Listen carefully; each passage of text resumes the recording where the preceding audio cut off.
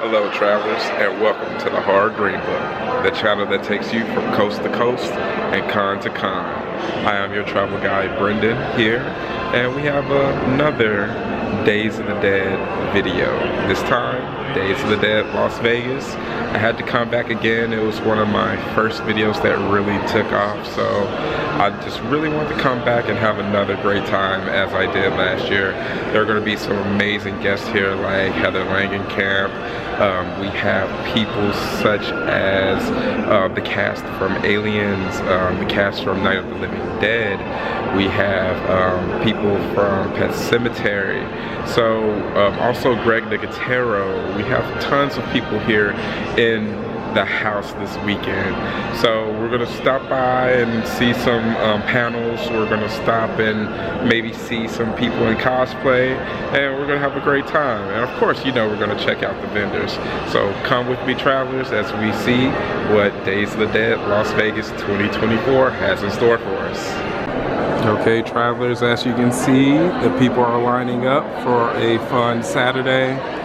Man, I'm getting deja vu from last year, and it was such a great time. So can't wait to get in there and see all the fun stuff that they have for us this year. Alright guys, we are way here in the back, but it's not too bad for a Saturday crowd, guys. You know, we've dealt with way worse here on the channel. Okay, travelers, we have the dates for the upcoming Days of the Dead conventions for 2024. So if you're in those particular areas at those particular times, make sure to go check them out. I may have one or two of those on the agenda for the upcoming year, so you may end up seeing me at some of those.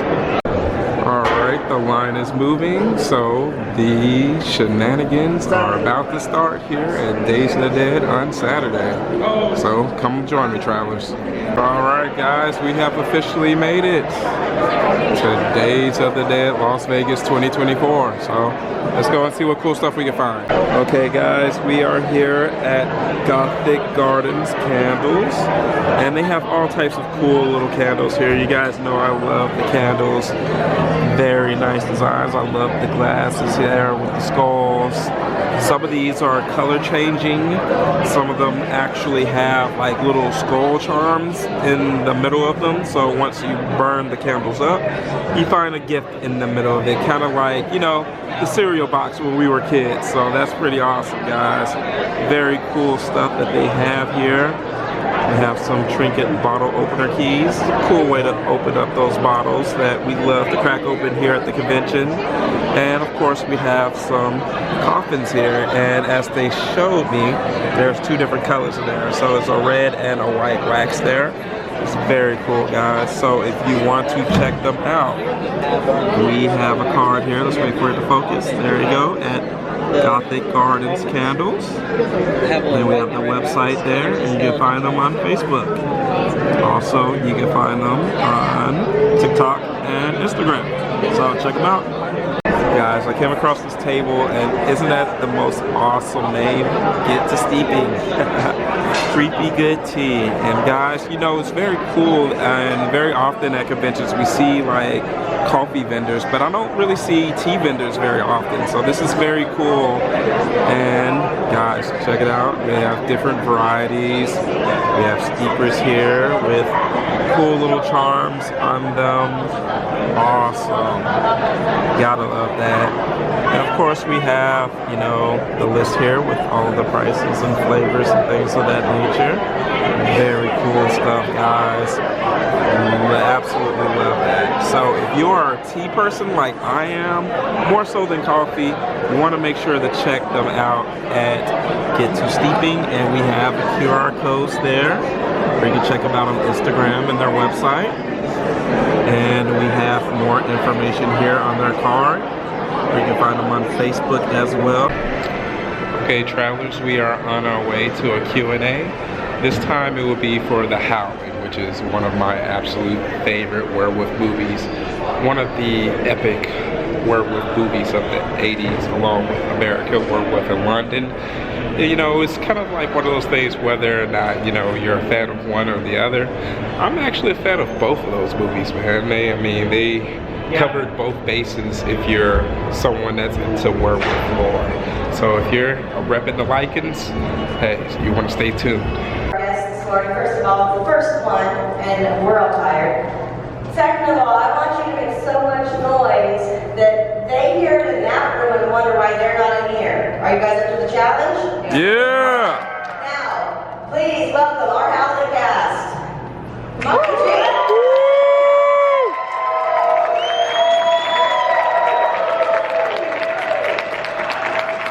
Yeah!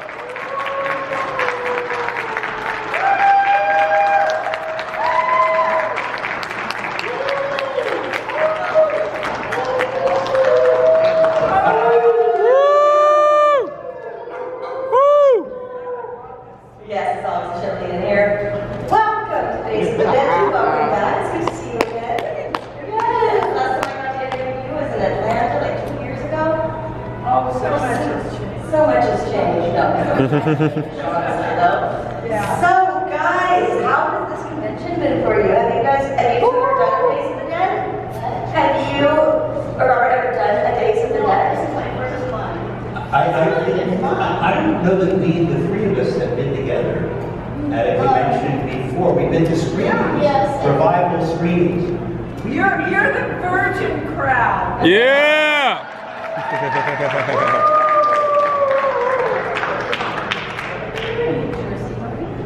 I don't know. They all said But we haven't done a lot of. No, we have not done together. This is all very, very exciting for a lot of us. Thank you guys all for being here. This is amazing. So first and foremost, I would just love to ask you guys, how did the Howling come into your life? What was your audition like? You know, give me all the deets. I auditioned. I went in and auditioned. I think I had a callback. I hope so. I mean, before they booked me. But the best story, real quickly, was Dan Blatt, our producer, called me and said, "Oh, Dee," after I was cast, "we've got a great cast, but we can't find somebody to play your husband." And I said, "Really? What exactly are you looking for?" And he said, "Well, somebody really strong and virile with a real sensibility." And I went, "Well, shit, I'm engaged to him." No, you got it passed before. No, hold on. No. I know that. If I could finish the fucking story.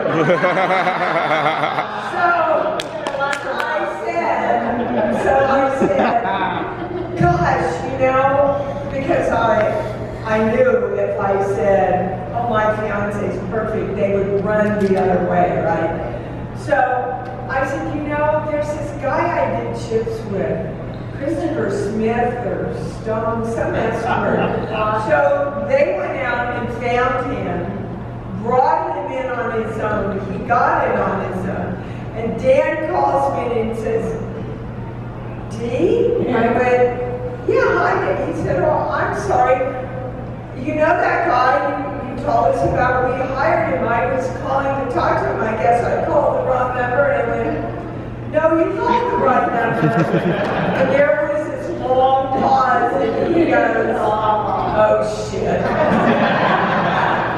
That's my I have a completely opposite story. Joe, I was in Hawaii, and Joe called me and he said, "Well, we're going to cast you in the Howling." I said, "Well, I thought you were holding auditions." And he said, "I am." And I said, "Do you want me to fly in?" And he said, "No." And I said, "Don't you want me to audition?" He said, "What if we blow it?" I said, "No!" He wouldn't even let me audition because he was worried, you know. Oh, bull. He wouldn't let me audition. I was like, He knew how good you were, and he just hired you. well, I had done wrong, and I didn't have mom. Yeah. Yeah, history. The Howling was my first film role. I was a theater actor up to that point. I had done 2 leading roles on Broadway. The second one was playing Jack Lemmon's son in a play called Tribute, which was later made into a movie with Robbie Benson playing my part. Belinda had seen me in Tribute, and when we did it, after we closed on Broadway, we did it in LA. Belinda had seen me, and apparently I found out today, or yesterday, that she recommended me to Joe, said this young actor's in the show. Now, here I am playing a disgruntled, angry young man of an irresponsible father. Jack Lemmon was my sort of Peter Pan-like father, and I fought with him the whole play. But I'm a college student. Yelling, I mean, it's not the kind of part where you go, oh yeah, that's my werewolf. But I had a very emotional, I had to really, when I was acting, the play was basically a comedy drama, but when I really lost my temper and yelled and attacked my father, I had to have great emotional riseability. So in any case, I was called in to audition for, my agent called and said, I don't know if you're interested in auditioning for a werewolf movie. I said, I love horror movies. Would love to do it. I read for Joe, and I think the reason I was cast is I totally creeped out the casting director, Susan Arnold. Now, the audition scene was the porno booth scene, where Eddie is behind her. So I told, and first of all, you never lay a hand on the casting director. You never do anything that's really threatening. It's just never. For real. Or yeah. Well, I seated her in a chair, and I got on my knee behind her, so I think my face was right behind her head. And the reason I was cast is the expression on her face as I talked to her, because I was so creepy. So she got me the part, and then she went on the cast. I think she had already cast me in a Taxi episode or something. She cast this sitcom and also a werewolf. So it shows I went from doing a sitcom to, you know, I guess she believed in my range. I'm going to play sitcom work. Good reference. Yes. And you mentioned that you are a horror fan already, or were. Are either of you horror fans? I'm scared to death of them. I love psychological thrillers myself. Yeah. Those are my favorite. And the Howling is considered to be one of, if not the greatest werewolf movies, you know, ever. Yes, Or yes, yes. Right? How does it feel to be a part of such an amazing legacy all these years later and be here right now in 2024 talking? I'm really proud. I'm just really, really proud. You all know how well it holds up. And all of it is because of Joe. I don't know how. Sales. Yeah, I'm talking And about. love too. We didn't do this when we worked together. So, but Joe, I don't know how many of you know all of those funny little clips and the flashback clips and everything Joe paid for himself because the studio would opt up to pay the money. And it really takes what could be a very B film into the A category for me. And all the humor, Joe's humor. Sometimes it's really hard to shoot because Joe is so funny.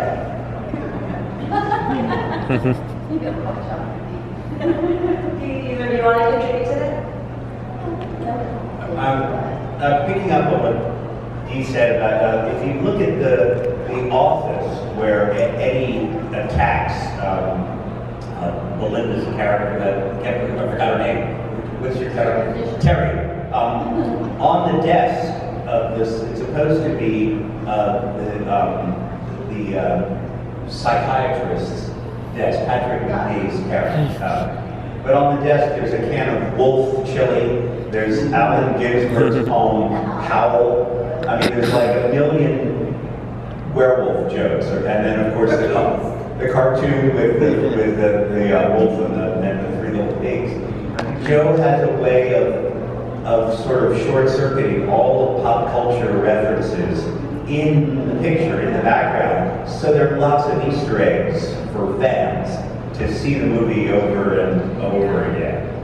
And also the cult line I have in the movie, I want to give you a piece of my mind, I do not say on camera. When we were in a post-production looping session, I don't know if you know how Joe Dante talks. He sounds like this.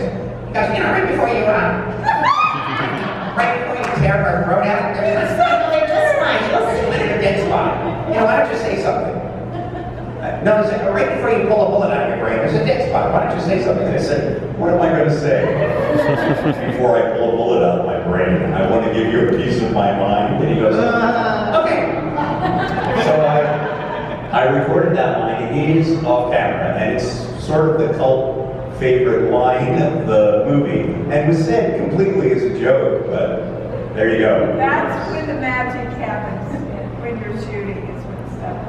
But I have to tell you, we're getting ready to do the big transformation scene where he turns into the werewolf. None of that was ready. That was all put in weeks afterwards. 3 months. So back to Joe. So he said, I'm going to talk you through it. And I'm like in La La Land, and he goes, okay, he's getting taller. Whoops, there comes his ears. Now his nose. And I hear somebody in the crew starts to laugh over there, and somebody else. Pretty soon I've lost it. And I said, just tell me the order, Joe, and I'll take it on my own. God love it. I just love it for pieces. But the truth is, it was about 3 months because I was living back in Hawaii when he called and said, the werewolf's done, come back, right? We're going to shoot the 2 shots. I'd already shot my close-ups. And I said, do you want me to match shots I did 3 months ago? He said, yes, So I flew in and I said to the hair lady, Gigi, I said, my hair's grown, you probably should trim it. She said, no, I have Polaroids, it looks just the same. And I said, no, you really need to trim it. If you watch that scene with me getting killed, where the gurney comes at me, and if you slow it down in slow motion, you can see my hair go like this. It's true. That's amazing. So before I throw it out to the audience, I hope you guys will indulge me. I want to ask you guys a couple of individual questions. For you two, you are both a part of one of my favorites, Gremlins 2. Keep on working on that. I played the douchebag in the Gremlins 2. I always play characters you don't like, whether I'm tearing your throat out or just being kind of a prissy, officious guy. I'm the right-hand man of Daniel Clamp, John Glover's wonderful skewing of Donald Trump. And all I remember is I had the best wig I've ever had, and I asked to be in really beautiful clothes. Because I learned a lesson from my actor friend Joe Pantoliano. Sometimes they let you keep the clothes, so ask for the best ones you can. So I had very fancy clothes in the movie. I never looked better. And the last scene where the gremlin corners me in the bathroom, we shot that reaction shot, I think, 17 times. And I did different things in every one. And the one where I look like, oh, what the hell, why not? She's kind of cute with that reaction. Joe, that's the one they used. And Joe said after I did it, he says, you expect me to print that? And that's the one in the movie. Gremlins. Well, I mean, Joe really wanted to have a repertoire company that he used over and over in all of his films. And I was very lucky to receive the role that he used in 12 of his films. And so when Gremlins came out, he said, come, I'll just have you, just come on the set, right? And I said, okay. And the night before I was supposed to shoot, I called Joe and I said, Joe? He said, yeah. And I said, I don't have a script. He said, oh, what? I said, a script? He said, neither do I. I said, what are you talking about? What's a gremlin? He said, I don't know yet. We'll find out. And I said, wait a minute, what do you want me to come in and do tomorrow? He said, come in and have live with Polly Holiday, okay? And I was like, oh my God, are you kidding? I'm not gonna have, I wrote 40 scenes up. I got a wad of paper to do the next day. I said, I can't panic, would you look at these? And he says, I love the first scene, take it to Polly. She came up with that line, what is it, when it's Christmas, or something like that. Anyway, she came up with that in an ad lib in her dressing room in 5 seconds. I thought, oh, this is gonna be really a good shoot. She was so fun to work with, though. It was I just got really lucky with him. So he put me in Gremlins too, as a completely different character, not as Mrs. Harris anymore. And was the experience the same as working with Paul as well as with Paul? Yeah, Well, I cannonball with Paul, so, you know, I knew Paul pretty well. Of course, he wanted me to be eating Raoul, and I told him I couldn't, so we were kind of having a fight in this moment. But he, you know, he was also in Run, and we were both there in Texas on set, and I had just done cannonball with him. And Paul and I were both like, "Oh, we don't have a scene together." We're like, "Yeah, we don't have a scene together." He says, "Joe, we don't have a scene together." You know, and I'm like, "Yeah, Joe, we don't have. Could you guys leave me alone?" And we're like, "But we don't have a scene together." And he's like, "Okay, write one." So I ended up writing that scene, the midnight scene with the big moon, where what's her name and I were sitting by the pool, and we start to go skinny dipping. That's a scene I actually wrote, so Paul and I could be in a scene together. But Joe is so open to that. Like when we did Amazon Women on the Moon, we got one. Bobby and I were sitting out there, they were setting up the 5 cameras live for my doing the roast with the comedians, which was so scary to me. And Bob was trying to keep me calm, I think. And he's so funny, this guy is so funny. And he was just throwing lines out, and I'm like, played the straight man really well with Bob. And so Joe comes out and he goes, "Okay, we're ready. We've got the camera set up." And Bob goes, "Joe, check this out." And we did that little ad lib that we did out in the annex there in front of the church. And he's, "Oh God, bring the cameras out here, let's shoot it." And that's the way it was on set with him. You know, he was so open to our creative energy. And I think those are the things that make magic in the film. Yeah, absolutely. Those are the best directors. Yeah. And for Dee, I have been a fan and admirer of yours for a very long time, since I was a wee thing, all the way from Cujo to Touched by an Angel, right? If you remember, I had to sign my Touched by an Angel collage. That's a little while ago. Yes. But I am also a fan of your books, and even more so a fan of your radio show and / podcast, which you can listen to later on. Can you speak a little bit about that and share it with our audience on what it is? Because I try to tell everybody about it. Wow. Okay, well, real quickly, I'm a clairaudient channel, and I just did my 400th radio show. Nice. At 9 a.m. Eastern time, or Pacific time. And I teach people how to work and direct with energy and how to be responsible for their own lives. My book, Born, that just came out, is a book of complete instruction how to manifest anything you want in your life. And my life is a really good example. They told me I would never have children. I said, "Thanks for sharing. God and I have a different plan." She's now 35 and I have a 6-month-old grandson.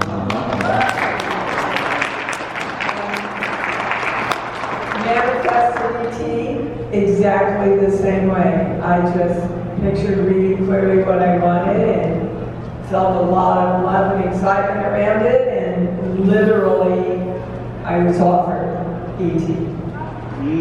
So it works. Excellent. That's what I do. In the podcast form, if you miss it, it's on Apple, that's how I listen to it. My one's Spotify, is that correct? iTunes, yeah. My heart. So check it out. I got a lot from it. I try to tell everyone I know about it, and so that's plug. Yeah, of course. Okay, so any audience questions? Yes. Which roles were the most fun out of everything? The Howling or Gremlins? Which role had the most outtakes? Which role was the most fun, and which role had the most outtakes? Everyone. You guys. Well, Cujo is my favorite film, not The Shooters, but it's my favorite film. about killed me. But Chris and I were engaged on the Howling, so I'd have to say I had an awful lot of fun backstage. A lot of fun on that set. And my favorite Joe Dante movie is Inner Space. Yes. Cowboy was great. It's a ridiculous role. I don't know. Joe admits that he didn't know how to cast the role, so he just gave it to me. Yes. Steven Spielberg wanted the character to be scary, and Joe said, Steven wants it to be scary, but I want it to be funny. So here's what we're gonna do. We're gonna shoot an audition where you're scary, and we'll fool Steven, and then we'll do what we want. so that's what we did. We shot an audition where I was very mean. I was lit very harshly from one side, so my face looked like a half moon. It fell into darkness. There were no lines to audition with. The character was supposed to just be some weirdo foreigner. So I did a kind of a Middle Eastern accent and read. Do you remember the instruction manual you used to get with a video cassette recorder? Is anyone old enough to remember what a video cassette? And it's like how to set the timer when it's blinking 12 o'clock, right? That's what I read. I read it in accent. Here's up to see a timer on video cassette. I just did this cheesy accent. I glued a gold tooth in, made with a candy wrapper. I just did anything that seemed weird, and all of it went in the movie. Oh, and then I did a medley of country western songs with the Middle Eastern accent. And one of them I did was I'm an old cowhand, and they put that in the movie. So it was literally, and then all the lines are basically made up. And I remember the producer, Mike Fennell, off camera. Mike Fennell is not the funniest guy in the world, right? So Joe, we're doing the scene where I'm pretending to, Martin Short is pretending to be the cowboy. He's, you know, it's supposed to be my face on Martin Short. And one of the characters says, "Cowboy, what did you do to your hair?" And I say, "I had it done, Clint Eastwood style. You see Outlaw Yossi Vale's mother flick." So I say that line, and Mike Fennell, I can hear him off camera go, "Is that funny? Do you think that's funny?" "I don't think that's funny." "That's not funny, is it funny?" Like, One of my favorite parts of you, Robert, I have to say, was Explorers. I mean, you were just so funny in Explorers, so delicious and wonderful. I mean, all of us was happened, I think. Yeah, the Explorers was the job that got me out of heavy makeup for good. They almost killed me in that movie because I was buried alive. And poor Ethan Hawke, it was his first movie, and he had no idea what was going to come out of my mouth. It wasn't really fair to him because I sat in a makeup chair for 9 hours. I thought of a million things to say, but the one when he's trying to beg my alien character to come visit Earth, and I say, do you remember, because Whack, the alien is actually a teenage alien himself who's lonely, so he's attracted these playmates in space. But I remember I said, Ethan Hawke, we're in a tight two-shot, and I say to him, I know I look funny to you, but how do you think you look to me? I mean, I watched 4 whole episodes of Lexi before I figured out why the little hairy kid never spoke. He could roll over and play dead great, but I didn't think he deserved a serious view. And he would go like, this is the way he looked. Like, he didn't know what to say. And it's a terrible, and then he went on to become a movie star, so I don't feel bad anymore. I have to say, I got lucky in that one when I was asked to come in and audition voices for the female alien up there. And I thought, okay, I sort of saw a little bit of footage, but I really didn't know what he wanted. So I made up like 35 voices. He had me, literally, I auditioned 35 voices. Next day I get a call, he says, "You got the job." And I said, "Great, which voice?" "I don't know." He said, "Just come in and do it." I said, "Wait, which voice am I going to do?" And they played it back, so I was able to do my sort of Marilyn Monroe. I have to say, my favorite Joe Dante movie was my first movie with him. He was Piranha, because we had so much. Everything about them, everybody who was in it was just as Howling. I mean, he just really takes his time to cast the right people, and that's what really makes everything gel so beautifully. Yeah. Piranha is wonderful. It has its own legacy, from sequels to remakes to another remake. My friend was in the '96 remake of it, which was a shot-by-shot remake, but it was a made-for-Showtime movie. And they actually used like real stock piranhas they used for your guys' movie too for that one. And you know, that one has a life of its own. That's when I first met Rob Bottin. Yeah. He was 16, even Joe says he's 18 because they think he wasn't allowed to work until he was 18, but he really was 16. Now when they so well, there's a piranha on me, and then I jumped in the water and we're bringing like 15 piranhas, big, heavy rubber piranhas, into a pool. And as soon as we got in the pool, they floated, you know. But it was just so much fun to me. It was really fun. Yeah, you think it's all really glorious, though. Movie magic, which is what is so exciting, and it was all practical back then, which is also so exciting. Yeah, when they asked me to come back and do Critters, thank you. My first question was, is it CGI or are you going to use them?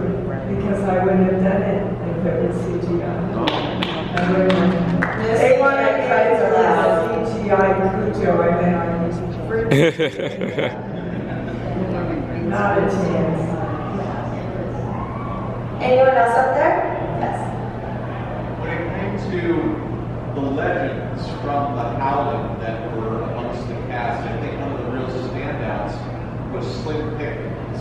And I'm wondering, either of you have experiences and stories to tell about interacting?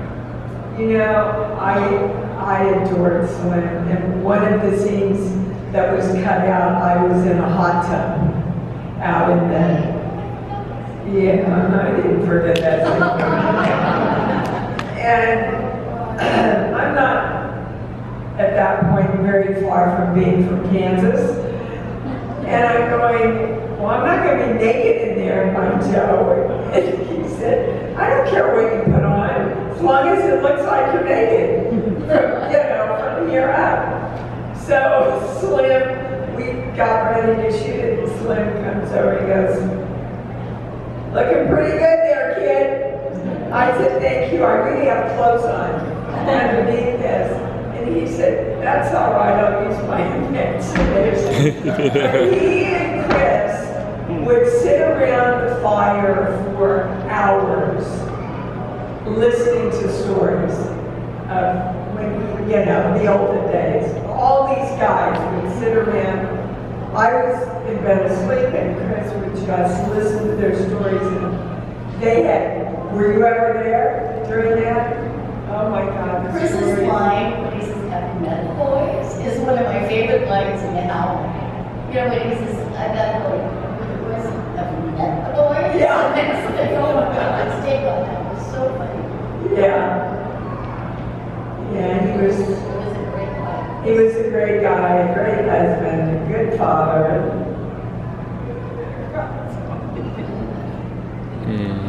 That guy. I never met anyone in the movie. I worked about 3 days on the Howling. I think 2 of the 3 days were close. I'm sorry. I met, other than the 2 ladies on stage, I met Belinda and I met Dee. I never met Patrick McNee. I never met John Carradine. Never met Slim Pickens. All of them beautiful. All wonderful people that I admired. Never went to Point Lobos where you shot. I was always just in a little tiny crappy set, mostly by myself. Even when Dee is reacting to my transformation, as she said, she shot my reaction shots 3 months before we shot the transformation. So we had the porno booth scene together. In that, they recently re-released The Howling on Blu-ray. If you'll notice, what I'm saying there in the porno booth doesn't match my lips at all. In the original film, it was so dark you couldn't see my mouth moving. So Joe decided that it wasn't scary enough, so that the speech that I say in the movie was done entirely on a looping stage, the same day that I made up, I'm going to give you a piece of my mind. So the new speech does not match my lips, but you couldn't tell that until the re-release. So yeah, it makes me look like it makes it look like a bad European film.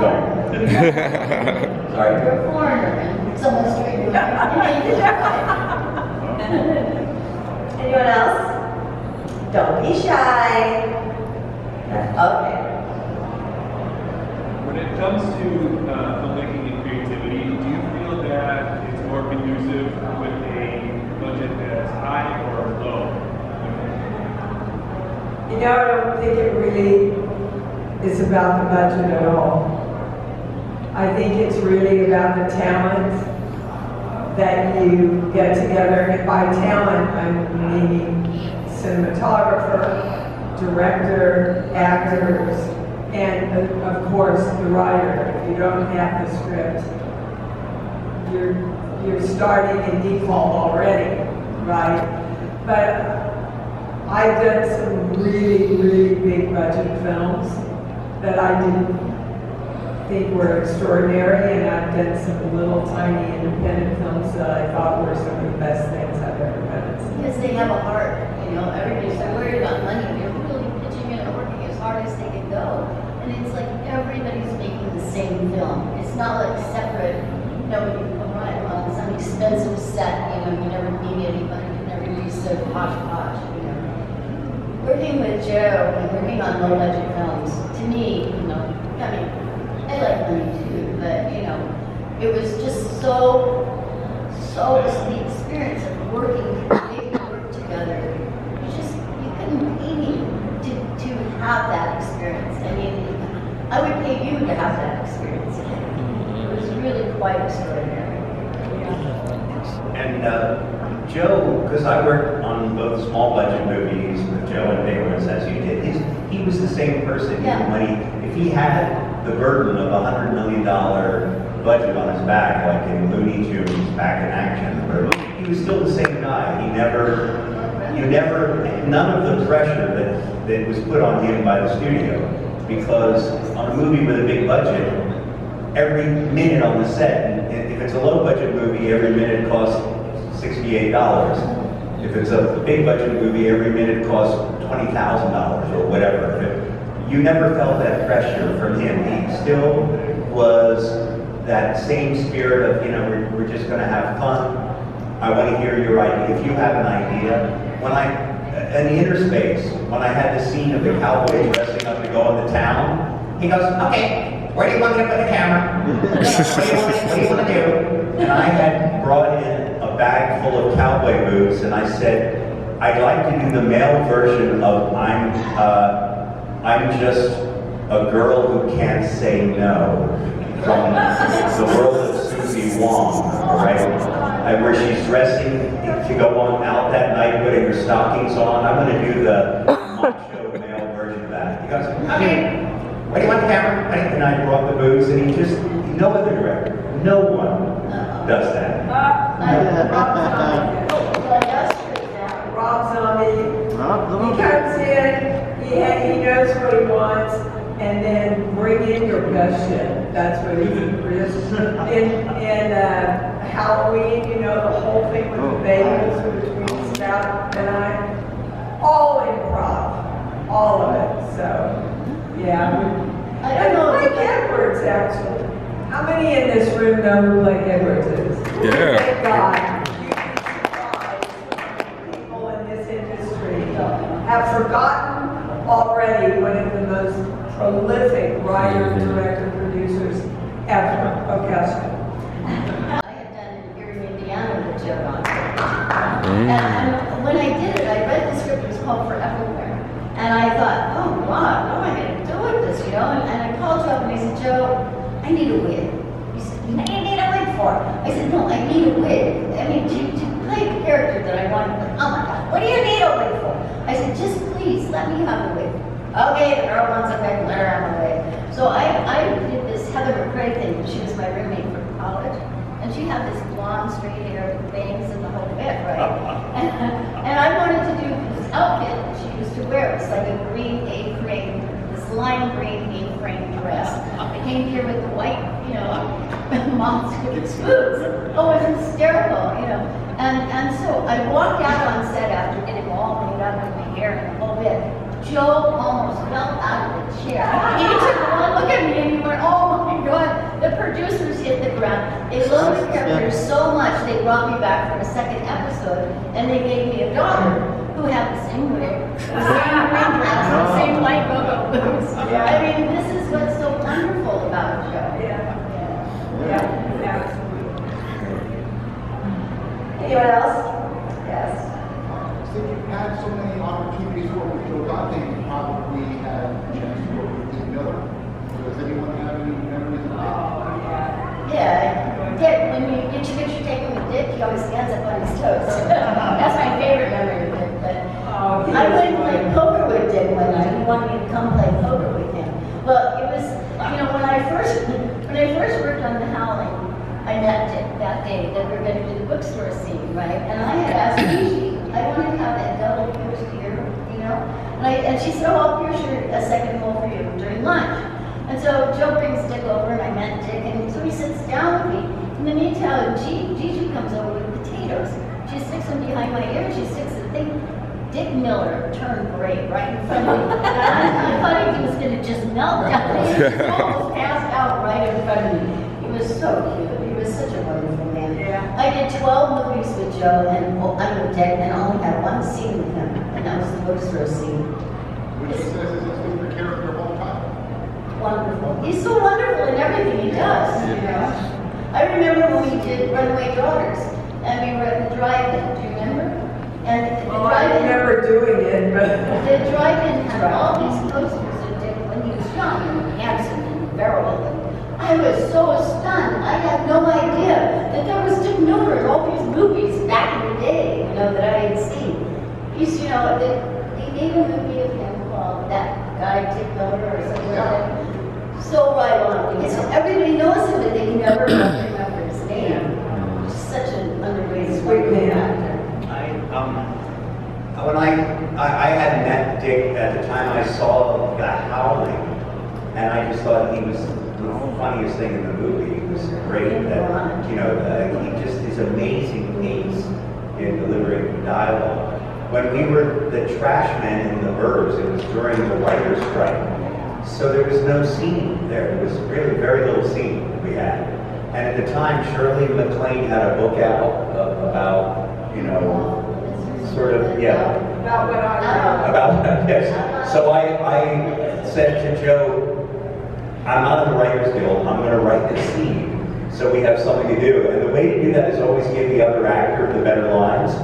So I gave gave Dick all the funny lines, and I was simply a lazy guy who would rather talk than work, right?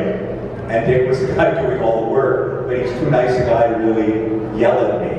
And it was sweet to get to, because I knew Dick at that point now, to write something that I knew he would shine in and be funny, and also we could poke fun at Shirley MacLaine's book. I'm sorry, but it was some of the things.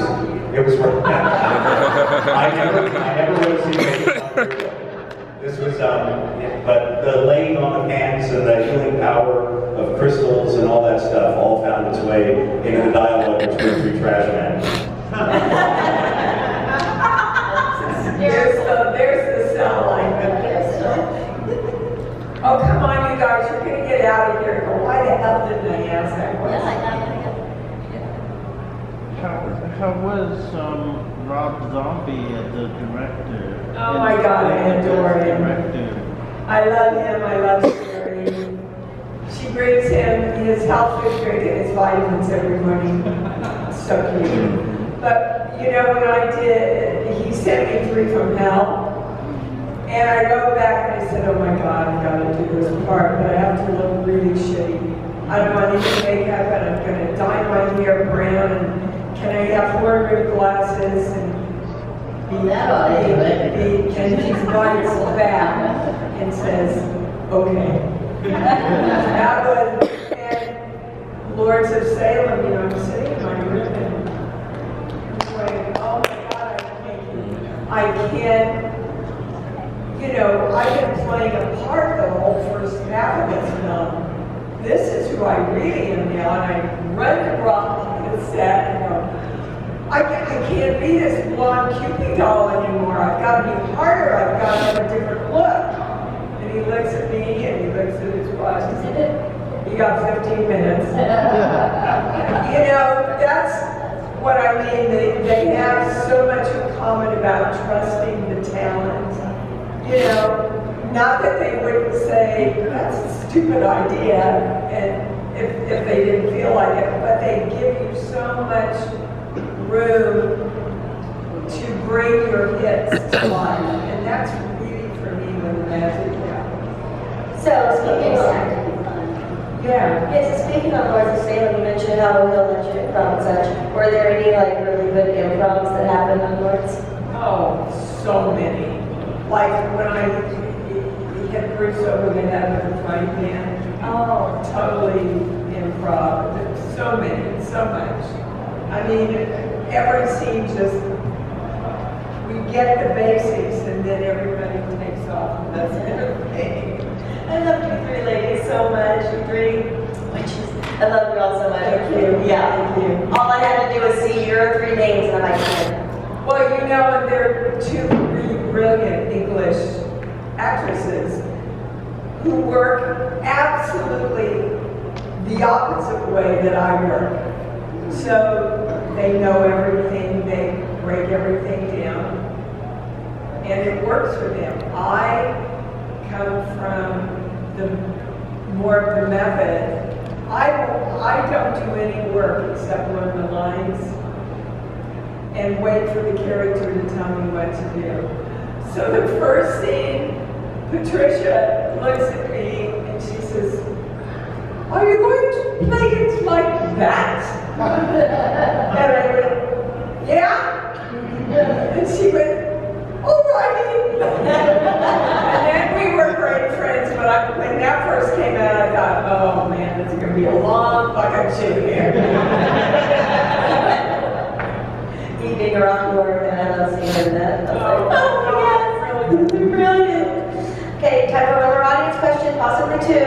Yeah. So, wondering, do you have memories from the actual premiere of The Howling? What do you remember about it? Gosh, didn't we go to New York? No, I was in LA. I remember it well because I have that scene with the dog jumps in the window when I'm in Eddie West's apartment. And of course the dog isn't there when I'm shooting the scene, right? And so we're at the screening, you know, and it's like a roller coaster, that screening. I mean, they're laughing, they're screaming, you know, I thought that was like a conductor, you know. And all of a sudden, here comes the dog. I was the only one in the whole screening that screamed, okay? I mean, it scared me, I just screamed. It feels like it's later I can hear Joe all the way down in the front laughing his ass off that I was the one that screamed and thought it was so scary. Okay, we did absolutely go to New York. Oh, I never went to Well, we did. And Chris and I, and because it was at Studio 54, we had a party afterwards. But we're in the screening, my whole family came, even my grandma. And we're sitting, watching it, and we get to the scene where Chris is having the love scene with the sheeple. It's dead quiet. And my grandmother says, Christopher Stone, shame on you! Best moment of the whole night.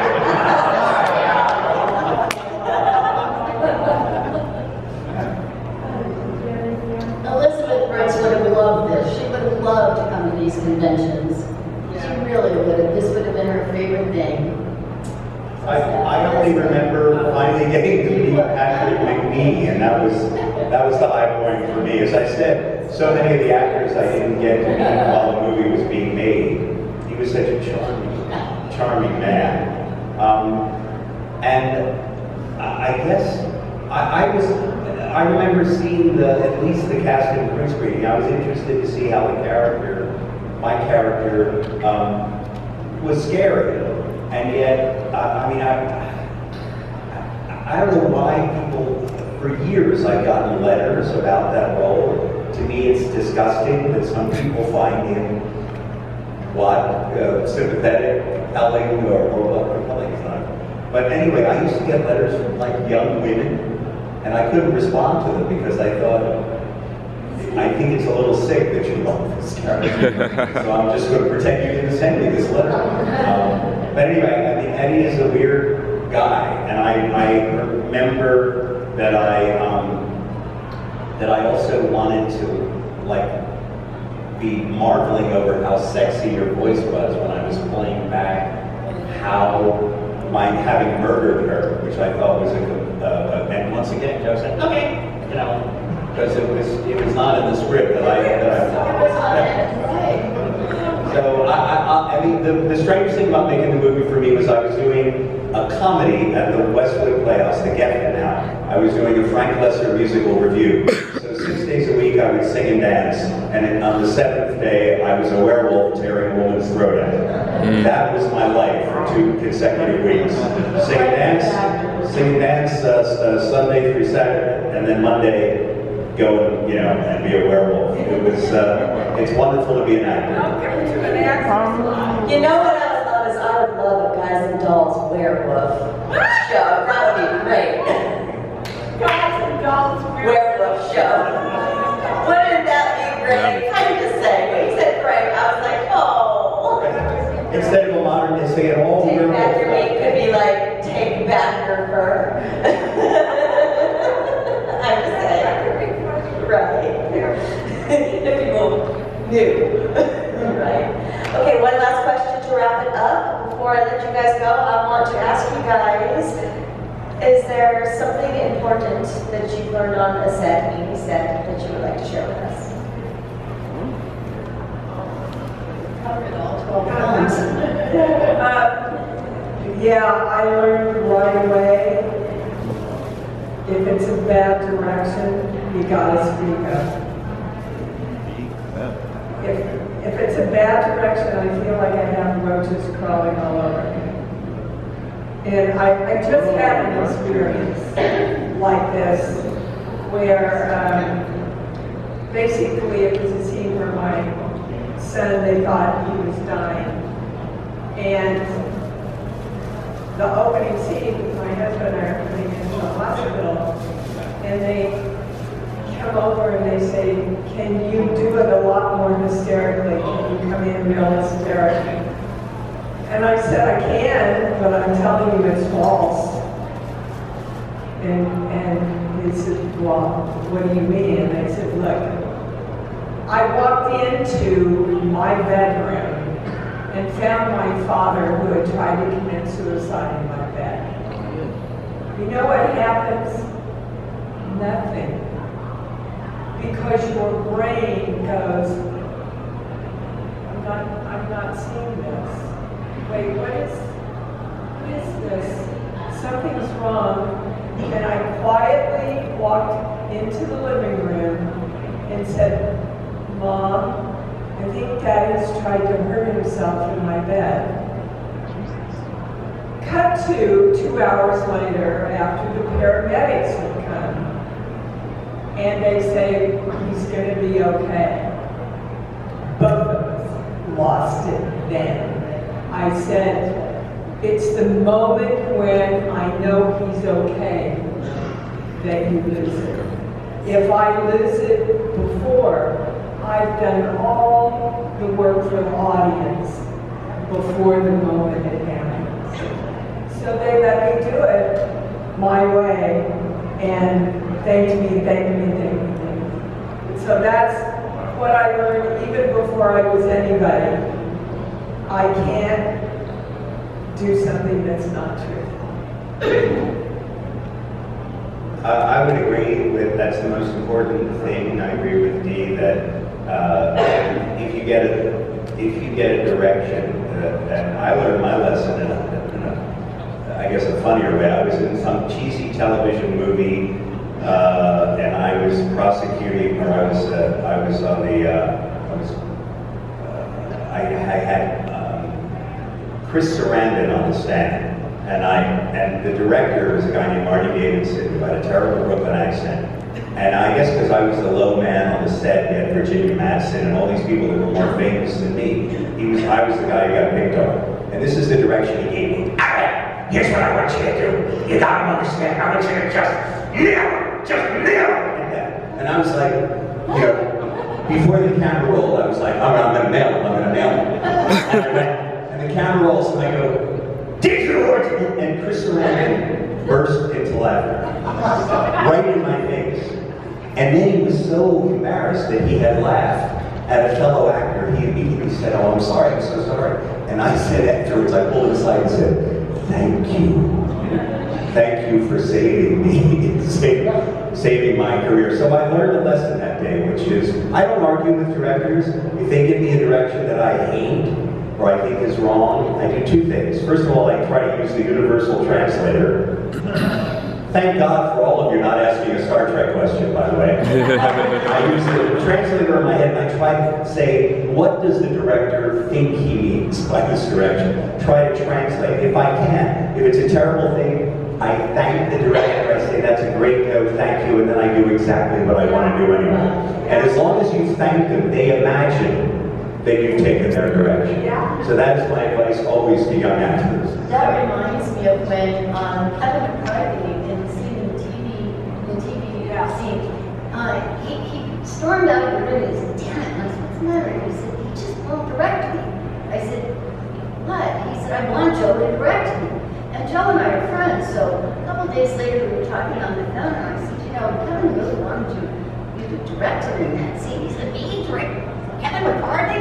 Oh my God, how am I to direct him? I said, Joe, actors don't know what they're doing. I mean, they're winging it. We're in the zone, you know, we can't see ourselves. We need your perspective. He started coming to my acting class, and he learned how, because we would actually, two actors would get up in the scene, and one of the other actors would direct.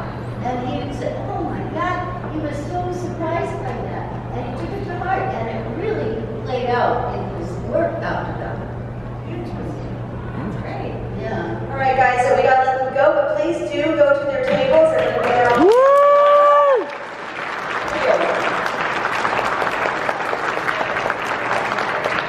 Okay, travelers, check this out. You guys know I love supporting our vendors here, especially ones that are giving us awesome horror literature.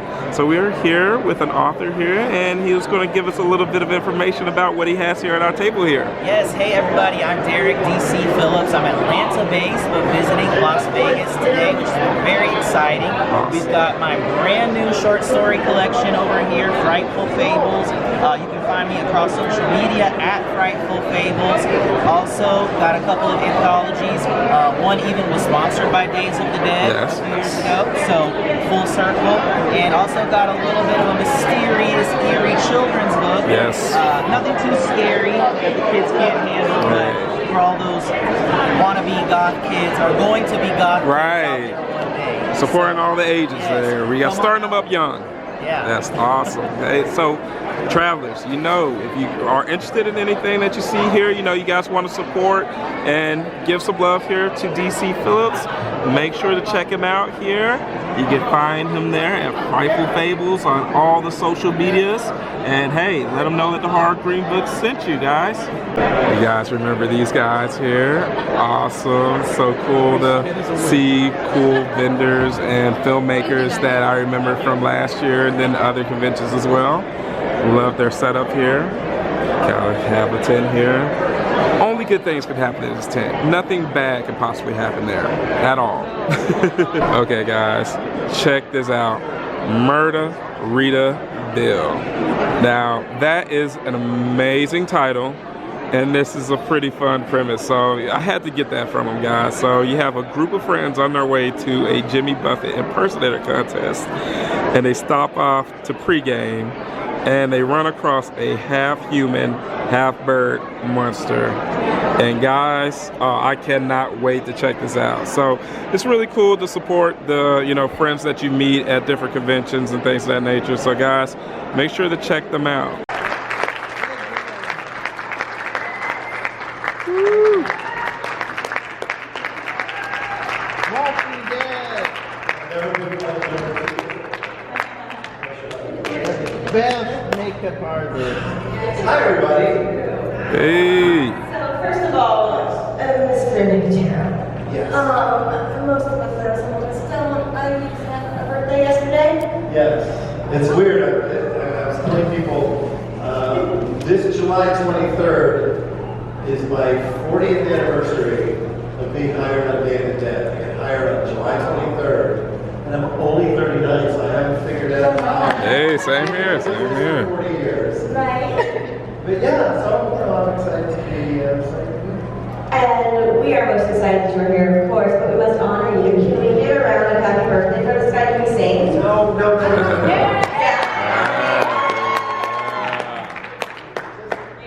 I'll tell you, sing telepathically.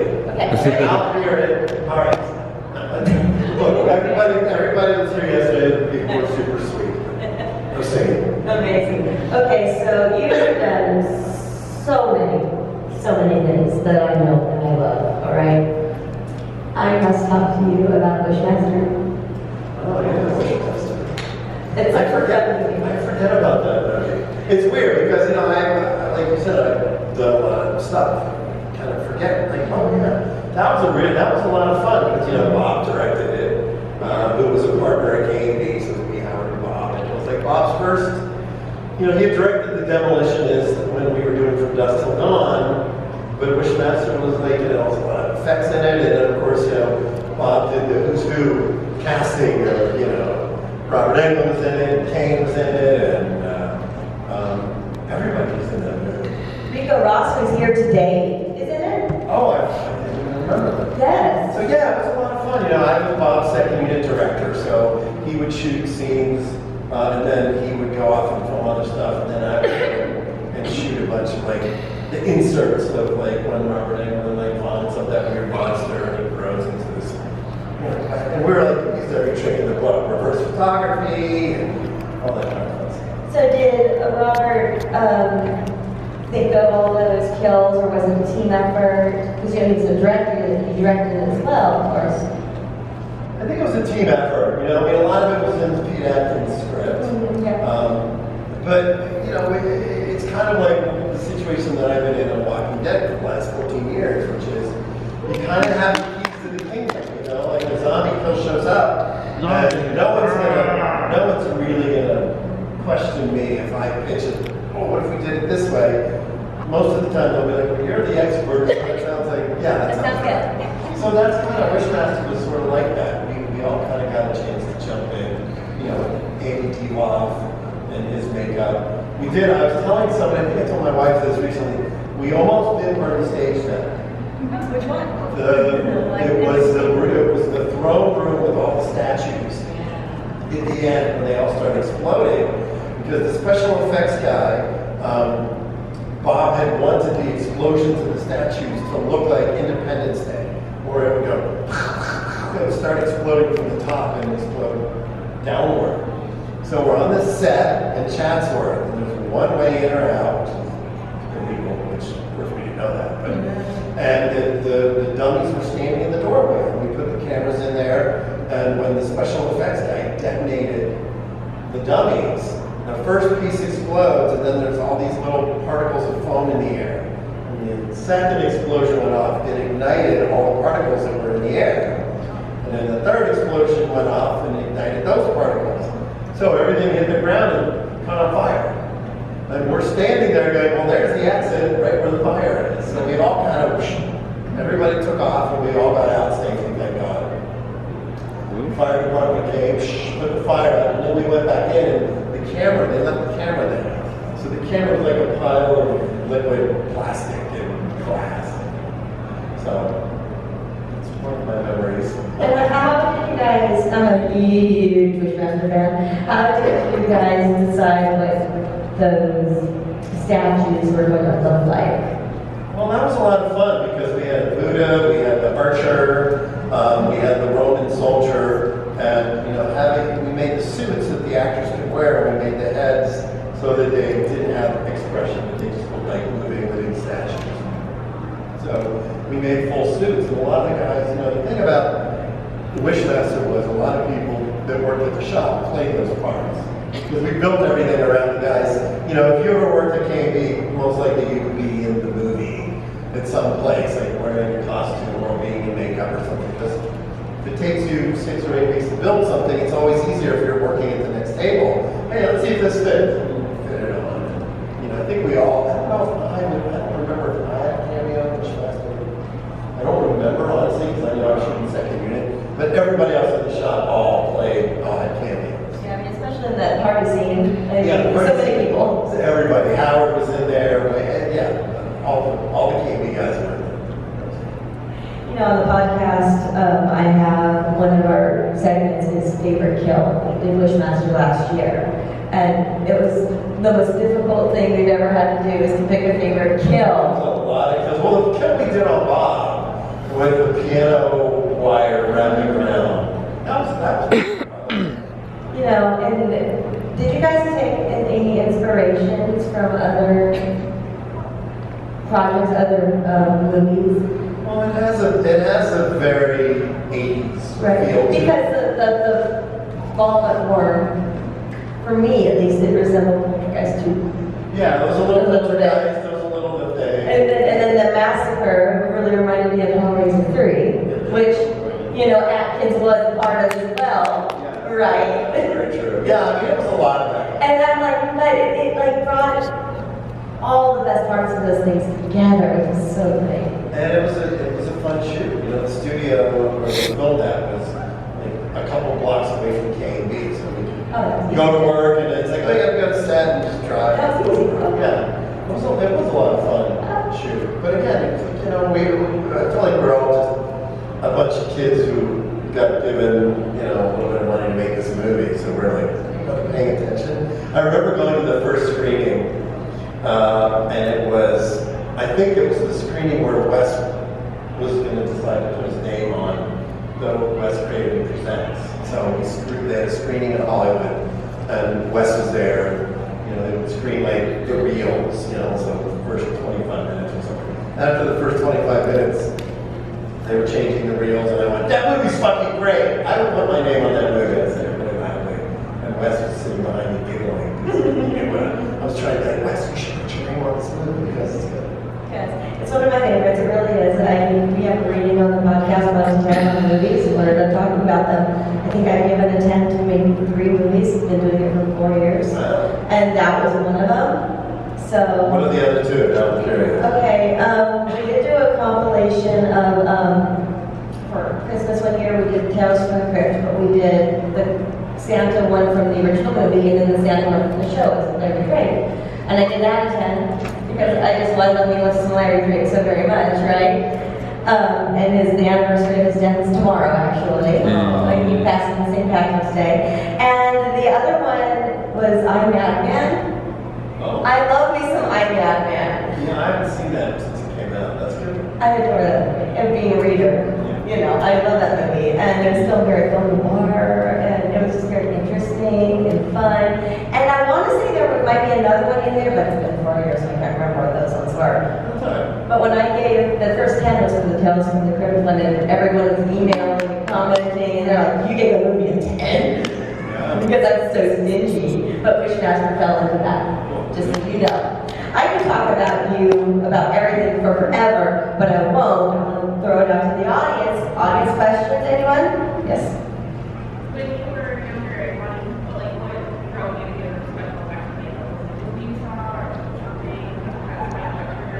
How would I do that? Well, it's funny because I grew up in Pittsburgh, and you know, my dad's a doctor, so the obvious was that I was supposed to, follow his footsteps. There was a TV show on called Children's Theater. It was hosted by Bill Cardell. Bill Cardell was in Night of the Living Dead, played the reporter. So I really loved scary movies. Like I was like terrified. Like I would watch movies and then I would have nightmares and I couldn't sleep. And my mom would try to go, "Why do you watch that crazy stuff that gives you nightmares?" But I loved it. I could not watch. So I think for me, my original thing was I loved Star Trek and Lost in Space, and so I wanted to build miniatures and models. Like I thought, I want to do models. I remember seeing like the Design Adventure and Target Inferno and all the miniatures, and that's really by then. And then Jaws came out. And then I saw a shark, and I went, oh, wow, that's cool, because the special effects guys built this big 25-foot shark. Oh, that's kind of cool. So maybe it's not just miniatures, maybe it's building like full-size props and things, animatronics, and then Dawn of the Dead. And you know, I'd always loved the Universal Monsters, Creature from Black Lagoon, Wolfman, so Planet of the Apes, The Exorcist. I was always interested in the makeup, but I think Dawn of the Dead, having the fact that it shot, you know, a half hour from where I grew up, it kind of sort of sunk to me in a different way, and I went, oh, yeah, I think that's what but it was a hobby, like I was interested in it, so I ultimately got to meet George, and then met Tom Savini, and got to be friends with them, so when they were shooting stuff, they would invite me out to set. I was like this 15-year-old kid, I got my learner's permit, and went to the set of Creepshow when they were filming and walked through the sets. It was great, and I'll never forget, like I walked into a gymnasium in an abandoned high school. When you walk in the door, and you turn right, and that was where Tom's lab was. And if you go straight, it was just a bunch of wood flats. And you turn the corner, and all of a sudden you're on a movie set. And it was the first movie set I had ever been on. And I was really sort of intrigued by the fact that you could just go from one place and take 2 steps, and now you're in a different world. And I thought, oh, this is cool. It's really, and it was the set was the basement for the crate, and there was a big swatch of like blood on the floor. So I was like, what happened here? I didn't realize it. Later, of course, you know, I realized what it was. So I visited that set a lot, and I kind of got the bug. You know, I still went to college and was going to be a doctor, but I kept in touch with George, and I kept in touch with Tom, and became really, really close. And then Day of the Dead, I went to have lunch with George one day in his office in Pittsburgh, and he said, hey, good news, we got the green light to do Day of the Dead. Now, if you flash back 3 years earlier, they had offered me a job on Creepshow as a production assistant. Because Joe, that was kind of, you know, it was a small family, so you could sort of like, you knew them, they would be like, hey, come on, we're gonna work, let's everybody get together, it'll be fun. And I turned it down because I was getting ready to go to school, to college. And then Day of the Dead came up, and I'm like, yes, absolutely. So I took the job as Tom's assistant, and my job was ordering supplies, ordering materials, breaking down the script, and then calling, getting resumes from all makeup artists and stuff. So I'd never done it before. I didn't know how to do it. I just had created this job for me, and by creating that job, it was a job nobody else had ever done before. Tom had never had someone to do those kinds of things. So ultimately, a couple years later, when I moved to LA, nobody had ever worked with someone like me. I knew the nuts and bolts of how to build it, and I had the experience of being on set, but I also understood the business end of it. So I was sort of the wrong in a way. So good question. Yeah. I'm sorry if this is like a weirder, like a personal question. The weirder, the better, actually. I once saw an interview with George Romero talking about how I think he was offered a directing job on Walking Dead for an episode or 2. Yeah. And I think he said something along the lines of it hits a little too close to home. He didn't like trash the show or anything, but I think he might have felt like it took too much of his idea. No, he trashed the show, which is by the way 100% understandable from George's perspective. This is the way he put it to me, because after we did season 1, Frank Darabont called me and said we should have George Romero come direct, and I said absolutely. I mean it's his genre. And I called him and said, hey, what do you think? And he said, well, look, let me tell you something. He said, your zombies are your zombies, my zombies are my zombies. I think it's okay to keep them separate. And then we did, they had a screening of Day of the Dead in Hollywood, and it was me, George, John Harrison, there was a bunch of people on the panel, and somebody asked George, like, well, how do you feel about this whole onslaught of zombie stuff? And George said, which I thought was very smart, he said, look, for years and years and years, I was the only kid in the sandbox. It was my sandbox.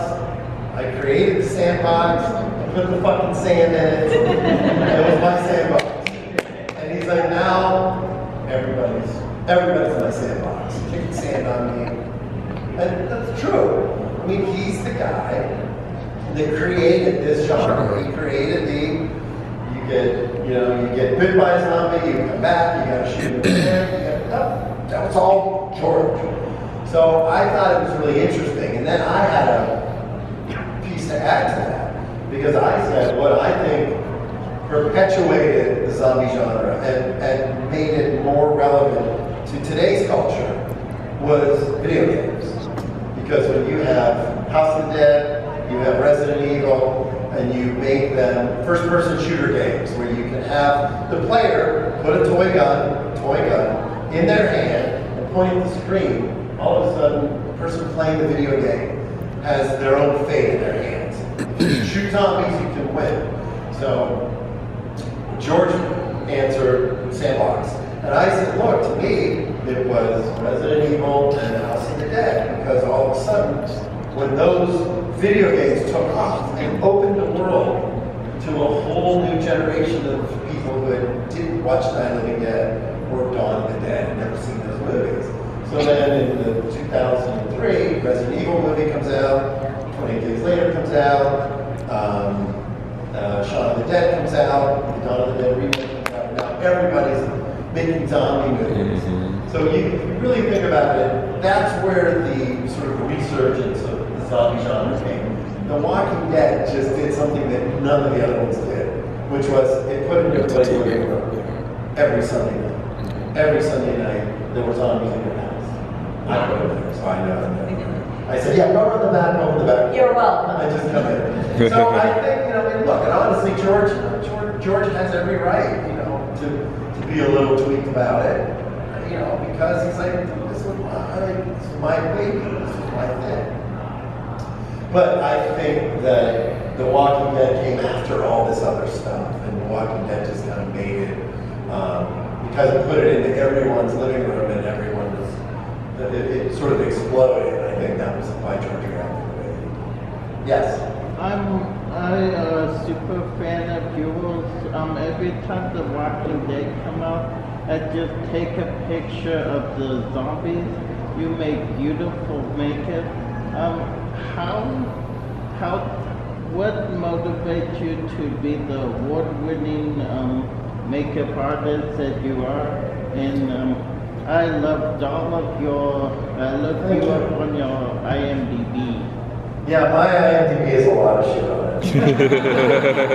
And it's funny because people would come, go Walking Dead, and then they look at my IMDb and like, oh shit, you've done all this other stuff. I mean, I had a little bit of a life before The Walking Dead, and then The Walking Dead kind of, fortunately for me, put my work in the forefront, like you were saying before.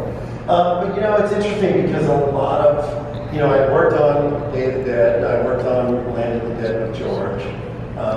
So I feel like as an artist, every artist's craft, you want your art to evolve from project to project. And we've done a lot of zombies. We did zombies in House on Haunted Hill. We've done zombies in different things. But you always will take something that you learn and you want to evolve your art and your art form.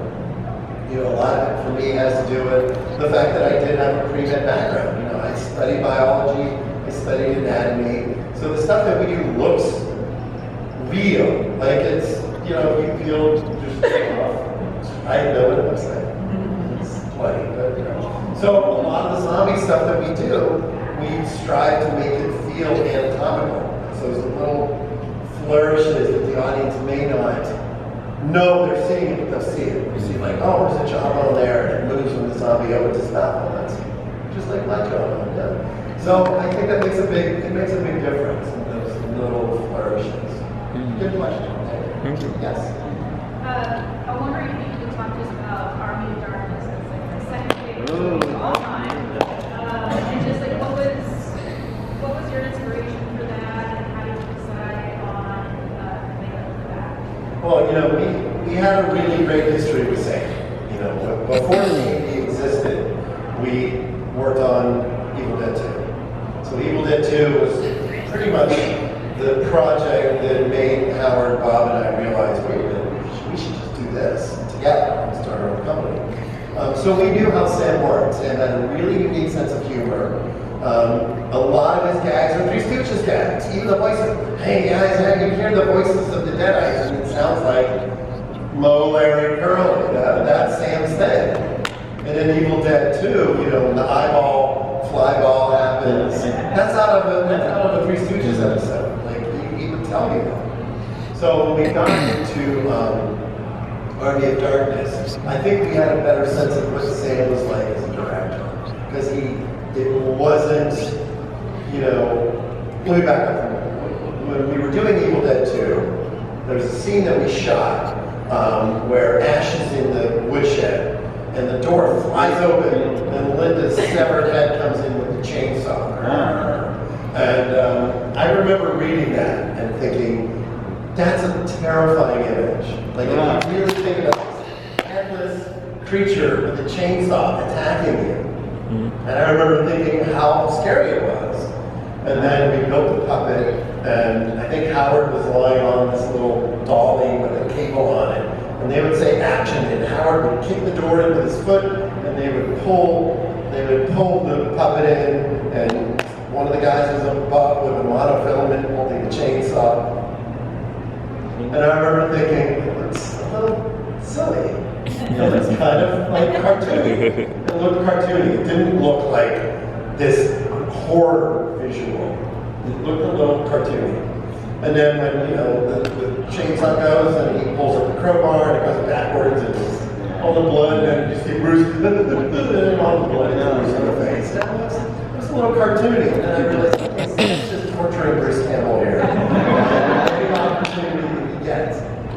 So when we got into Army of Darkness, I think we had a much better understanding of Sam's zany characteristics, and that aspect of his, you know, the thing about Sam is great is the movies are awesome. Like, you watch Simple Plan, you would never believe that Simple Plan was made by the same guy who made Army of Darkness.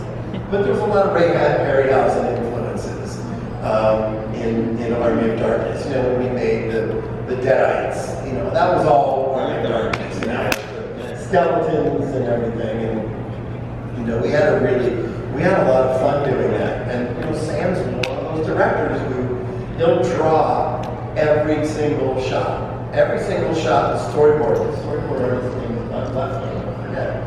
So when we were shooting the movie, we got a booklet, which I still have about that thick, that had every single image.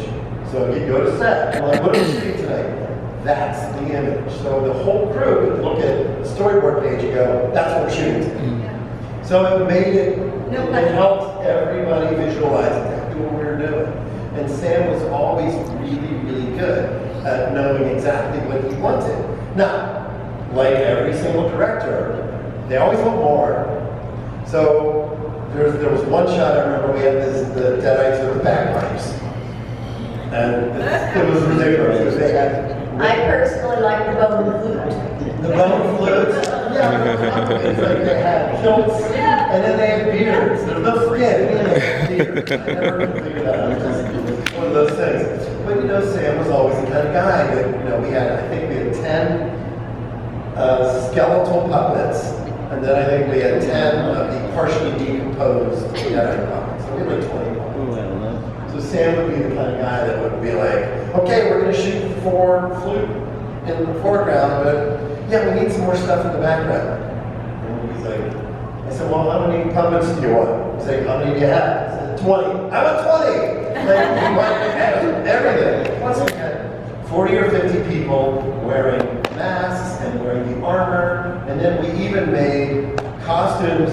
We've talked about this in a long time, so thank you. We had costumes that were just skulls with bones glued onto black spandex. And you'd stick them in the background, or you'd throw like, you know, a scarf, or you'd throw something on them. And it was like 2 months of shooting nights in acting, where you take all the people would go out there and you put all the suits and all the costumes. And then we had make-ups that we did on some of the people. But it's grueling, you know, and that shoot took a long time. And then there was a lot, you know, Sam used every trick in the book because CG didn't really exist then. So we used the process called intravision. Intravision was like the sort of, at the time, state-of-the-art rear projection. So they would do stop motion animation of characters a stop motion of skeletons, and then they would project it on a giant screen, and in the foreground was a little set. And I remember like there's one shot where the skeletons are digging. I think they're like throwing dirt over somebody. I can't remember who. Maybe it was Anyway, so on the background of the screen was this stop motion animation, and then in the foreground we were under the set puppeteering through the holes in the set, puppeteering the skeleton puppets, and in the foreground was the other skeleton puppetry. So it was like every trick in the book, and that's what I loved about working with people like Sam, who was super technical. And I read an article that Jim Cameron did like 2 or 3 years ago, like Directors Guild Digest, and he was talking about CGI, and he said, look, if I had made aliens now, it would all be digital. To me, that's a crime. Because what's great about aliens, and any of the people that other room will tell you, it's all practical. And Jim Cameron, just like Sam, used every trick in the book. There were guys in suits, there were puppets, there were miniatures, miniature power loaders, miniature queen and the fight and all that stuff. Aliens is probably one of the most technically brilliant movies in my opinion. So when he goes, yeah, well today we would have just done it all digital. And I get it, but that kind of breaks my heart. So, back to your question. Army Dark Souls is fun.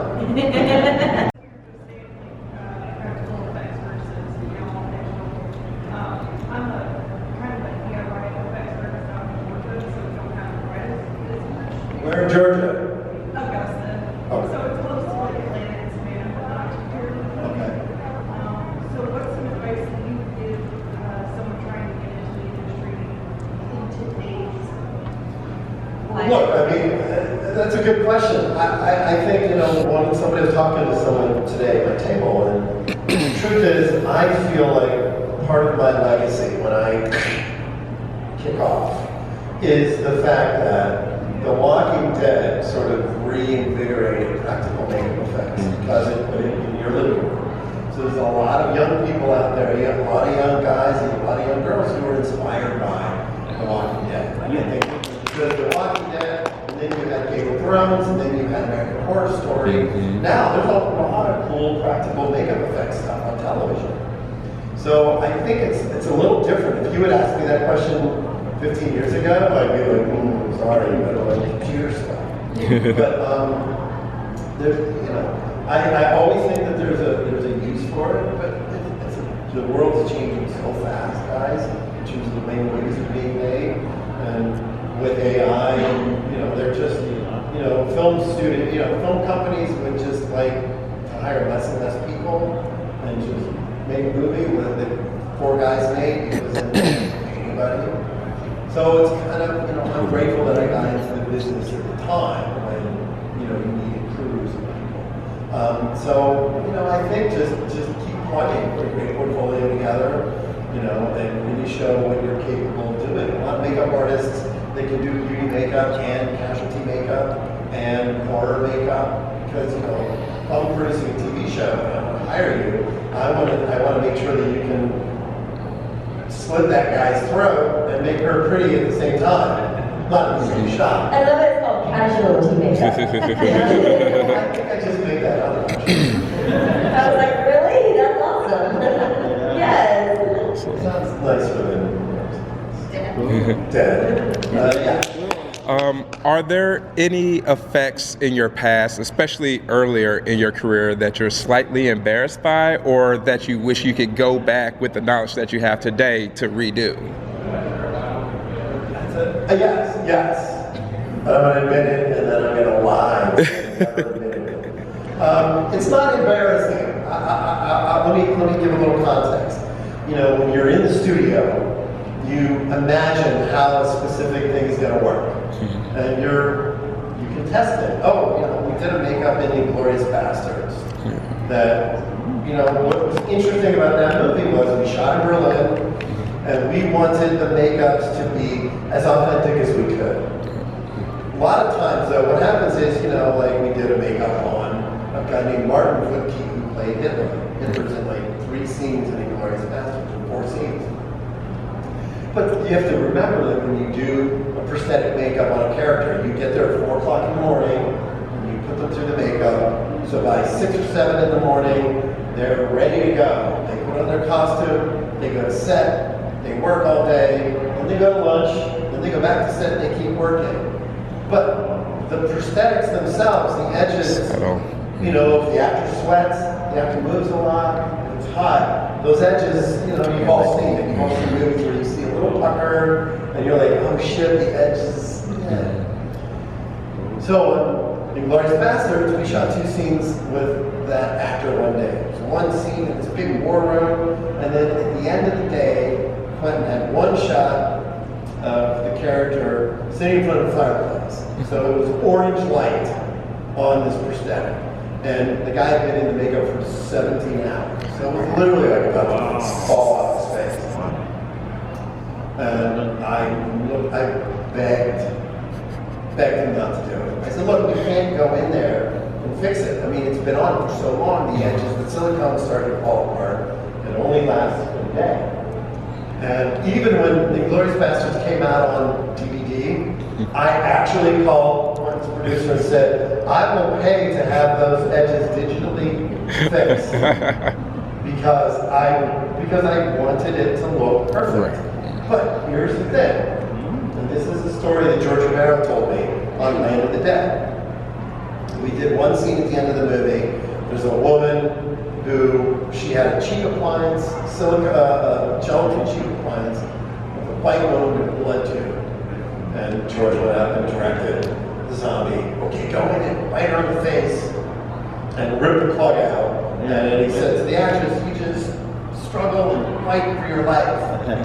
So we got the whole thing ready, go to set, get ready to shoot it. My guys were there getting ready to pump blood. It took a long time to make it look, to blend all the scenes and make it look perfect. George says action, zombie goes in, bites, the girl's thrashing, and she basically puts her arm up right in front of her, right where the camera was. So you don't see it. You see elements of it, but you didn't see the whole thing. So George says, cut! That was fucking great. And he looks at me and he sees me like this. Like Howling loves us. And he goes, what's the matter? I said, the shot. I said, but the arm blocked. And he said, Greg, let me tell you something. If somebody was biting your face off, do you think you would struggle? Yeah. Would you move your arms? Yeah. Oh, that's what she did. So he said, it was real. I mean, it was, you know, I mean, and that was a really, really unique lesson that I learned from George, which was, it still has to feel real. It's not just about the effect. It's about the effect, it's about the actors and how the actors sell it. The actors have to perform it. You know, Robert Englund had to create Freddy under the makeup. And the zombies had to create a character. Mickey Rourke in Sin City had to create Mark in the makeup. So you have those little moments. And you know, you have to separate yourself as the effects person who wants it to be perfect versus the director who's trying to capture something that's real. And the other thing he said to me was, look, nothing's ever real. You're never, perfection is something you strive for and you'll never get. Because it'll never happen. Because you can't control everything. You just have to let some things be real. Awesome. So yes, now I'm embarrassed, but I'm denying that I ever said that. So if any of you post it online, I'm going to find it. We forgot. Yes. Which one would you say was the most complicated to block? And assuming it's not the same one, which one was the most uncooperative? Well, uncooperative is tricky because you have to take into account a lot of things. I'm going to answer the first part of that because that's probably the easier part for me because I just talked about this. In Inglourious Bastards, the end scene, Brad Pitt grabs the knife and carves a swastika into Christoph Waltz's forehead. Right? It's like the ending image of the movie. So of course, the first way you think about doing that is you put a little blood tube on the tip of the knife, and the knife is dull, and then you leave a little trail of blood on the forehead. That's like But, you know, I'm working for Quentin Tarantino. Quentin doesn't want the easy way. Quentin wants to challenge you. You have to come up with a way that is going to work, that's going to give me what I want. Don't go the easy route. Go the route that gives me what I want. And I've learned that from Quentin, from working with him on, you know, Kill Bill and Grindhouse and Reservoir Dogs. You know, that's he wants perfection. And like I just said before, perfection is very rarely ever accomplished. So you just got to get as close as you can. So I came up with this idea. I said, okay, so we'll make a little plate that will protect Christoph's head, put the plate on, and then we have the silicone appliance. But the trick is, you want the blood to flow as if it's coming from up underneath the skin. So what we did was we created a very small channel. We put a piece of sponge in there. And so when we started pumping the blood would go through the sponge and fill the whole area up with blood. And then when Brad cut into it, the blood would just start to flow and come out of the cut, like a real cut would be. And we tested it, and we tested it, and we tried this way, and we tried that way, and we did it over and over and over again, because we wanted to make sure that it was perfect. Quentin would always say to me, "Oh, the bastards." I would say, "You know, we did the scalping." I said, "Hey, we have to do take 2. There's going to be a line there, so you know, we might need John Dykstra visual effects to like fix the line." He went, "Fuck you. This is 1975. We don't have CG effects." And I'm like, "Yes." But his wife said, no, you figure it out. That's your job. So with the swastika carving in Landis' head, that's how we did it. And I like being pushed. And I like that, you know, that's what Quentin demands. His movies are the way they are because of him demanding that you throw out everything that you know and you approach it from a different perspective. And I love that challenge. That's a good challenge for me. And like you said earlier, you now have that knowledge of how to fix this problem, and you take it with you in the future. Well, there's this one time we had to do this, so that might work here. Yeah. I just did an interview with a guy writing a book about the making of that movie. So I had my screen open and we were doing a Zoom and I was sharing with him. He asked me a question and I would show him the video. Here's the video test of his forehead.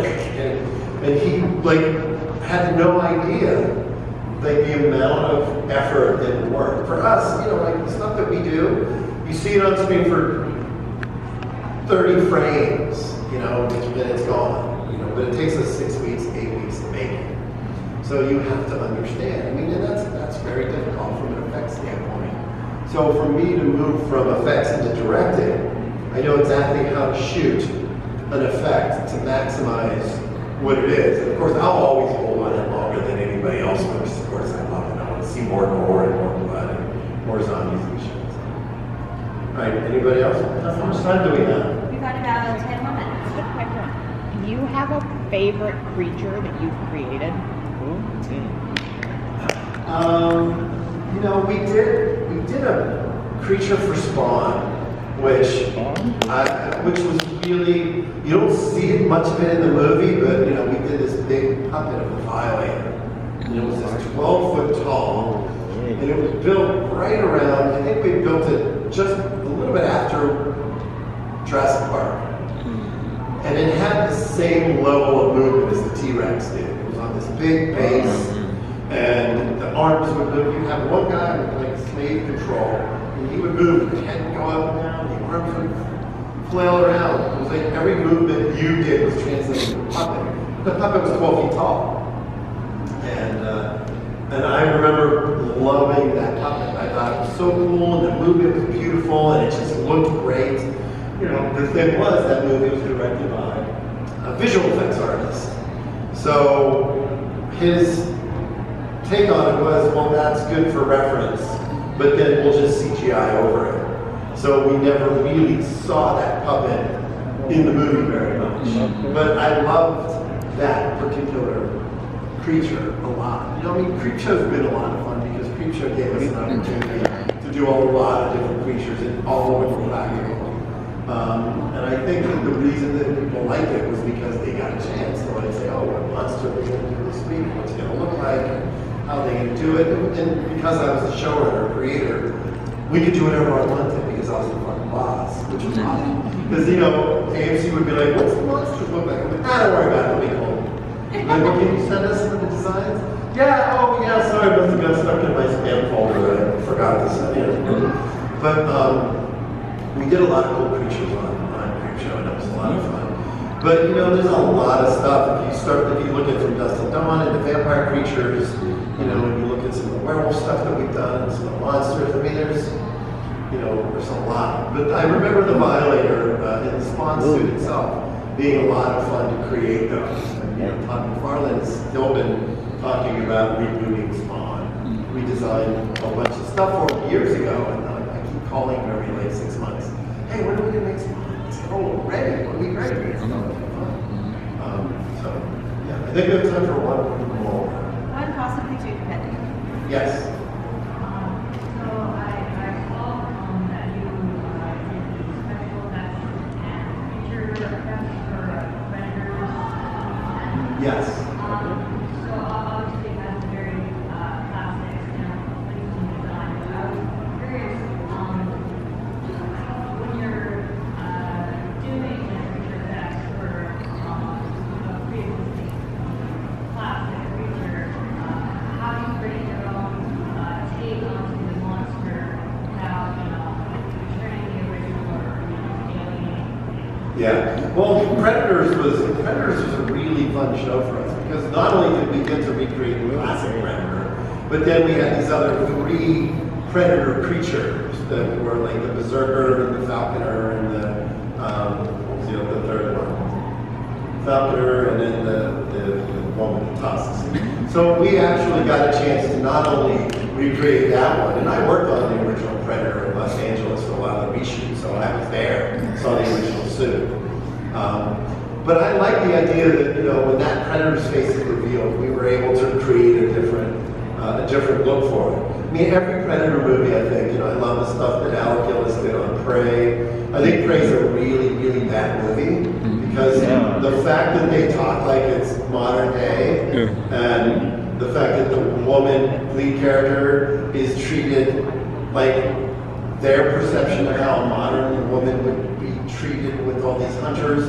When you think about the way that a female would be treated in a tribe like that, the women were like the ones who made us the movie drove me a little crazy.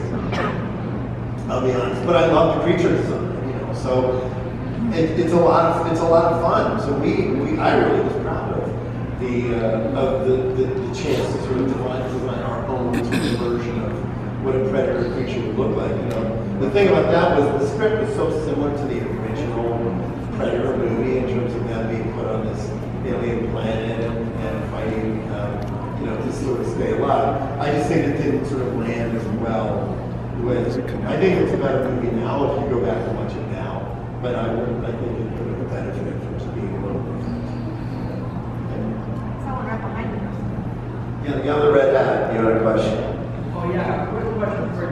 Oh, yeah. What's the best release or? You know, I would probably say Sin City.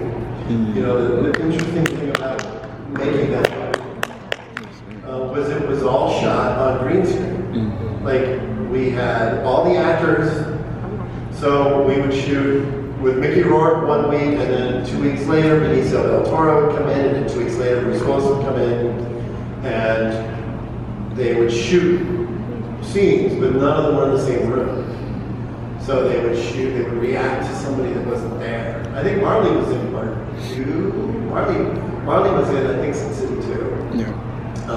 But anyway, it was really fascinating, and what we did was, you know, Robert did a shot for shot, panel for panel from the graphic novel. So much like with Sam Raimi, they would take the graphic novel, and they're like, that's the panel we're shooting today. So we'd set the camera up, we'd know that Mickey Rourke would be here, and he'd take 2 steps there and stop. And then to see, and again, this was before, you know, Robert was ahead of his time. This was right around or just after Phantom Menace had come out. But Sin City was like one of the first movies that had all digital backgrounds, and the characters were all practical, and it was so stylized, it was so different, that I still watch that movie and think, man, we were way ahead of our time with that. Now everybody does it. Now everybody, you know, you It doesn't look like that though, because I would, except would love that movie, maybe watched it a million times. And I watched it and I said, how did they do that? And the movies that they're doing, they don't look like that. It's not that style. No, well, that was very stylized. In fact, we did everything in black and white. You know, all the blood, all the blood in that movie, we used milk to make the blood, because all we needed was the element. And if you think about milk, milk has a weird consistency where it kind of sticks together a little bit, and it's kind of slimy.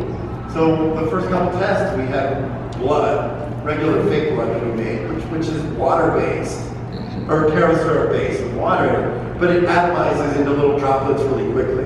But milk tends to, like, if you put it in an air mortar and you shoot it out, it kind of stays sticky and floppy. So a lot of the blood elements in Sin City, we use milk. Yeah. Then we put it in air mortars and we shoot it in front of green screen, and then they would take the elements and they would pop the elements in. And it really worked well with the black and white. You could color it whatever you wanted. You never know. I tell people that it's like, milk. Everybody knows exactly what you just did. The consistency of it. Okay, and now you should make a milk commercial. Milk. I'm never going to look at that movie the same way again. We'll make you on cereal. Everyone, please give it up.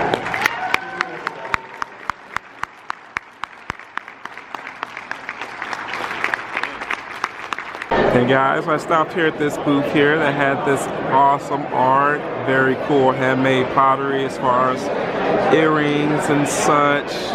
Also, I purchased a couple of cool magnets here on this particular booth here. They were very awesome. Yeah, check out some of those cool baby heads there. Awesome stuff here, guys. And have some other things here, such as incense holders and such.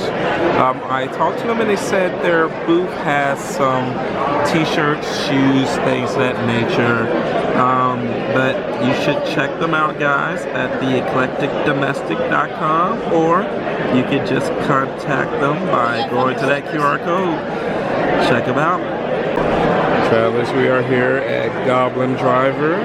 We can find them at goblindriver.com. And check out these pretty cool phone stands, guys. Those are pretty awesome. I came across them and I'm like, oh man, they look pretty cool. And you know, they're very decorative as well. But as I came up here, he let me know that these are phone stands. So check it out.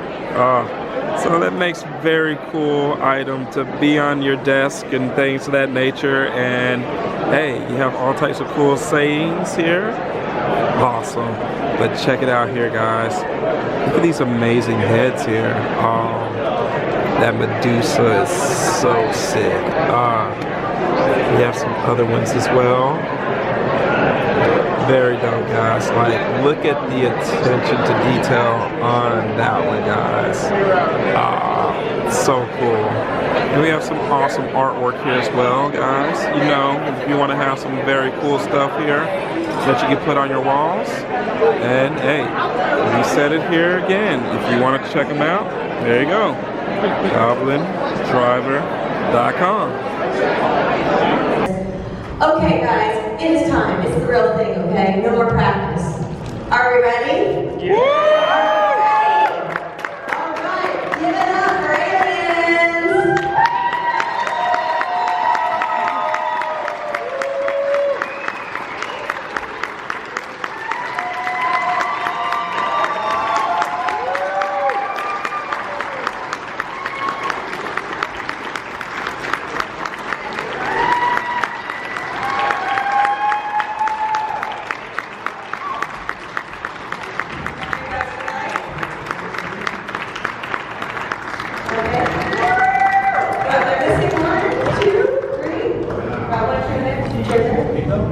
We lost Rico?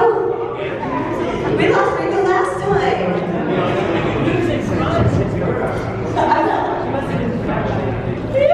Yeah, that happens, for sure. For sure. Ian's here this time. How exciting! Welcome. Guys, how can you miss this guy? Yes. Okay, friends, you know, Aliens has been out for 37 years. You know, I had to do the math myself because, you know, numbers are hard and I'm in California public schools. So I had to have some help with the calculator on that one. But why do you think people have connected so strongly with this movie specifically, but the franchise in general? Whoever wants to start. You asking us? Yes. No, you. I think the first one, Alien, Geiger, the artwork, established the genre, and Cameron, and just took it to a whole other level. And reinvented a whole new genre. I think it's very Ridley Scott and Jim Cameron both. That's my 2 cents.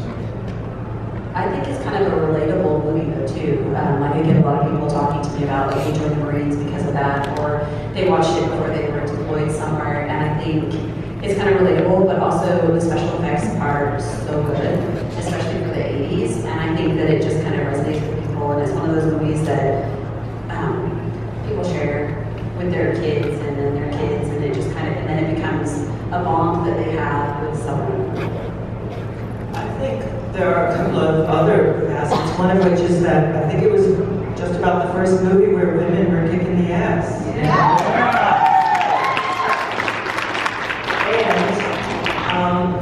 it was the last movie where everything you see on the screen existed in real life. You know, all of the encrusted walls the aliens emerged from, that was all physically there on the set. You open a drawer in the operations lab, and there's a shopping list from the PX on the colony. I mean, it's unbelievable what that art department did. And it looks real, and we were real, and that holds true through the generations, well past the CGI. Anyone else want to contribute? Another one, also the film was a relationship between mothers and daughters. It was in there, you know, that's including the queen and all of her children as well. And that was sort of a theme through it. And the other thing that was interesting is someday people asked her, what's your favorite scene? I always enjoyed the waking up, breakfast, getting together. And there was so much time was spent, unusual time was spent with all of us and no action. But building a relationship, and you really got to know these people and all that. So when they finally, you know, died, and then, you know, you were with them, and it really meant something to the audience. I think that, you know, previous to that, in the consciousness of the world, where we were thinking 2001, where everything was clean and aseptic and stuff, and then we have Aliens, where you have a junkie in space, where Yamakoto's burping and farting, and Harry Dean Stanton is an astronaut, which is so weird, and then, you know, it's just, that's fantastic, but it's weird. And then he adds, to this one, he adds the element of a child and a family aspect to it.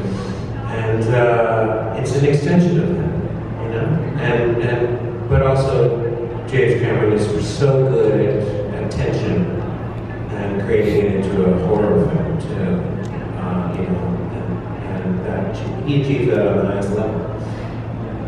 It's also not that frequent that you get a spectrum of characters that are all completely different, fully formed people.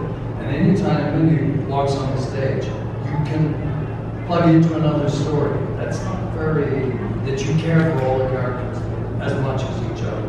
It's not very often that happens. Cameron. Come on. Still be the list. Yeah. Space Marines. That's right, that's right. Marines in space. And a flying gun. Those spaceships are flying gun. Carrying awesome guns. Space Marines in space. Fuck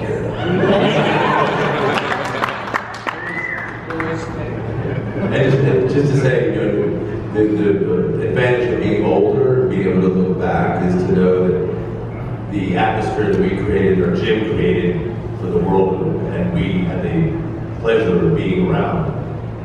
You saw ultimate craftsmen.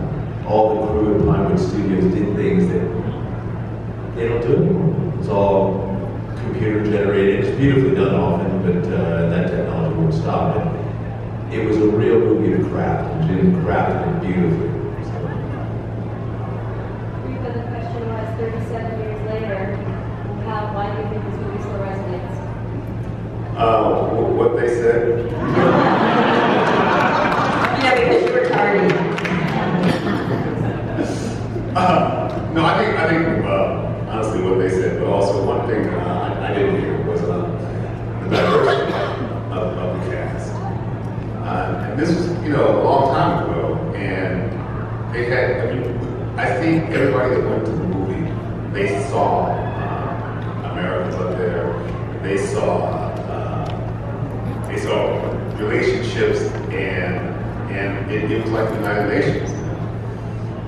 And even who knows if that guy is gay or straight or what, but it was just like, it had everything in that movie in that. So I think the casting of it was part of it, really.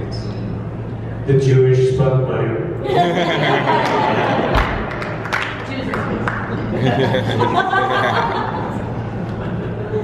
And we must give a great big welcome to newcomer to Days of the Dead, Carrie's brother.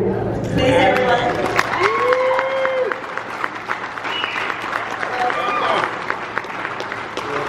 I appreciate that you're here. How was it like working together? I would say it's a lot like being at home.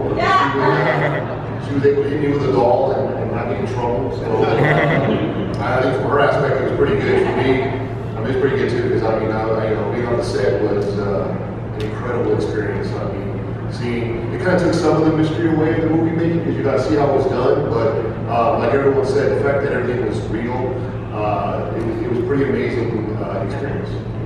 And you guys were also very, very young. I'll leave that as well, sorry. You guys are also young, but how did this fall into your lap? How did you get this job? So mine was completely random and really kind of weird for nowadays, but I was eating lunch in my school cafeteria, and normally I actually would go home for lunch because we could. I was living in England at an Air Force base. And so I didn't go home for lunch that day because my mom was going to be gone, so I happened to be eating lunch in the school cafeteria.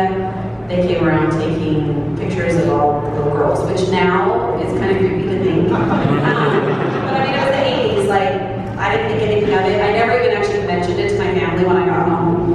And a couple days later, my dad said, because the school nurse was working with them when my dad was a medic at the hospital, and so she's like, kind of explained what had happened, that there were some people and they were really interested in me. And so my dad said, hey, does someone take your picture? And I was like, oh yeah, and again, I didn't really think too much of it. And he kind of explained to me, he's like, well, they might be calling, and would you like to try out for a movie? And I was like, well, sure, I've never done that before, so why not? So we tried out and just kind of kept, they had a lot of auditions at the school. And my mom would come, obviously, with myself and my brother.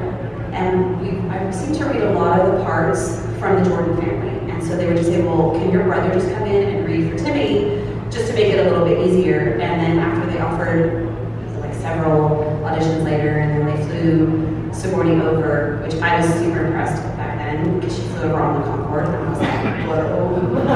I don't know what I was more impressed by. She was in Ghostbusters or the Concorde. So I went in, obviously, and I was like, can I please come here? And they thought it was funny, because by then they pretty much knew that they were going to have me do it.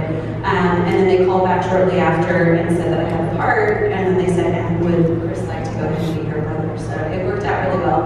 And it was awesome for me filming with my brother, because my mom was on set. I could see her from where I was at, and I was being told to hit my brother as hard as I could. She couldn't get out of me, and I was being paid for it. What more could a little girl ask for, right? And so this fell into your lap. Did you have any interest in acting, both of you, before this happened? No? Right. No, yeah, it happened. It was an amazing experience.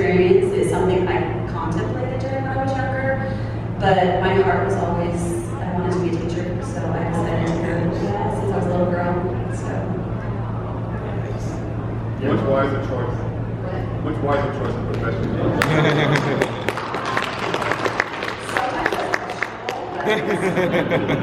Well, you're making a difference. So there's that. I think it was just kind of a fluke thing that we had no, I mean, I don't think we had any clue what we were getting into. We had no I mean, you know, 37, like I said, 37 years later, it's mind blowing. You're going to be sitting here on stage with your sister going, whoa. Well, I remember going to a screening. I was pregnant with my daughter, and Jeanette was there. And she's like, have you gone to conventions? I was like, what's that? And she's like, wait, you haven't gone to any? And I said, no, I don't even know what that is. She's like, Carrie, you've got to go to some of these things. It's pretty cool. And then shortly after that, I was invited to my first one. So, I mean, I had no real clue even how big Aliens was, because I don't live in LA. I don't really, I have my own life. This is like my secret hidden life that, you know, I mean, people know about, but it's not something that comes, it doesn't define me. It's part of me, but, you know. Do we have any audience questions? Yes, first you and then you. I love Xenomorph rule. How was you got any stories for Sigourney Weaver or any of the real good cast? How was it like working with them? I was like working with Sigourney. And with Sigourney? Was it both? No. Just Sigourney? How was it working with, like, which of the actors had good stories to share? And was it joy to work with? Well, I worked very closely with the Xenomorph because he grabbed me and took me straight up in the air. And you talk about old school. This is about the most big, not even a harness. This is the most basic stunt I've ever heard of in my life. It was a giant seesaw. Gigantic seesaw with one end about 6 feet off the ground. And my blocking instructions were to land, mind you, I'm carrying a live flamethrower. Rico knows all about it intimately. And I had to land on the bottom of the seesaw immediately after the stuntman lands behind me and grabs me. And at that time, crew members start pulling down on the high end of the seesaw very quickly. So we're on one level and the angle changes immediately. At that time, I'm being grabbed, my angle is changing, and I have to lower my flamethrower, live flamethrower, and fire it. And about the first 3 or 4 times I fell off. And I was terrified because like tick, time is really money on this set because they ran a tight budget and I was really frightened and I had to make it work. And people say, were you frightened when you were grabbed by the alien? And I say, the stuntman is like cracking jokes in my ear. No, I wasn't frightened of him. I was frightened of Jim Cameron. And I wanted to do the second half of the stunt, which was the going up. That's when you get the harness and you go straight in the air. I really wanted to do that. And they didn't have the insurance for it, so it was a stunt woman. Much smaller than I am, actually, but they only shoot her from underneath, and then I went in and did the scream. So, like a lot of people always think like the Xenomorph maybe scared me a little bit when you're in the water. But what people don't know is like, so the first assistant director was worried that the water would get too cold for me, so they actually paid someone to stay overnight to make sure it stayed warm.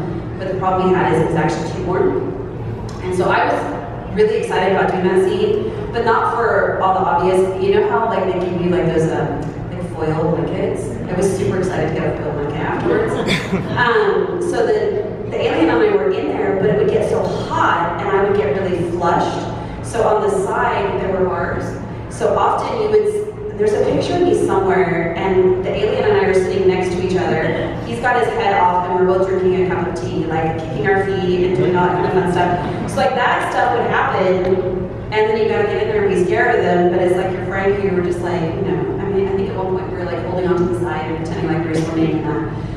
So it sometimes was kind of difficult, even like with the Queen, you know, 10 minutes before we took the shot, your friends are like hanging out of the Queen clean, and it's like, it's hard to be scared of something when you know kind of what's going on, I think.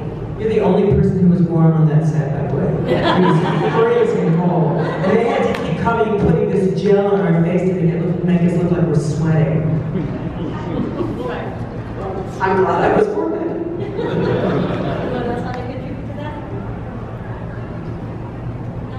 Well, the scene with when we first deploy on the planet where it's pouring with rain and talking about the space blankets, the silver blankets, it was really hideously cold. And we did take after take, and you have to, the words were like, cue rain, and it starts pouring on you, and then cue wind, and these giant fans start. And you have to run and do your business and stuff. And then in between takes, we were like, and they came and they wrapped us in those space blankets, and I called it the day of the giant baked potatoes. I gotta use that blanket twice, I'd like to say, because I used it in the med lab as well. And the one right next to you, yeah. I had a couple things, and like was said before, the characters are so unique between everyone. I can see photos of the cast and the characters, and I'm just like, yeah, I know exactly those people. And that part was such a great experience for me. And then I have something for Rico. One of my favorite quotes, and I still quote it to this day, is, "Guess she didn't like the cornbread either." But my main question was, for you guys, what were some of your favorite moments or experiences with Bill Paxton? Unfortunately, he's not with us anymore. No crying until the end, guys. Right? Bill Paxton and I did a couple movies together. We did another movie called Still Straight. But Bill was interesting because Bill he seems to be very at home in his skin no matter where he is or who he's speaking with. And he also had this ability to make you feel special. And I guess because he's from Texas, he had all these sayings that would just like crack this Chicago boy up. He would just say shit, and it made complete sense what he was saying. He could be talking about, maybe talking about a cow or something. He just say something, I know exactly what he means, and it was just the Bill-isms. And I remember on a set that there was a time when he would often be to the side working this big monologue he had to do with the drop scene. I remember listening to it and thinking, I don't know if he's gonna make this work. I don't know if this is gonna work. And the movie came out, and I thought he stole the show with that fucking monologue. And it just goes to show, like, you just don't know until you put all the pieces together. The music, the lighting, all the teamwork, and all of a sudden magic happened. So it was great work with Bill. And even after the movie, he and I really had a nice relationship. Yeah, Bill was certainly the most generous, enthusiastic, engaging kind of person you never meet, honestly. Most in Hollywood they say Tom Hanks is the most loved, but in Billy Paxton, he is just the most generous soul. And too hysterical for words. I mean, my God, there's so many stories we'd like to tell. Some of which you like for we did. But really, a real gentleman, this is one. I always tell people like this is my first movie, and I was totally freaked out. Walking into Wood, it's just crazy. But just trying to hold it together. So I get to the first thing I ever did was the cafeteria scene, and from a distance, I'm walking to it, I'm freaked out, and Bill Paxton goes, "Hey everybody, Danny Cash is in the house!" I was like, "You are the greatest person I've ever I've never met before." And I always remember that. I think it's the greatest gesture for him to do that. And being so comfortable with the whole thing. I have like kind of different sides. So Bill Paxton was more like my big brother on the set. And because he was on the set a lot, longer than some other people. So I was trying to think of a nice way to say that.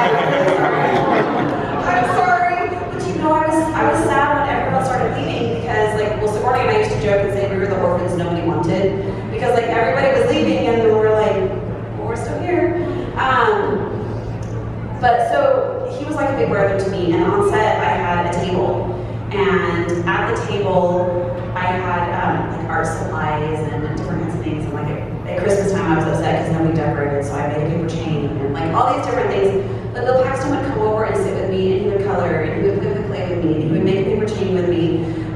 It was just kind of like the big brother, you know, and like kind of taking care of me and everything. And even as we got older, obviously it's been a long time since I had seen him, and we went to Calgary. We had a big reunion there. And someone said, oh, Bill Paxton's here. And so I ran over to say hi, and I went around the back, and he just kind of like looked at me and smiled and said, oh, hi, like kind of thinking, why is this person here? And everyone who was in line obviously realized who he was, where they were taking pictures, and suddenly he like stopped what he was doing. And he looked at me again, and he's like, wait, you're Carrie. And I said, I am. And he's like, oh my gosh, guys, this is Carrie. We're like, yeah, we know. And so that was kind of the first time we'd seen each other in a really long time. And then we all went out to a dinner that night, and Bill was telling me, he's like, hey, so you need to call the restaurant, Carrie, and tell them to hold it, because we want them to hold it for after our panel, because they close like right around the time the panel is finished. And I looked at him, I said, you want me to call and ask them to hold it? And he's like, yeah. I go, dude, hi, this is Carrie Henn, can you please hold it? Or he's like, I don't know who you are. Or hi, this is Bill Paxton, can you please hold it? And he's like, okay, I got you. And so he ended up calling, but like, even for me, sometimes I was sitting there, I'm like, oh, it's my buddy Hudson. And I'm like, oh my God, this is Bill Paxton. Like, he's just amazing as an actor. So I kind of had a different experience, I think, probably just because of my age. Working with Billy, the one thing I want to say, I did a film with him and Michael called Wars of Discipline. We were all West Point guys together. And we got to know each other, and the quality that Billy had, which is just inherent in who he is everyman. And that he was always himself, whatever the situation is. But in theater and in movies, I think, you get really successful when it becomes ensemble. Everybody's doing their job, their own job as best they can, and the film has that chemistry. And Billy was always a huge glue when you worked with him, because he was always just fun to be around, amazing heart, and he took everybody just for who they were, and that's why he's so known in LA. Can I tell you a really cool story about Bill that he was telling me last time I saw him? He was actually at JFK's last, did he tell you guys that? Yeah, he was at his last speech, yeah. And if you like Google and see a picture from JFK, there's a few pictures from JFK's point of view, and you see two boys sitting on shoulders, and it was him and his cousin. So he and I had some really cool information, like discussions about that, and he had a lot to do with the museum that they had. He bought different things and donated it, so it was pretty cool. I mean, that's. And Bill was an avid modern art collector. This was his passion. His children were his real passion. But speaking of others who are missed, like Al Matthews. I mean, that, talk about real deal energy for a crew of Marines. And tremendous character, amazing, complex, bona fide, Green Beret, served in Vietnam, but interesting journey that Al took. He does this great movie, has a huge role, and he disappears to Spain. And then he retired and died there. But he was a real deal lovely guy.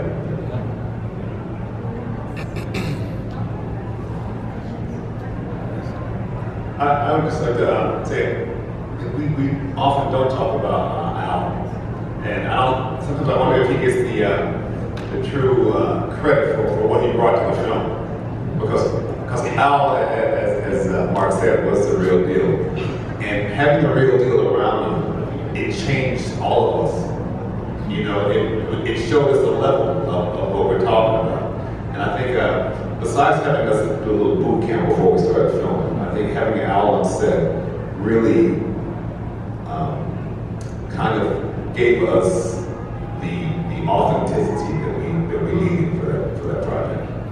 it wasn't only Al, we also had a member of the Royal SAS, as he was one of the stuntmen who had a non-speaking role, because the two British stuntmen who were suited up and part of our number couldn't get the American accent right, so they're non-speaking people, but they were both wonderful people and they're both no longer with us. But Tip Tipping and Al, between the two of them, just kicked our butts. They were not, they spared no quarter, they were mean, they beat us to do it right, and we're so thankful for it. Trevor Stedman as well. Some of the challenges of getting in prosthetics makeup and portraying all these amazing characters that scare us to death. Yeah, thanks. I feel kind of young in terms of franchise history, because he's only 20 years old this year. Challenges about being a monster. The greatest challenge is realizing that the makeup, the costume, the mask, whatever it is, isn't going to act on time. It comes from playing a character, playing a monster is so much playing a human being. It comes from it, so you've got to connect with it. And a lot of the time you really don't know what's going to work, how it's going to work, until you're in it completely.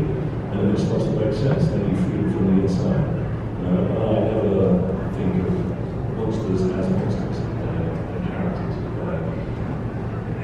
They have their own existence, they have their own lives that they're living. And I never refer to the killer as a monster, he was really exactly. So you've got to build a life for this character, not just the character that doesn't exist, but the character that can't possibly exist ever. When you are. So in your process, in your acting process of developing these characters, how important is costume and makeup? Or do you pretty much kind of know what this character is, like you said, in its heart, before you put that on? It all starts with the costume, because it all starts with, everything starts with the script, but then the designers design these characters, and design over the years, over the last 20 years, well, these designers have become very friends of mine. And then you look at these characters, and they build costumes, and you go into every fit for the costume. And you look at yourself in the mirror, and then you start to play with it. And see where maybe something you don't have it all together, unless you try it. And eventually, you'll, the magic is going to Can I ask you a question? Yes. This is the kind of question I would ask them backstage, but since you guys are all here, might as well. As an actor, if I ever have to play the villain, I make sure I find justifiable reasons why the villain is doing what he's doing. And as a villain, I feel that my justification is just as important as the hero's is for what he wants to do. Absolutely. And so I'm wondering, as a monster, do you justify all the actions that you take? Absolutely. Villains don't want to be villains. Right. Villainy comes from a much deeper psychological complex. So I've got to find that psychological complex. And I will go insane trying to think of how an alien thinks. So I humanize it. I don't make it cute cut, and I try and anchor it in a human world. The predator, he's carrying weapons. The obvious thing is he's a warrior, so that's what's on the surface. That's when I go a bit deeper. Now I go back and try and figure out why he's a warrior and what kind of life he's lived, the training, the sacrifice, the pain, the suffering, all of these things. And that develops the conflict. The fear of losing. Yeah. Fear of failure, which ultimately is death. I played this thing on Star Trek Discovery where I had to wear prosthetics for Howling. And one thing I wanted to do was something that I've never seen anyone do. I picked my nose, and I went like this. Crazy. Because I've never seen anyone scratch their skin here. So I was That's called hogging the show. You broke it. Actually, Jen, I'd like to know if you had any dance or movement training, because one thing I noticed about the aliens is they moved in a sinuous way, you know, and that just doesn't come out of nothing usually. Exactly, you know, you take what you've got and you try and build performance from it, you know.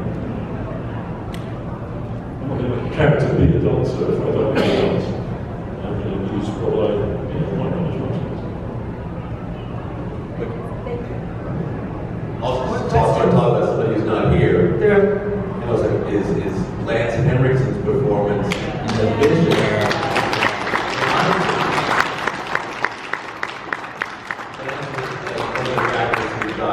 Very, very deep.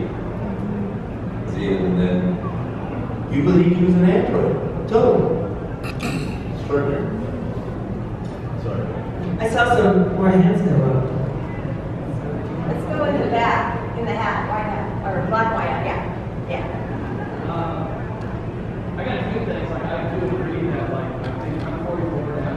When we joined the Army, I think it was from, like, movies like Rambo, Aliens, and things like that. Like, there's no doubt that was a big difference of why, By the way, James Cameron co-wrote Rambo.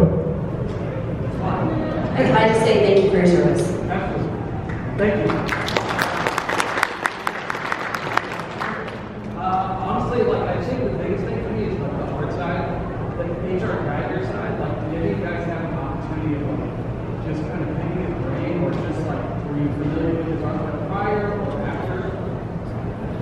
If you went into the production office, into Jim's office, there were incredible drawings surrounding the room where he took Giger's initial drawings and expanded upon them. Jim is a fabulous draftsman on his own, and it just knocked us sideways. I have to say, I was not familiar with him before. And I can safely say I had no clue who it was at the time. Anyone else? In the back over there. Yes. I was just curious, after 37 years of this film being out, what are some of the fondest and favorite memories that you have of each other or of the movie that you can share with us? Well, pretty much every time we see each other, to be honest. We're oddly a tight-knit group, and it's genuine. For all of our faults and foibles, still put up in us. Except we, not me. Speaking of Paxton, we had a lovely dinner with him at the 30th reunion in Houston at Comic Palooza. It was huge, and we went to dinner with him one night, and then the following night we went to dinner with the cast of The Walking Dead. And at our end of the table, we were next to, we were kind of all spread around, and the guy next to me from The Walking Dead was listening to us speak with each other, and he said, "I am so envious of you." And I said, "Why?" He said, "All of you have such a cohesiveness, and such, you have so much to talk about. You're all doing other things, you're interested in other things, and your conversations are so incredible. And I'm really tired of going out with 40-year-old guys who are chasing skirts and getting drunk." Hope I'm not telling tales out of school here, but that's what he said. I have to say, obviously it was the only movie I've ever been in, and I assumed that this was kind of the relationship that you always have on set. Like, I didn't realize that it was not normal, and it's, well, maybe not normal isn't quite the right word, but then someone was talking to me once, and I said, wait, I think it was actually Sporty and I were talking, she's like, no, this isn't how it normally is on sets. Like, you get close to people, but not usually everyone, and I think that could be part of why aliens too, like, we genuinely like each other, it's, whenever I look and I see him coming to a con and there's a lot of us, I'm like, yes, all right, cool, lots of people to talk to, and I mean, like, Cynthia isn't her Christmas card every year, you know? Rico always asks me about my kids. I mean, like, we genuinely care about each and every one up here, and it's not fake what you see on there. Like, I mean, it's like a family reunion. Something I've noticed outside of the server, he created a fan, and it's pretty awesome. So that's a lot of tasks where everyone likes each other and wants to hang out and goes to dinner. I also think that part of it is because of you guys. Because we've done a lot of films, all of us have done a lot of films, but you give us a reason to come back. I guess some days do that. But you give us a reason to come and gather a number of times a year and have the opportunity. I've had the opportunity to watch Carrie's children grow up. You know, that's how long it's been. And Mark and I are like two brothers who always give each other shit and talk shit about each other. You know, it is really the family element that's happened over these years. And it started off with the film. It started off with them giving us boot camp before we ever got in front of the camera, so we could get to know each other enough so that when we are on set and we started, like there are times when you can go off script, you can start just improvising. And Jim would give you a certain amount of leverage to just go off script and do what you want to do. But if it didn't work, he'd let you know. Get back to the script.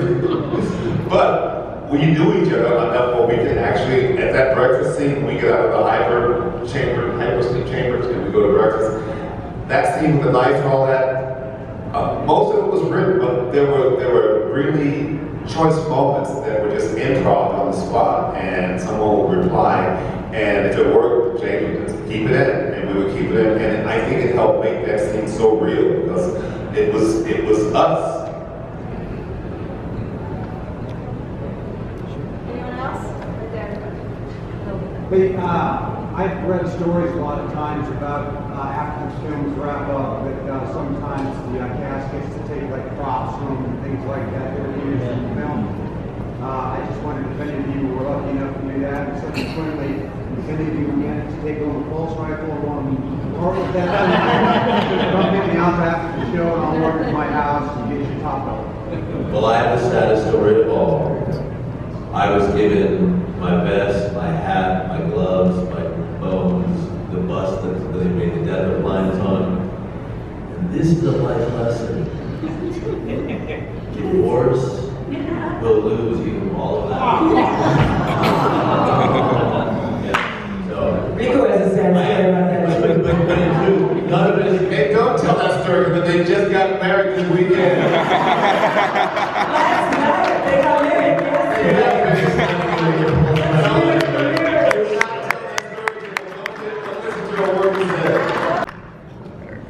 Well, you have a fun story. Story about what you kept from the movie. Right? I'm sorry? You have a sad story about what you kept from the movie. Oh, yeah, that's that. It was a few years after the movie had finished, and a fan had written me a letter asking for a signature. And the letter said that we're going to go to school dressed as the alien characters, and I'm going as Frost. So I gave her a photograph signed, and I thought, she's going as Frost. I took my dog tag, and I put it in the bag. I thought, she's going to kill him with this. And so that's what my dog, that's the only thing I took. I took my little dog tag and the script. But yeah, I gave that away to a friend. Right after Rico told us that story, I read an article in the paper about somebody who sold some minute thing from a movie for like $1 million. I didn't send it to you, Rico. I don't understand. Back when we did the film, keeping all your stuff, and it wasn't even the thing. It wasn't our consciousness. Well, I asked for things. I was like, can I have Casey? Can I have, like, I would ask if I could have things, and James Cameron would always say, no, we might need that again. No, we might need that. And I was so sad. So, you know when they find me in my nest, and I pulled out, they pull out like the picture I got the second grade citizenship award, the dress I'm wearing in there, I was allowed to keep. So I was like, okay, cool. And I have, I think, just about every call sheet that I ever had, and I have 2 scripts, one that I signed then, and then one that I signed now. So I told my children, you wait till I die, and then wait a little bit, and then sell it. You have to be very lucky these days to get souvenirs from films because everything is audited as a quality. On AVP, I asked Tony Jr. if I could take a souvenir. I said, look, I know you've got lots of these daggers. The fellow had this elaborate dagger that he wore on his shin. And I said, would you mind if I took it home as a souvenir? And he said, we'd love to present you on the souvenir. We really would. But they've all been stolen. We've got one left. That's all we have to finish the film. I have someone. I did a film called Caruso. Aiden Quinn was the star. And we went to Africa to shoot this film. And I played an African warrior who was being sacrificed to the gods. So basically, they had me look like I'm the badass, and then cut my head off. And they put the plaster and they made the bust of my head, and then afterwards, they would cut, they would stop filming, then they would drop his head and then put blood all around it. And it was amazing. It was so realistic looking. And after the film was over, they asked if I would like to have it. And I said, oh hell no. I mean, when you see yourself dead, you see yourself dead, it's a creepy ass thing. I wanted to go back one day, thing of this fondest memory. I'll speak as an actor now. It's always the deepest fondness or passion an actor can have is to be proud of the work that they're doing. And to be proud of that, you have to admire all the other work that's going on around you and the coherence and joy of being in a group of people doing their best, best script, best crew, best actors, best lighting, best this. It's like being on an Olympic team. That I'm most proud of, and in a way as an actor, I'm fondest that we've done this together and made this work of art.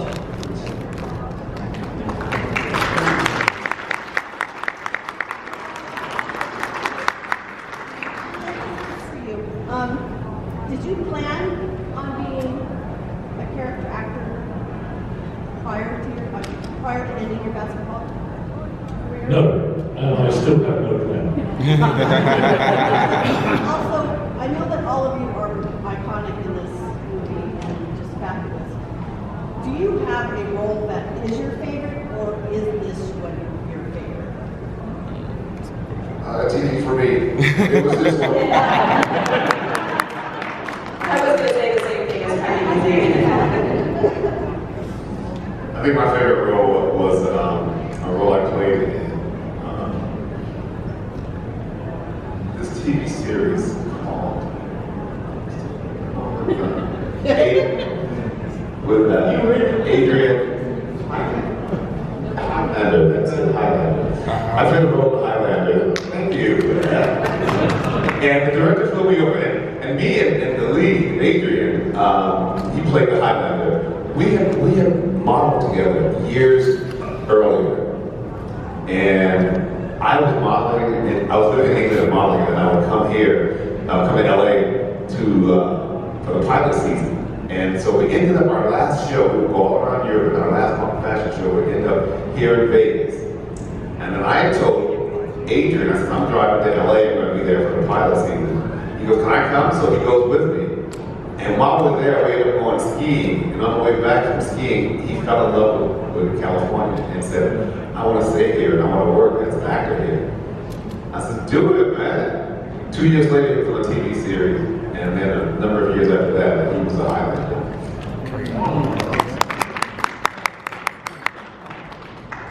Anyone else want to answer that? I don't know. Vasquez is, I guess, my favorite. Anyone else? Hell yeah. What was your favorite, Mark? Favorite role? That you ever played? It's hard to say, but to be honest, the character in Supernatural. Alistair, he was all that's like a really shitty insurance salesman, but I was wicked.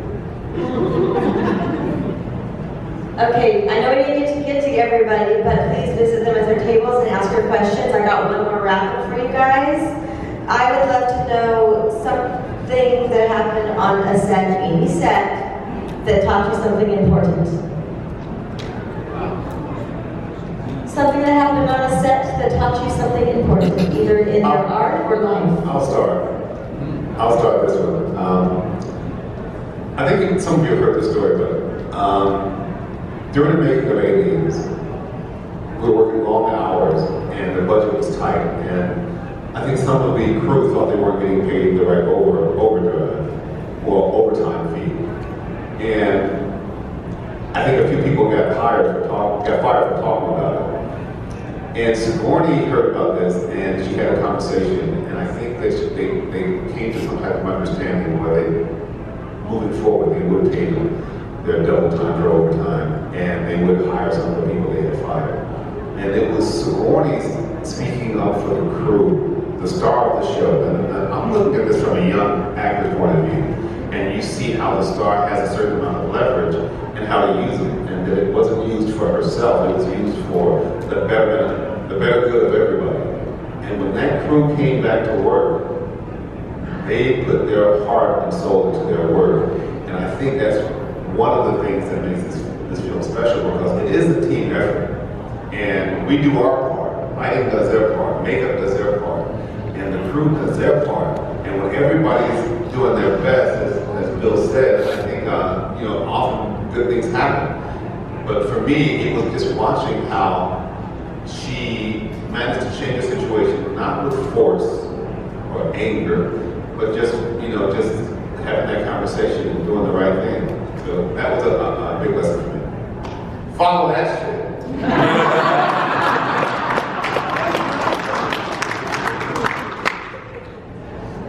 Yours would be really interesting because you didn't continue with acting. But yes, did you learn anything that taught you anything from life? I think probably I didn't learn the lessons at the time, but some of them kind of looking back. But definitely, like at the time, there was, again, no offense to anybody, but like the girls, we were pretty awesome. And as a kid, like I kicked booty. And I would say Vasquez, obviously, was pretty awesome, and Sigourney. And for me, it was kind of like, wow, girls, we can kind of do whatever we want to do. I'm just trying to like inner Spice Girls, but I feel like we were like the first like girl power, you know what I mean? Like, I felt like that really kind of resonated with me, and I always knew that I could do whatever I wanted to do. I was lucky my parents were amazing and always were like, whatever you want to do, we'll support you. But like, I wasn't scared to be in a movie. I wasn't scared to, do whatever it was that I was doing, because I knew that anything boys can do, girls can do that. I learned how to get things done through a devious way because we had a masseuse on set because we were getting beat up, and especially Sigourney. She's 6 feet tall. She's running around up and down ramps carrying a 9-year-old child, and she was getting back problems. And after they finally, like way deep into the schedule, they finally made her a fake girl to carry around. It was later. But I knew she had back problems, and we all took advantage of the masseuse when we could. And I heard an assistant say that they were going to let the masseuse go for budget reasons. So I sneaked up to Sigourney's assistant and I dropped it down. And lo and behold, we got the masseuse. If I had said anything about it myself. Okay, so life lessons. Don't give away your props. Just the same film, like you never want to act with children or animals. Well, we have something to add to that. Don't act with guns. That's Jeanette and I, that they're strapped to you with duct tape. And that Jim Cameron, almighty general, refused to let you, dismantle the gun in order to, so you could run around like Bill Paxton, Bill Hope, and Rico Ross, and having a great time. But the one thing it did is it cemented a really good relationship. Yeah, it did. And we also learned that that masseuse who was there, and we were the ones who needed it most, never ever got a massage. So you learn that sometimes those who need it the most don't get it. Dash it in. Your friends.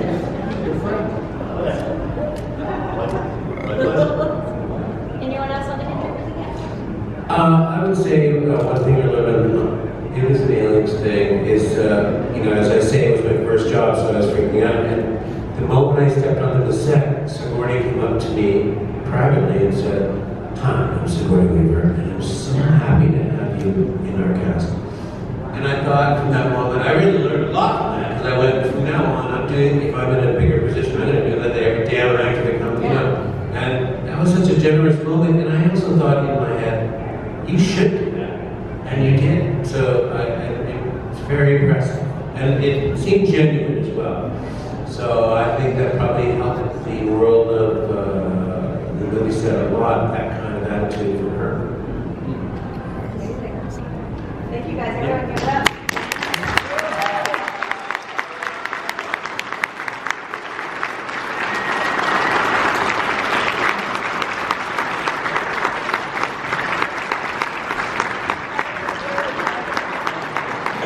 Okay, travelers, we are here at the booth here of Bree Tippets, and wow, she has amazing artwork here.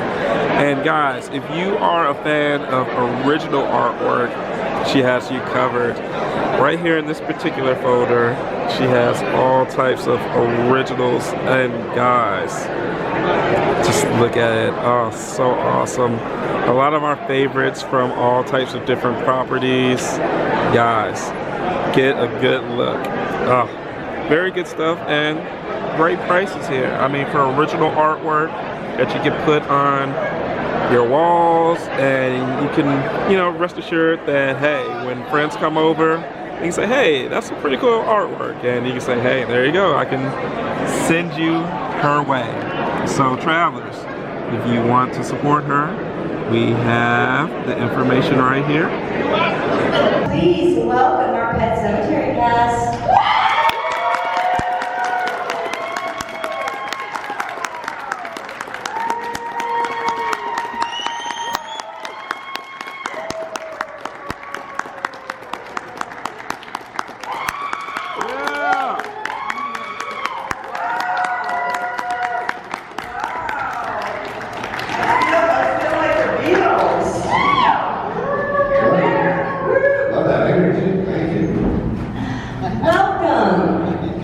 Welcome back to Days of the Dead. So you made it the first time.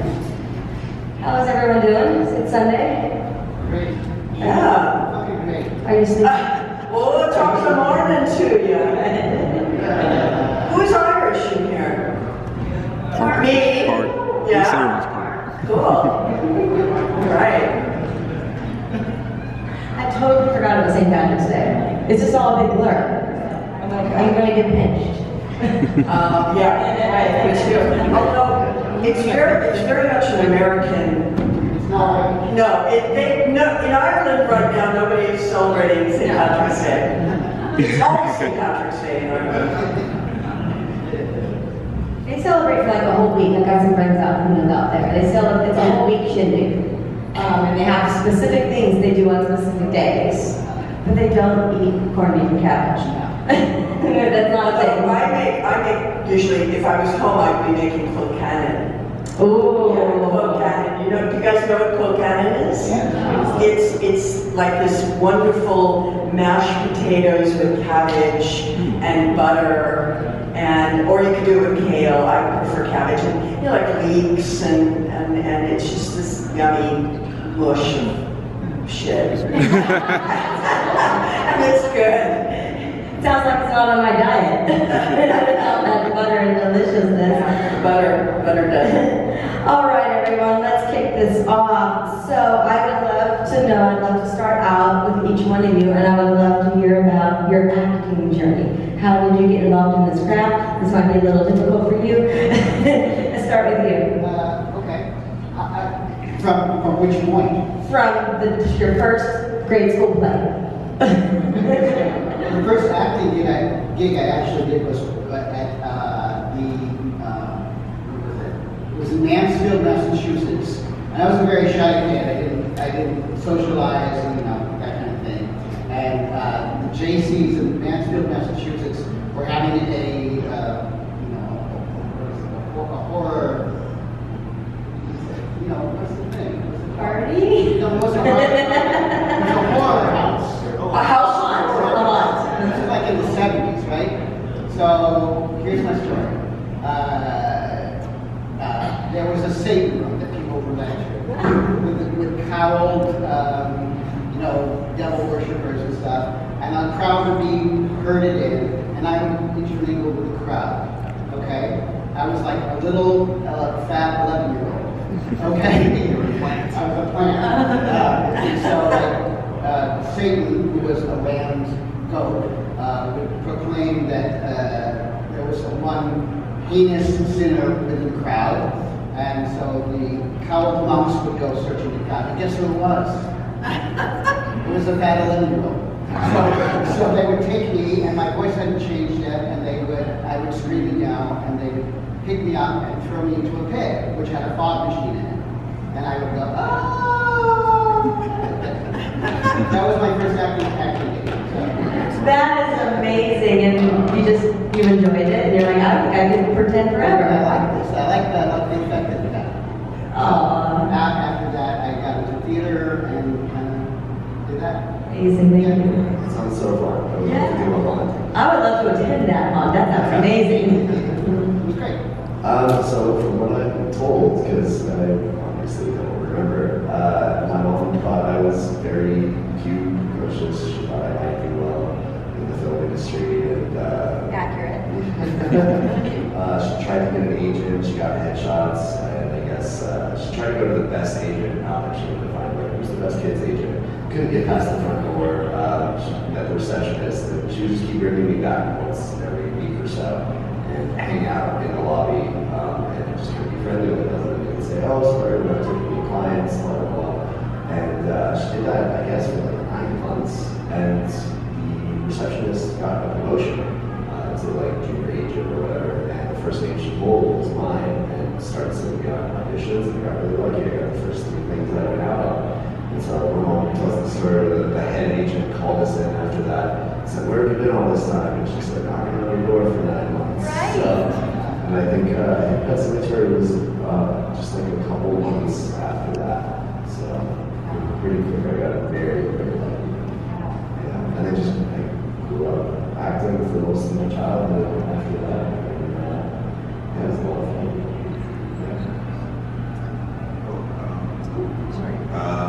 That's a good question. I don't know. I'm asked this question all the time, and I'm like absolutely fluxed as to why I went into acting.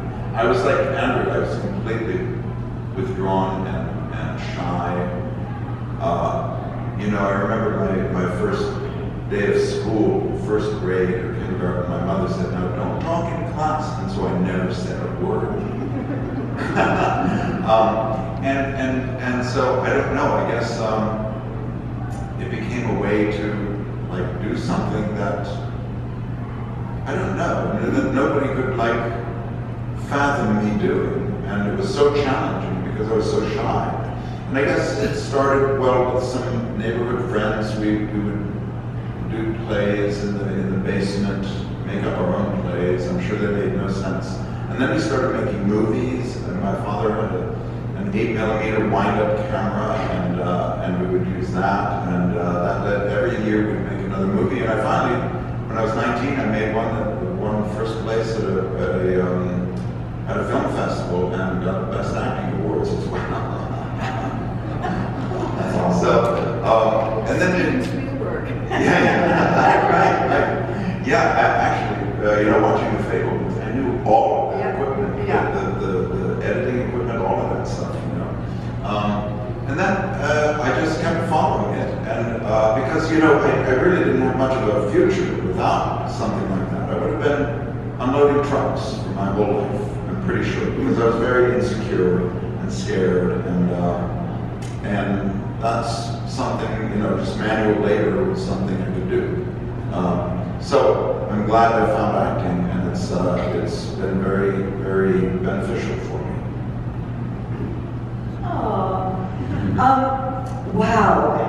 Well, I've got to sort of settle on really going back to my elementary school as well. You guys reminded me of that because I had a lot of books. I was a big reader, and so I was asked to read aloud to my 4th grade class, Willy Wonka and the Chocolate Factory. So, you know, there was a portion of each day I would sit in a chair in front of the class and read Willy Wonka out loud. Oddly, I don't know what was going on there, but, you know, no questions asked.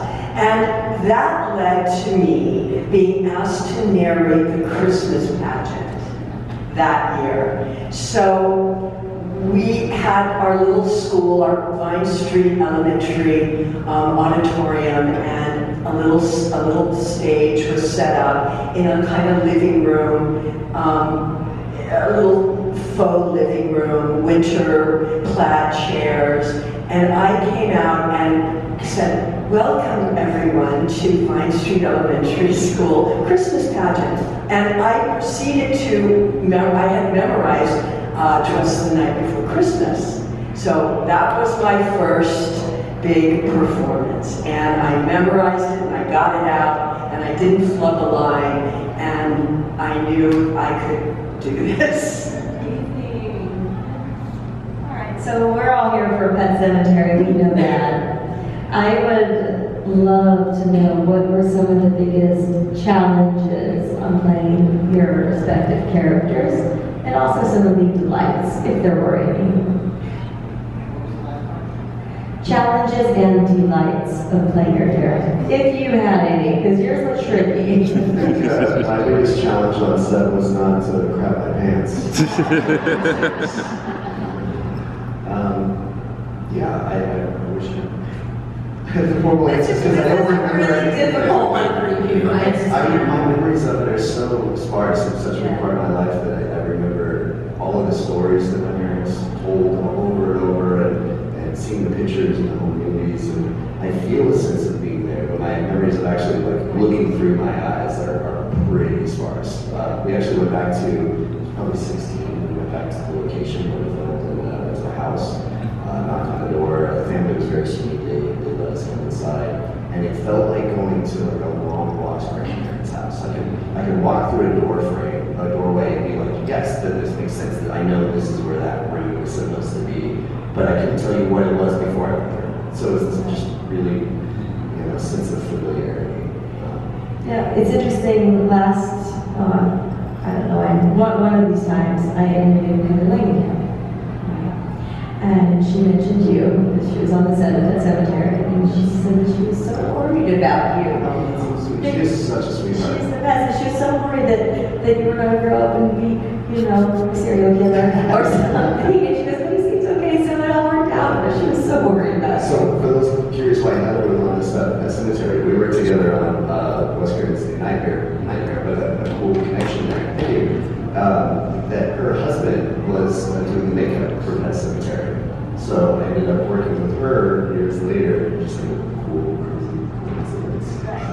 Heather is such a sweetheart. She made me cry. She made me cry. That story. She was only here very, very briefly because she got sick. We got to chat a little bit. It got cut kind of short. We'll kind of catch up pretty soon. But she was very complimentary on my most recent project. And like, it's nice to always hear that, but for some reason it just totally caught me off guard, and I value her opinion so much that I was like, and she was gushing, and I'm like, stop, you're what's happening? It was very sweet. She was like, I can't say enough nice things about her. Wow, her endorsement on that project, considering it was you and her. Yeah, that's big. why. I'm excited. We'll talk about that later for sure. was Biggest challenges. Okay, challenges and delights. Yes. Well, I think for me the biggest challenge was dealing with my anxiety and fear, being in the situation itself. As I was a poor actor, I didn't have cab money to get to the airport in New York. They flew me up there. It was the last couple days of shooting. They took my shirt off and started putting stuff on my body in a cold trailer. And that happened, that went on for like 10 to 20 hours. It took a really long time. And I remember Brad was there and you helped calm me down. We talked about being in New York and theater and stuff. And you know, it was my second film. And so I really didn't know the process. I didn't know like how I was going to do. I didn't know, you know, it was like that. So I was scared. I had a cold, I remember. I was scared, I was sick, and it took a really long time. So it was kind of dealing with that and trying to keep it under control. And yeah. Really quick. It's so funny to hear you say you were so anxious and nervous because you absolutely crushed the role. You were the scariest thing. I could watch the whole film. I could watch my parts because I kind of remember what happened. I could watch it because of you. You destroyed it. So to hear you say that you were scared doing it is like hilarious. Yeah, so what else? Did you have any fun on that, or was it all like, what's going on? No. I mean, I was okay after that, but like I think the delight of it is the performing of it. You know, we're all actors, so like that's why we were there. That's why we wanted to be there, and Mary Lambert, the director, was awesome to work with. They were so supportive, and you, Denise, were there behind the camera. I was so grateful to like be able to talk to you for those lines. I remember being really grateful to you. Oh my God, Yes. my sister. Yes, I know. There for you. So the delight is in the performing of it. It really matters when your co-star is present, even if you can't see them. It matters when your co-star is present before your scenes, even when they're off camera. So. Is this thing working? Check this out. You know, the really good actor, I mean, it wouldn't occur to me not to be there for another actor. You know, I have had to work with people who were not there for me, and how horrible that is. And I can't imagine, you know, ever not doing that. So that's just like a little insight, you know, what it's like on a set. You know, you want to be generous, and you want the other actor to give the best performance they can possibly give. And part of the ability to do that is being there for them, you know, so they're not acting to a cardboard box or something. You get what you give. Yeah, absolutely. Absolutely. Are you? I didn't mean to hog the.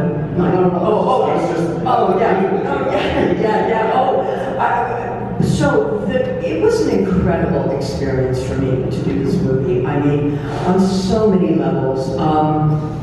It was really my first lead in a project. Well, I mean, of that caliber. And Mary Lambert, the director we spoke of, she and I had worked together on music videos. She came out of the music video world of the beginnings of MTV, and you know, she did all of Madonna's first music videos, and I was in her very first music video with an actor named Judd Nelson, you know, from the Breakfast Club. And he and I were in this music video with Mary, and Mary said to me, I'm going to make a movie one day, and you're going to be in it.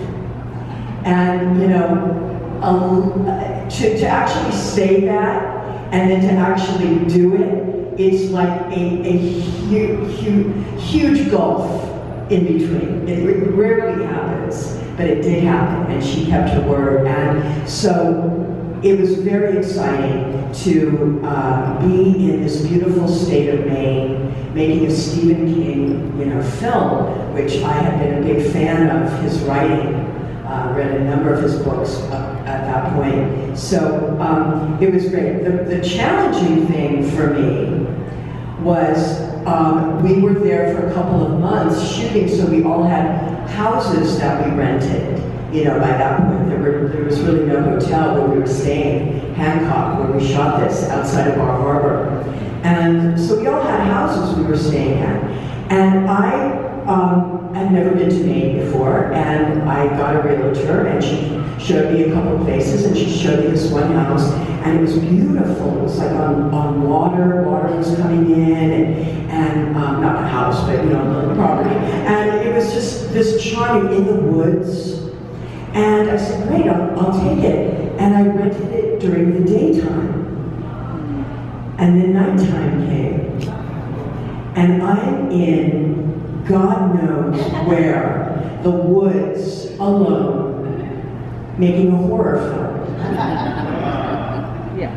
I had to learn how to close my eyes and go to sleep. That was the most challenging thing. I was scared to death out there. But I got used to it. I mean, I'm a city girl. I grew up in LA, I mean, just the sound of the nothingness silence is deafening, exactly. Well, for me, the most challenging was the makeup. It was like the first 5 minutes of the makeup, because that was the hardest part. Because I would get to the trailer, and like Henry said, it was cold, especially in September and October. It was cold in the makeup trailer, and the first thing in the morning is they had to glue my hair down to put on the skull cap, and that stuff stank really bad, and it was freezing cold when you're already cold. That was like the hardest part. And then the whole makeup process was all right because I got along so well with the makeup guys. David Anderson and John Blake, and we had a great time, even when it took a long time. Of course, it was nothing like Andrew's makeup; it didn't take 20 hours. But the problem, what was difficult was when I was finally shooting. The blood was always tacky and wet, so I couldn't. If I like touched it, then I'd have blood on my hand. And then if I touched my cheek, that blood would be on my cheek, and that screwed up the continuity. So I had to like not touch myself, right? Because I had blood all over the place, So I couldn't. If I had an itch, I just had to, do that, right? That was hard to be in that position for for 12, 15 hours. That was difficult. But it was such a relief to take it off then. And the having the contact lens in my eye would give me headaches, because that eye had to work really hard, even though I could never see anything, but it was trying, and so I get headaches. That was hard. But the shooting, when I was actually shooting, it was great fun. And this was the pleasurable part of it. It was just the people that I was working with Mary and Peter Stein, the DP, and the whole crew. Everyone was so generous and so helpful in wanting to make this movie good. And because everybody has some tiny little job that they do, and but all of it like gathers together to make a good product. And that was great. The people were really terrific. Even these clowns I'm sitting with up here, they were all right too. Despite these clowns sitting here. Is this working now? Yeah. Okay, good. Okay, one more question, then I'll throw it out to the audience. So, as an actor, as you process, and you can answer this better now, how do you develop your characters? Does it start with your script, or does costuming and makeup help you a lot more? What's your process when you're figuring out who your character is and what you're going to do with him or her or it? Well, I can start with that.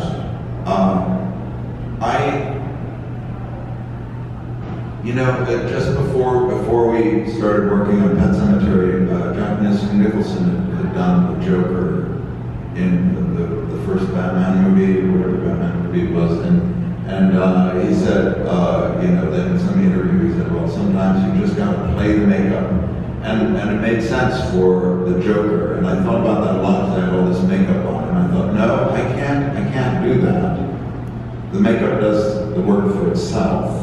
I just got to be this guy who's trying. It was very simple. Acting for me was very simple because I was just trying to help people. But you know, I saw myself as a guardian angel, so I put all these pictures of guardian angels on my script. On the cover of my script there was this little drawing I found somewhere of an angel sitting on a child's bed while the child was asleep, and that's how I saw Victor Pascal, as a beautiful, kind, gentle guardian angel looking over the children, which were all of these people, right? That's what I tried to do. And it's best when you can find one simple thing, you know, in a film, when you're film acting or TV acting, one simple thing that really inspires you as an actor, or gives you that just one thing, because you don't want to get complicated with it, you know? In theater you can get complicated, but film and television, keep it simple, because much of the work is you have to leave the audience to do a lot of the work. They meet you halfway, you know. So that's my thought. Wow, I love that, and I see, you know, that quality comes through in that performance, that angelic essence. This particular film. We had the benefit of having a book, having had a book written. And what I always love to do is see what is the writer saying about this character. You know, for me, that's where it starts. That gives you a roadmap and some clues. And we also had I did with Dale Midkiff, who plays Lewis, and the beautiful Fred Gwynn, Mary Lambert, and Stephen King. We sat for 2 weeks before we started filming, and we read through the script and asked Stephen anything that came to mind, like, what is really going on with Rachel and her parents? What was it like in that house growing up with Zelda? You know, we had the benefit of like flushing this out with Stephen, which was very rare. I haven't had a situation like that happen again. So it was, and you know, again, we were holed up together in Maine, you know, and I often think about what it would have been like to film that movie on a soundstage in Hollywood. How different that would have been, you know, because being, first of all, on location, away from what you identify as your real world, your life, your family, your house, your dog, you know, it already takes you out of yourself. Your city.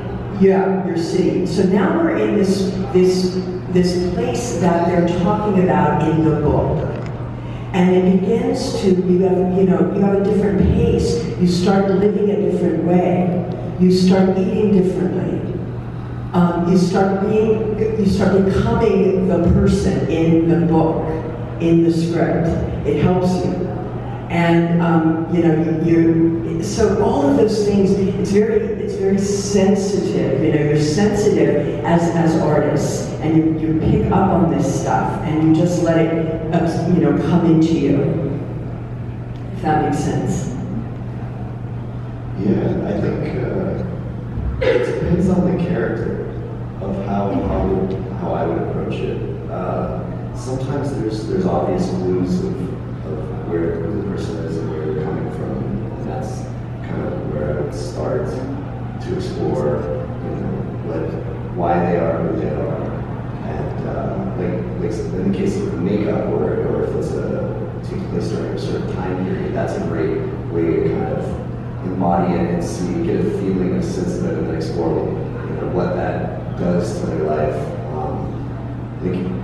You instantly feel more confident and able to be silly if you're wearing a gorilla suit. If you're walking around out there, the cosplayers, they're having way more fun because they put that on and suddenly they are the character. So if it's that kind of character, you have that opportunity. If it's not, then it's, we're always somewhat ourselves on some level, so it's going to grow out of that from our own life experiences. But then you start thinking about how would this character react differently because of their life experiences, and try to go from there. One thing I wanted to touch on what you were saying earlier too, and I think this was the genius of Mary Lambert, that because your character is so gory, but you were this guardian angel, it's like the angel and the devil. She's talked about it, I think we talked about it before, the angel and the devil on the shoulder. Everyone thinks you're the devil, but really, the sweet old man next door is the devil on the shoulder, leading them down this path. And it's such a cool, subverts expectations. Like, you do that. I mean, the first thing is, as an actor, you have your script as you're jumping off point. So it basically tells you 50% of what you need to know, what you need to do. And then the rest of it is whatever your associations are, your interpretation, your imagination. And of course, my imagination is going to be different from Nico, so it's going to come out of me differently than it's going to come out of you. So that's what we work with as actors. I think also I'm a very oral actor, so I hear voices.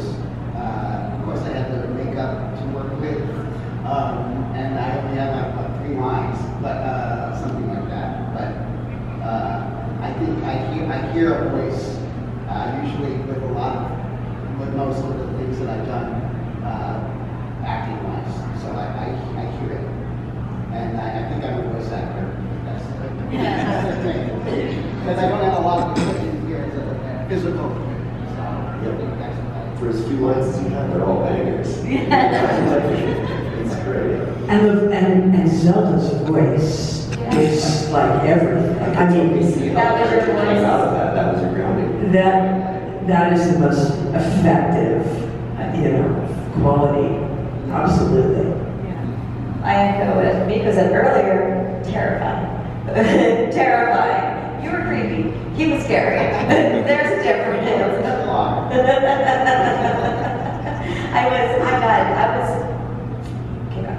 I was like 10 when I saw it. And I had already read the book.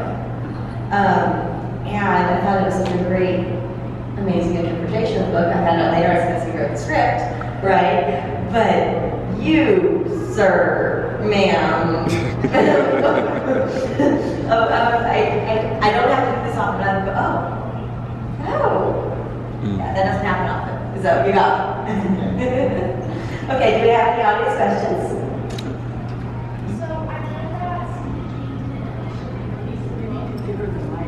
I'm having a hard time. Yeah. Thanks. Pass it to the next person. So I read that initially Stephen King didn't release the book because of the shock factor of a child dying at age 9. So was there any apprehension when we were filming this of how the audience would react to the age 9 and all of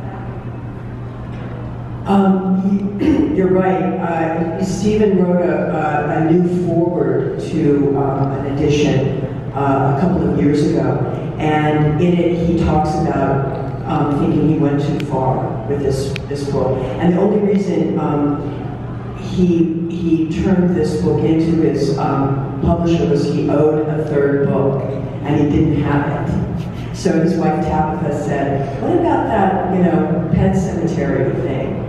And he did it. He put it in, and he feels in his foreword he writes that this is his most terrifying book that he's written because it deals with matricide.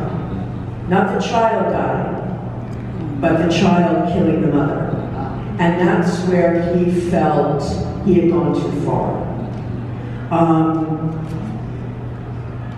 I can tell you that in the beginning, probably for a good few weeks to a month of shooting, I believed at any minute the plug was going to get pulled.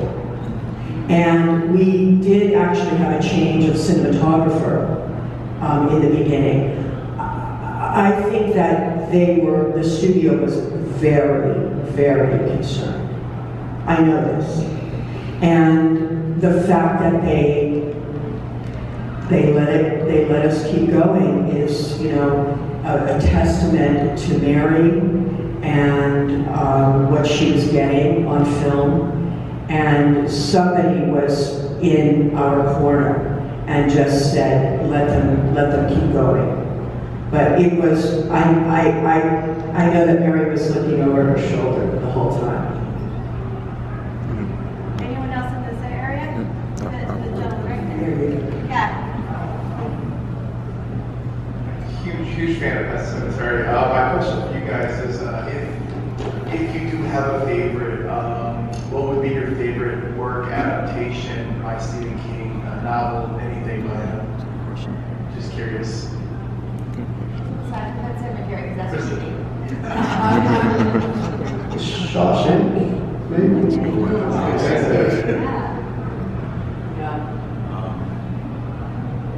You know, I really liked Misery.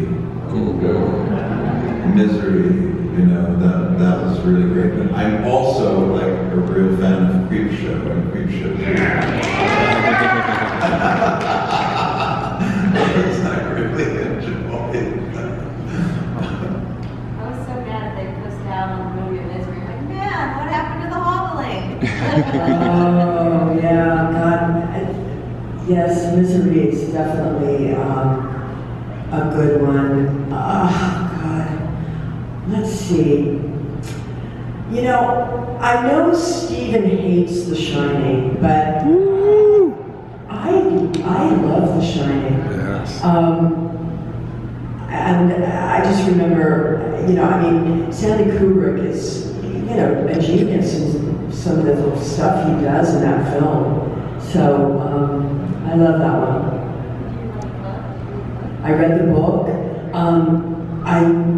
I mean, I've read a lot of his books. I'm trying to think which one, but The Shining still pops for me.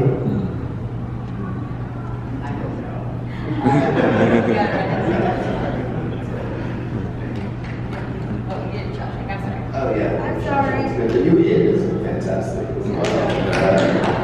There's so many ones. Anyone over here? Green hat. And then. Yeah. Hi, my question is for Amigo Hughes, and I know you've done other movies besides Pet Cemetery, you know, like you worked on Full House and Apollo 13 and Kindergarten Cop and West Frequency of Nightmare. Out of all those people, out of all the great A celebrities and people like that you've worked with, though, I want to know which ones were the nicest ones to you, and which ones did you want to come in contact with after you finished up? Are there any ones that, in particular? Oh man. Gosh. Yeah, I'm very thankful to have worked with the people that I have. They were all pretty cool. There's only a few that I can sort of, you know, one or two that I can think of that were not particularly nice, but you know, no need to mention names. Everyone, you know, generally is happy to be there and work together, and that's why they are who they are. Is, you know, they're really kind people to those around them. Sorry, what was the last part of your question? I had another thought, I totally blanked. My question was, were there any ones you would have liked to have kept in contact with? Oh, sure, yeah.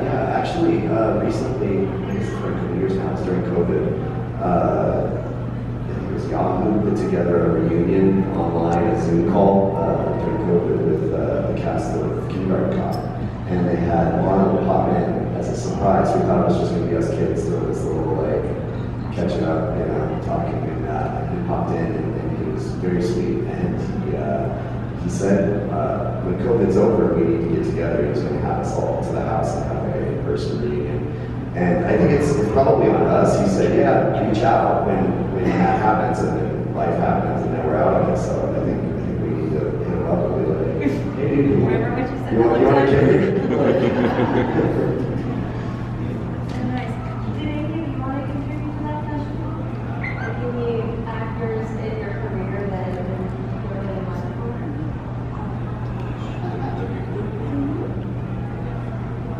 Almost all of them. Almost. I don't want to mention any names. The ones that were very difficult. No one up here. Actors are just wonderful people. They're so kooky and crazy and so imaginative and so physical and spiritual, and it's like a cross between a clown and Leonardo da Vinci. And it's fascinating. I find it fascinating to work with any actor. And there's some that you know that you don't really want to work with again because they make it very difficult. Because their ego is too big. But mostly actors are very hardworking, very smart, very clever, very intuitive, and they're so brave, they bring their life to the screen, and it's all disguised as something else, but it's all them, you know. It's great company that we keep, great company. Hi, thank you. My question is actually for Denise. This is my sister. We watched the film last night, and we were both laughing because I was like, okay, yay, her son's alive, but why is she not noticing the scalpel in his hand? And so you had mentioned that you sat with Stephen and Mary and Dale, and I have to imagine a lot of Rachel's choices in the film were because of her sister and everything that happened with her sister. But did you think about that in your thought process for bringing Rachel to life? Was the shock of seeing her son alive just kind of black out everything in her mind? Did you think about that? Am I mind fucking it too much? Just a little. Thank you. I mean, wow, you know, it was really a journey, and I'm amazed about a lot of it because I was not a mother yet. And I'm grateful for that in a way. And Mary wasn't a mother yet. We become mothers soon after the movie, and both mothers of sons. So I was able to really have freedom of imagination with that. It was a little bit probably more freeing than to play that right now, you know, in that way. So that being said, it was very dark and very deep place to go to, and there are clues. You're right with Zelda. And there's that beautiful scene with Lewis and Rachel when she's finally talking about, you know, Zelda, and that she still can't really process this. You know, that she was tormented by it, and you know, and that is where she lives with that. So it was, you know, here we are making a kind of horror thing, but you know, we're dealing with some really deep issues in that film. So that was, I think that's the best I can kind of go with it. Hey, thank you. You all have give masterful performance. Stephen King just gave me goosebumps. This is a two-part question. One, how was it like working with the master of horror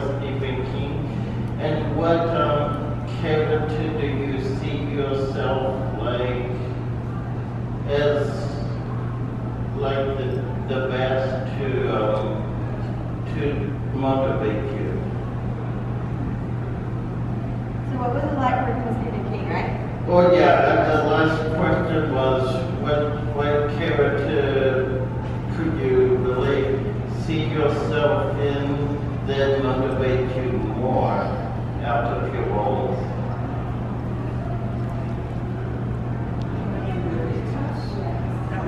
Yes. In our lives.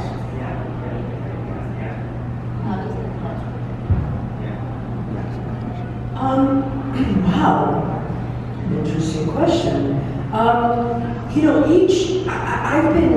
I've been blessed to play some really complicated, complex, fascinating, characters in theater and, on film and TV. They all, you learn something about yourself by playing these people. You have a sort of empathy in life with these characters that you play, and it's your job as an actor to really go into their lives, and by doing so, you learn. So they're all motivating, in that respect, because you get to, for this brief period, go freely into the complexities of another person, and really try to live there for a little bit and understand what motivates that character. Working with Stephen King is, a godsend. It's a gift. It's a gift that keeps on giving. Here we are, 35 years later, having been so fortunate to be part of something that will outlive us all, and have had the grace to do it.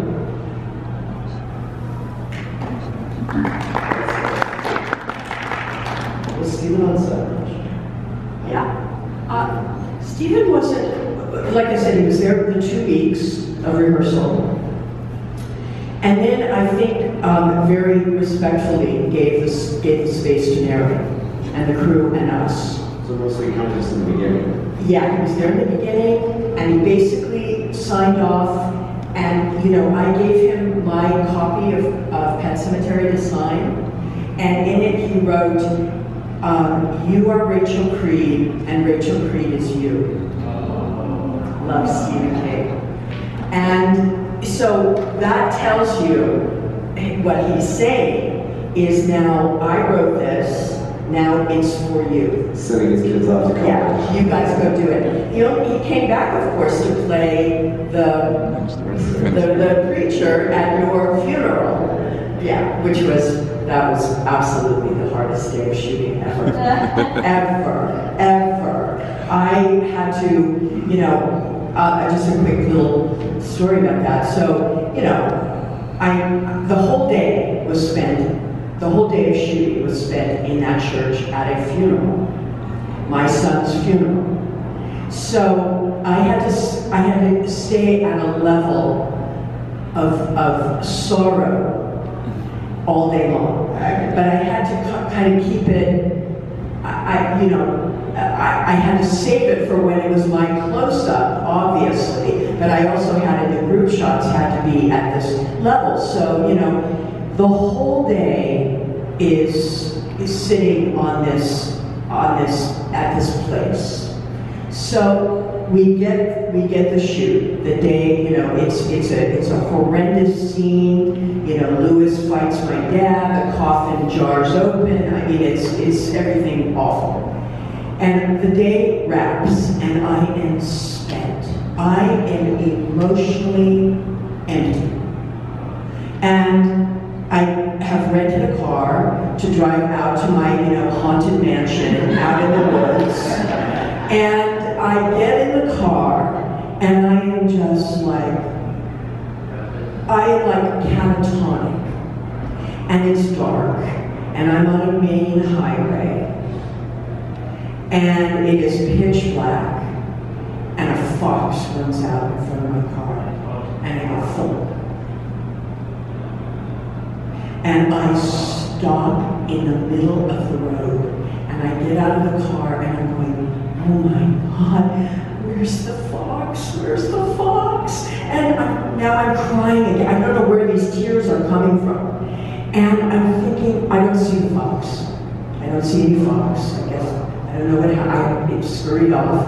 And I'm thinking, oh my God, I'm making a movie called Pet Sematary.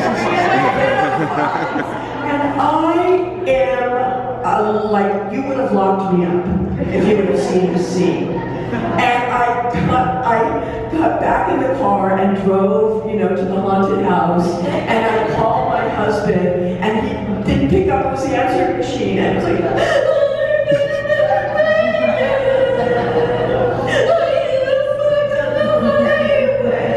and he calls back and he goes, I'm on the next plane, seriously. Are you, losing it?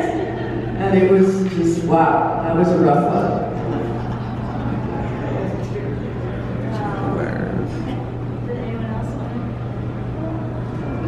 Any more questions? Oh, yeah, good. What was it like? Yes, Freddie. Do you remember Fred? Vaguely. Yeah. I know my parents said that he was like grandpa, that we love each other, we played a lot. Absolutely. Very well. Yeah. I really wish we could have more, since we started doing this, like, and stuff. That's the whole thing. Did you guys get to work with Fred? No, I didn't work with him. I didn't work with him, but we would always pass each other on sets, and we had lunch together very often. And we talked. He was just a sweet, generous person, and very funny as well. And didn't take himself seriously at all. He took his work seriously, but he never put on airs or anything like that. He was just, and his in my opinion, he's like, after the film was made, I didn't see it again for like 25 years. And then I watched it again because I had to do an interview, and I was like, oh, what was that movie all about? And then looking at it like freshly, like being out of it for so long, Fred's performance is just the spine of the whole thing. I mean, that very beginning when everyone's out in the yard playing, and one of the kids says, where does that path go? And Fred looks over there and says, oh, that's a story. That's a story for you. It just sets up the whole movie right there in that one little comment as the camera's pushing in on him. And it's not too heavy-handed, but it's not thrown away either. We know it's important. And that sets up the whole movie. Without that moment, I think the movie would be a bit less, And he does this over and over again throughout the movie.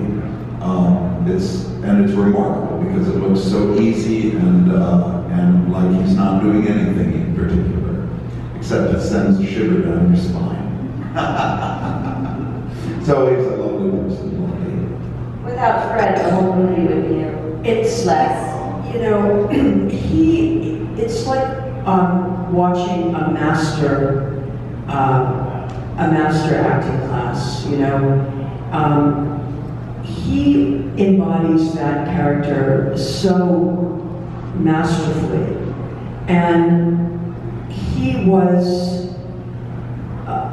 inspiring to work with because he set the bar so high, and so we had to, you wanted to bring your A game, and you wanted to be your best with him, and like what Brad said, he was so open and generous and kind, and had been through so much and shared that willingly. I mean, he told me stories of, having been on the Munsters, which is a show I grew up watching, and being at the top of the television hierarchy, having a beautiful home and a huge, making a huge amount of money, and a big hit TV series, going from that to zero, to nothing. He couldn't get arrested. He couldn't get a part if his life depended on it after the Munsters. And he literally had to go back to New York and begin again. And he would do anything. He would walk on stage and go, hello. He would say, have one word in a play. He literally had to start over. And he was able to do it. He got back on his feet and kept going. And not a lot of people can do that. That's a real type of character that is willing to do that and is able to do that and be able to be honest about that and share that story. A lot of people like to pretend, they're a hit or a star, and nothing ever tarnishes that. And the life is rocky, there's ups and downs. So I will always cherish his willingness to expose that and not be ashamed of that. There's nothing to be ashamed of.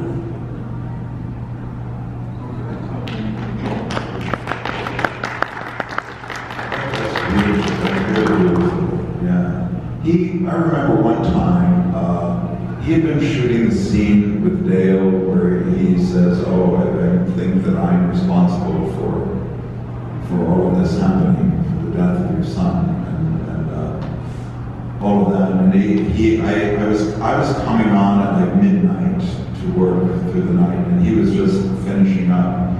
And I said, how did the shooting go? And he said, it was this emotional scene, and I was trying to get tears, but there were no tears. I couldn't get them.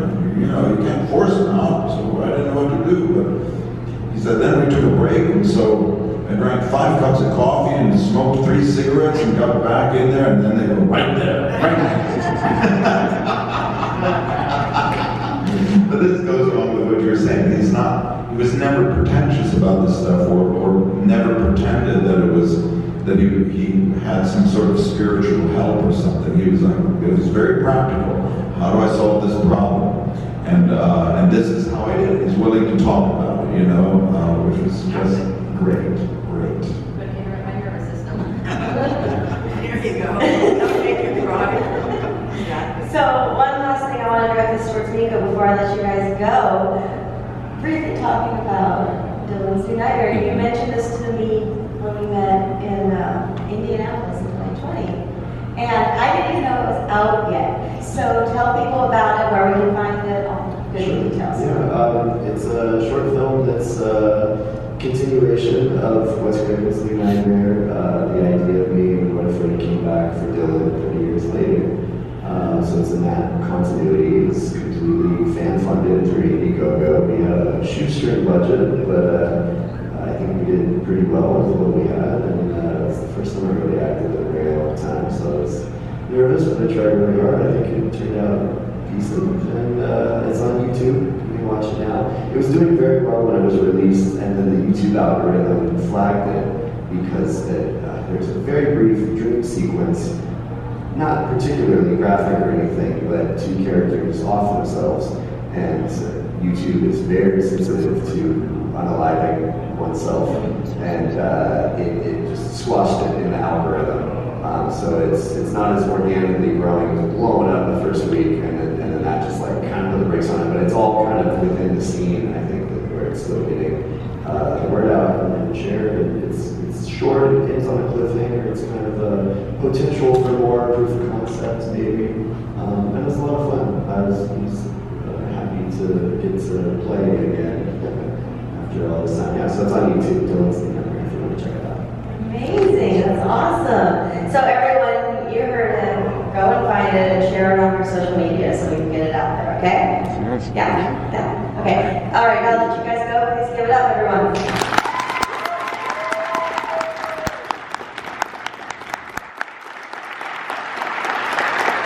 right, guys, we have the Nightmare Toys booth, like always, on Mainstay in Vegas. If you're ever in the area, make sure to check them out at the store, Nightmare Toys, or at the Nightmare Cafe. Here you have Christy there hanging out.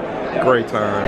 Okay, travelers, you see a couple of people still hanging out from the Sunday crowd.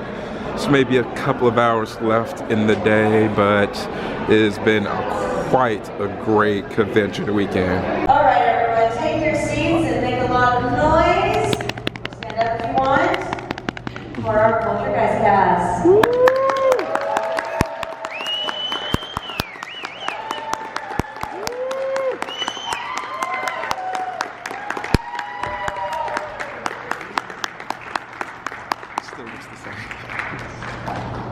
Welcome. It's good to be here with everyone. Welcome, gentlemen. Welcome to Days of the Dead. So happy to have you here. So excited. And we're excited to be here with everyone too. Yes. Yes, thank you. I'm shutting off my phone, so it doesn't ring. Good boy. You're like, hello, I got the job, gotta go. So I need to start this off with talking to you. Okay. So I have been obsessed with horror since I was 8 years old. So since around 1990, right? And nothing really fazed me, ever. I mean, I think my brain approached it from a technical standpoint. I was like, how do you do that? It's awesome, right? And so I saw Poltergeist when I was like 10. And your scene, when you're ripping your face off, is one of 3 scenes that I've ever seen in a horror film that made me turn it off and feel nauseous. Ever. Ever. Not, and it was like, Poltergeist, that counts, let's hear it, cut that down. Your scene, when you first, the stage crawling, I'm like, ew, that's really gross. And then you start ripping chunks of face off into the sink. And I'm like, oh. And I had to turn it off and pick it up the next day because I felt physically ill. Thank you. That is. The giant crew of special effects guys. Yes, and that has only happened, like I said, 3 times in my horror life, ever, where I had to turn it off and I felt sick. And yeah, that was the one. So. It was pretty intense. I mean, I came to this, actually, I snuck onto the soundstage. I heard they were shooting that, and I couldn't wait to see, I was like that kind of kid. I couldn't wait to see this thing. You know, and I saw, I think Rick Baker, who was designing it? Like, Craig Rear. Yes, Craig Rear. Sorry, it's 10 years old. But yeah, I saw it in the makeup trailer. Actually, they're storing the face there. And I saw this, they told me when they're shooting it. I snuck on the soundstage and I saw that, and that was Steven, right? Yes, yeah. We shot in 3 parts, and there's just the regular part that's me looking in the mirror, and then there's a part where they cut back and a little something tear on my cheek, and then I start pulling the big clumps of it off and it falls in the sink. And then the thing that happens after that is that there's a little cut to the light, and the light goes sort of throw you, and then it cuts back to what was a dummy that was made of me. I'd have a plaster cast of my whole upper body made. I'd be in plaster of Paris area for 6 hours with straws up my nose so I could breathe. And they made a dummy that looked exactly like me. That's eyes moved. They had 2 guys with wires under there, opening and closing the eyes, and they had a wire that made the mouth open and close, and it had a wig. Mine's gray now, but back then when it was brown, they made a very fancy, expensive wig that was on the dummy set.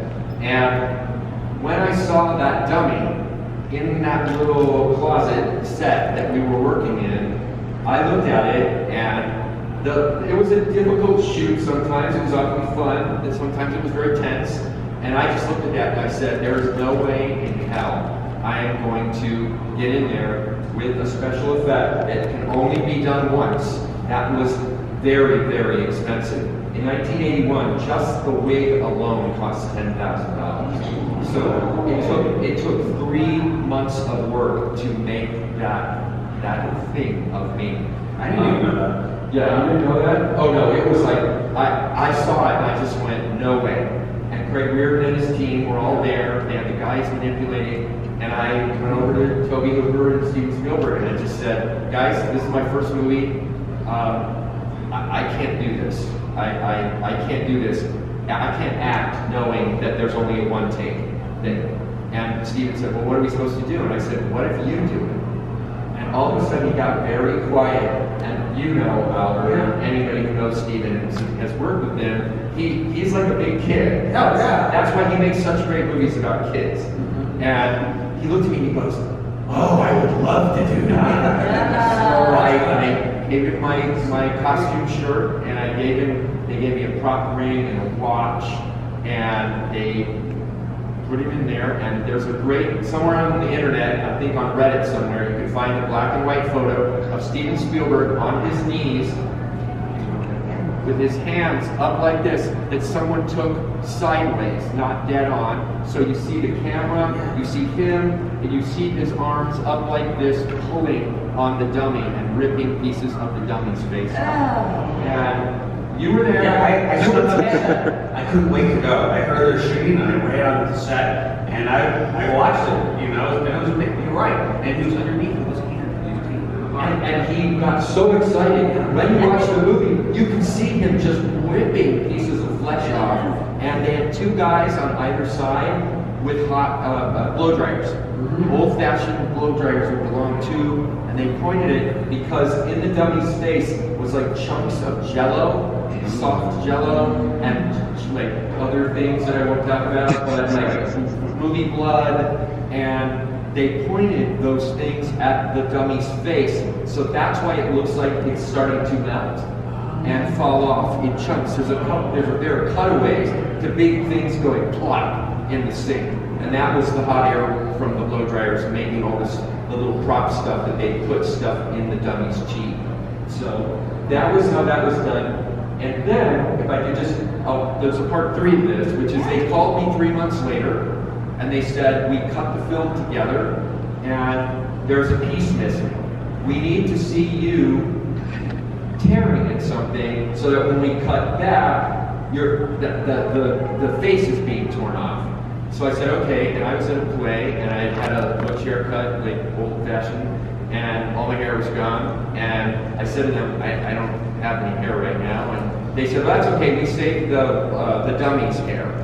So we set that in the closet, and we've been holding it in case of emergencies, like this one. So they put the wig on my head and put me back in my costume, and they put a big giant prosthetic on the side of my face that was filled with goop and gunk and stage blood, and then they sealed it all up, and they sent me down to the camera, and the moment the cinematographer looked in the mirror and at the setup, he turned to everybody and he said, they put it on the wrong side of his face. And I was like, oh my God, because it was 3 hours to put it on. So they went downstairs, they scraped everything off, and then they put it on the other side. I went downstairs, and having seen Steven 3 months before rip away, I knew that gave me permission to do it. Yeah. So when you see me tearing the first time, and then I start just pulling stuff off, and then they cut away. So that's a long answer, I'm sorry, but No, it was very complicated, that one thing now. And now, as Oliver and I make jokes when we do these talks, it would all be CGI now. Yeah. It would all be pixels, and we would not even have been there. It would have been animated, basically. But that's how Steven did it too. I always wondered why Steven was doing it. Yeah, that's what he is. He said, I don't know, wow. I learned something today too. No, he was very happy to do it. He got very, very excited, because that's how Steven is. So how long did that take you on the first day? Was it one day or was it multiple days? When you look at it in the 3 pieces that we did it was 3 days. 3 days, okay. 3 whole days of doing, that last piece took the entire day. Yeah. I was in the makeup chair at like 7 in the Oh my God, they put it on, right? Yeah, and then you go scrape it all off and then start all over again. Yeah, I was there the entire day. And that was another case of, we could really only do it once. Yes. So, yeah. Wow.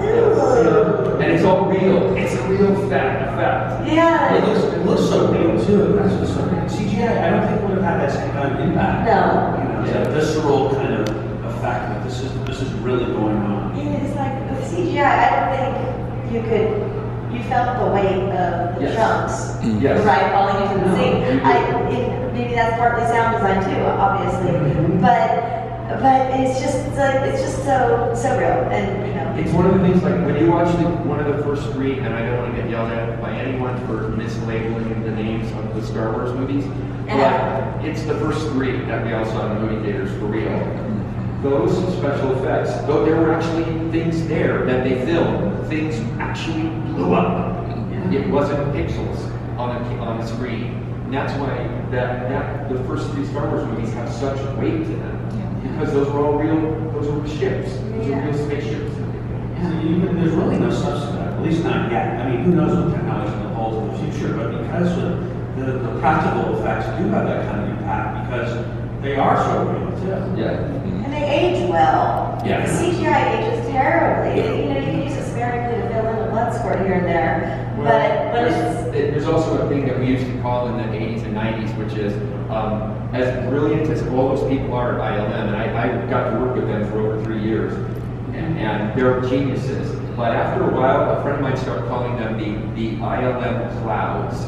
Because whenever there's a clouds in a Spielberg movie, they look exactly like the thing, and they do it in a tank. It's a special tank, and it's got water and something in it, and that's how they make all the clouds that are in Poltergeist. It's the clouds that are in all the Indiana Jones movies. Yes. Wow. They're a version of CGI, but at least they're real. There's actual water things in the wings. It's a real vapor. It's a real vapor that they film. Yeah. And then the things begin to happen. Well, and the stuff's fun in the beginning.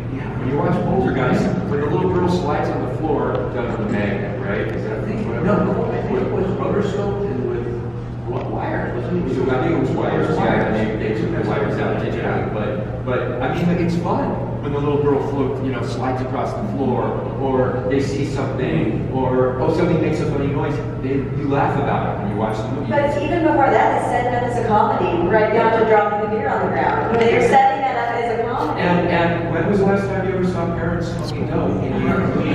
That movie is rated PG. They would not be able to do that now. Having that scene in a PG rated film. It would not exist. It's so true. You know, it's funny, when you think of horror movies today, usually the family's dysfunctional and having problems, and there's issues, and it's very dystopian and dark. And Poltergeist is the exact opposite. This family, you're right, and the family says having fun, and they're playful, and they're the perfect family. It's that great, the thing that Craig T. Nelson does with his stomach, where he stuffs his stomach in. It's great, and so that's how they throw you off guard, because you're laughing. You're going, well, I thought this was supposed to be fun, like a haunted house movie, and it tricks you. And it slowly takes you in, and then things begin to happen, and then it becomes real scary. Yeah, and then it does not let up once they get going. Yeah. And they plan, and it's amazing. I'm amazed when I read the script, maybe years later, I'm thinking, no one ever did anything that played on all my childhood fears, the clown dolls and trees and all those things. You've never seen that in cinema before Poltergeist. By the way, I hate long movies. Like, I love an 80-minute runtime. There's nothing I love more than an 80-minute runtime. This is almost 2 hours. It doesn't feel like it. It really doesn't, though. It's really He said it's a slow burn, but there's no really dead parts where you're like, I'm bored. No, and I think that's really the key. You know, film, I think sometimes they cut movies so they can put more showings in. And I think you really should cut them how they feel. If it plays well, you can have a 3-hour movie that you just sit there and you love and you get into, and you can have an 80-minute movie and you feel like that feels like 3 hours. Yeah, it's true. Okay, so one more question for you guys before I throw it out to the audience. I would love to know about you two personally. I would love to know about your acting journey. How did this craft start for you? Before I did Poltergeist, I almost had no acting experience. I grew up in New York City, and my mom was friends with a casting agent, and she said, Chris, pretty good, we should do something, we should do some commercial. My mom totally ignored it. So we moved to Los Angeles, and again, I was watching kids on TV, and I said, I can do what these kids do. And, my mom really didn't take it seriously. I had to convince her, and she put me in a commercial workshop class. And at the end of the class, the teacher her name was Sheila Manning, and she was the premier casting person for children in movies and TV in LA. And she convinced my mother, and my mom wasn't really into it, to introduce me to agents, because my parents were very protective. And you always hear about the parents who want their kids to be in movies. My parents were the exact opposite. So I went on a couple meetings and I met some agents, and then the agent set me on a commercial audition. And I didn't get it. It was a pizza ad, and they had me pretend to eat this horrible pizza. And I got one commercial, and that's how I got in the union finally.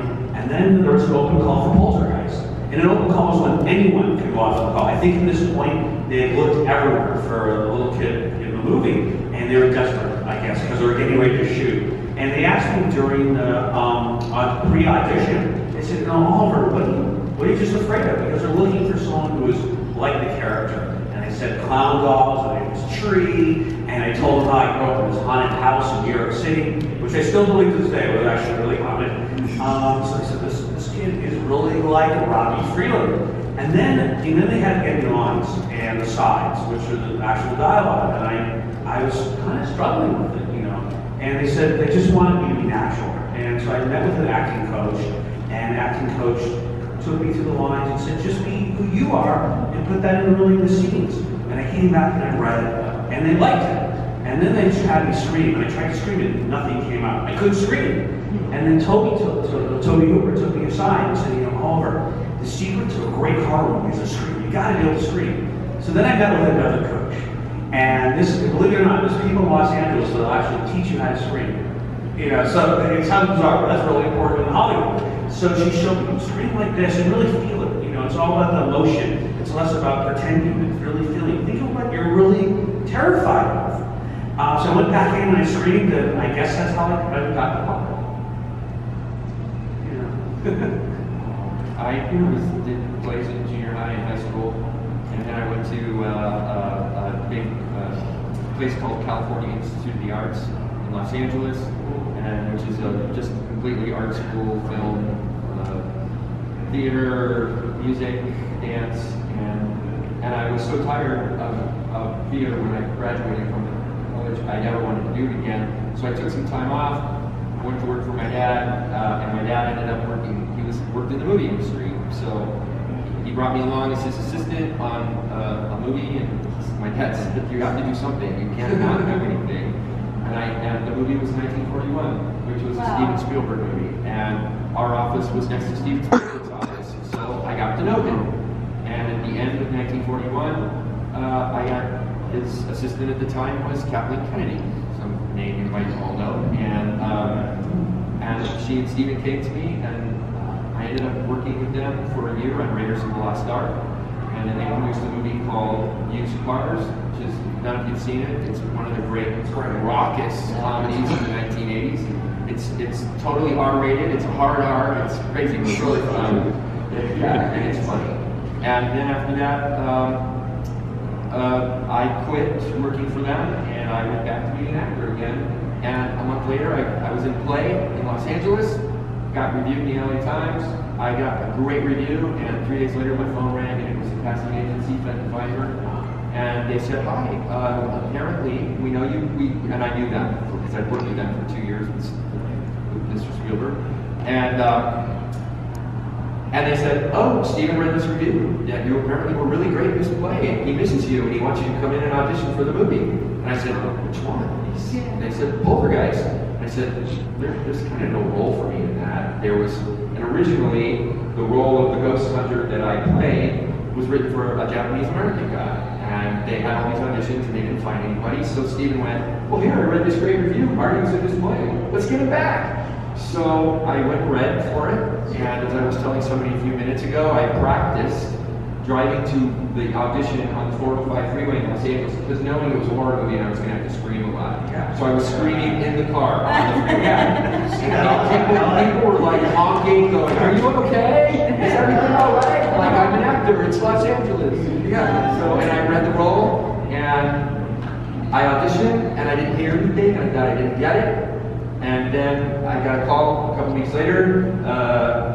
Tiffany heard the story a couple minutes ago, but I got a call and he said, oh, I were at a private first screening of Raiders of the Lost Ark. You were there the whole time. I brought food that Steven could eat, so he never got sick on location. I took good care of him. And he wants you to see the first screening of the movie. And there's only going to be 7 or 8 other people there. So I showed up at Paramount, and there was nobody there. And then Steven pulled in his fancy car, and he said, it's nice to see you. It's been a long time. I know you're in a play. I said, yes, I am. I got a great review. He goes, yes, I read it. He goes, and you're also going to be in a movie, I hear. And I said, what are you talking about? And he looked at me and he said, congratulations, we cast you in Raiders. And this is, or Poltergeist. This is the kind of man that Steven Spielberg is. If anybody is interested, he looked at me and he said, I wanted to be the one to tell you personally, to thank you for all you did for me during the Raiders. And he said, you kept me alive and you kept me healthy. And he said, this is icing on the cake. He said, you were the best person who auditioned. So you'll be starting in about 3 weeks on this film. So it was unbelievable. And this is the kind of guy he is. He's a wonderful human being. So and then I turned to him and I got really nervous and I said, we still get to see Raiders, don't we? He said, yes, don't worry. And so just as a little like ending on the story, when we got in the movie theater, the only people there were like Steven Spielberg and George Lucas and Harrison Ford and the president of Paramount and Kathleen Kennedy and me. And getting to see Raiders of the Lost Ark on a big giant screen, no one had seen it before, no one knew what it was. People were making fun of it in advance before it came out. Oh, this is like that Saturday serial adventure. And we knew at the end of the movie, I mean, the 10 people that were in that screening room that night went crazy. Yeah. And I just remember looking at him going, that's what we made? He goes, yeah. So, yeah. Did you know, like, I remember Raiders on Poltergeist, where Steven said, I made this little movie, and everyone was invited to go see it at lunch. He didn't mention what it was, and some people showed up, and they showed it in the big screen room at MGM. And I watched it, and when the lights came up, Steven was sitting behind us, because I guess he wanted to see me all the time. I walked out and I said, that film was amazing. And then they said, okay, let's go back and continue shooting Poltergeist. Yeah. So, yeah, and we had about a 12-year age difference or so. When he was 10, I was like 22 or something. So I didn't get to interact with Oliver a lot. And then about 12 years ago, we did one of these events in Indianapolis. Was there, were you there? Or? Yeah, you were there. And I was like looking at it going, Oliver. Only I called you Howling because that's what you were when you were a kid, and now he's Oliver. And since then we've done several events. And 2 weeks ago we did the London Comic Con together, and signed autographs and it's a lot of fun just hearing what people, because at that time there was no social media, and I always wondered what are people thinking about this movie? What are they feeling? And it's so great years later to hear what kind of impact this movie had.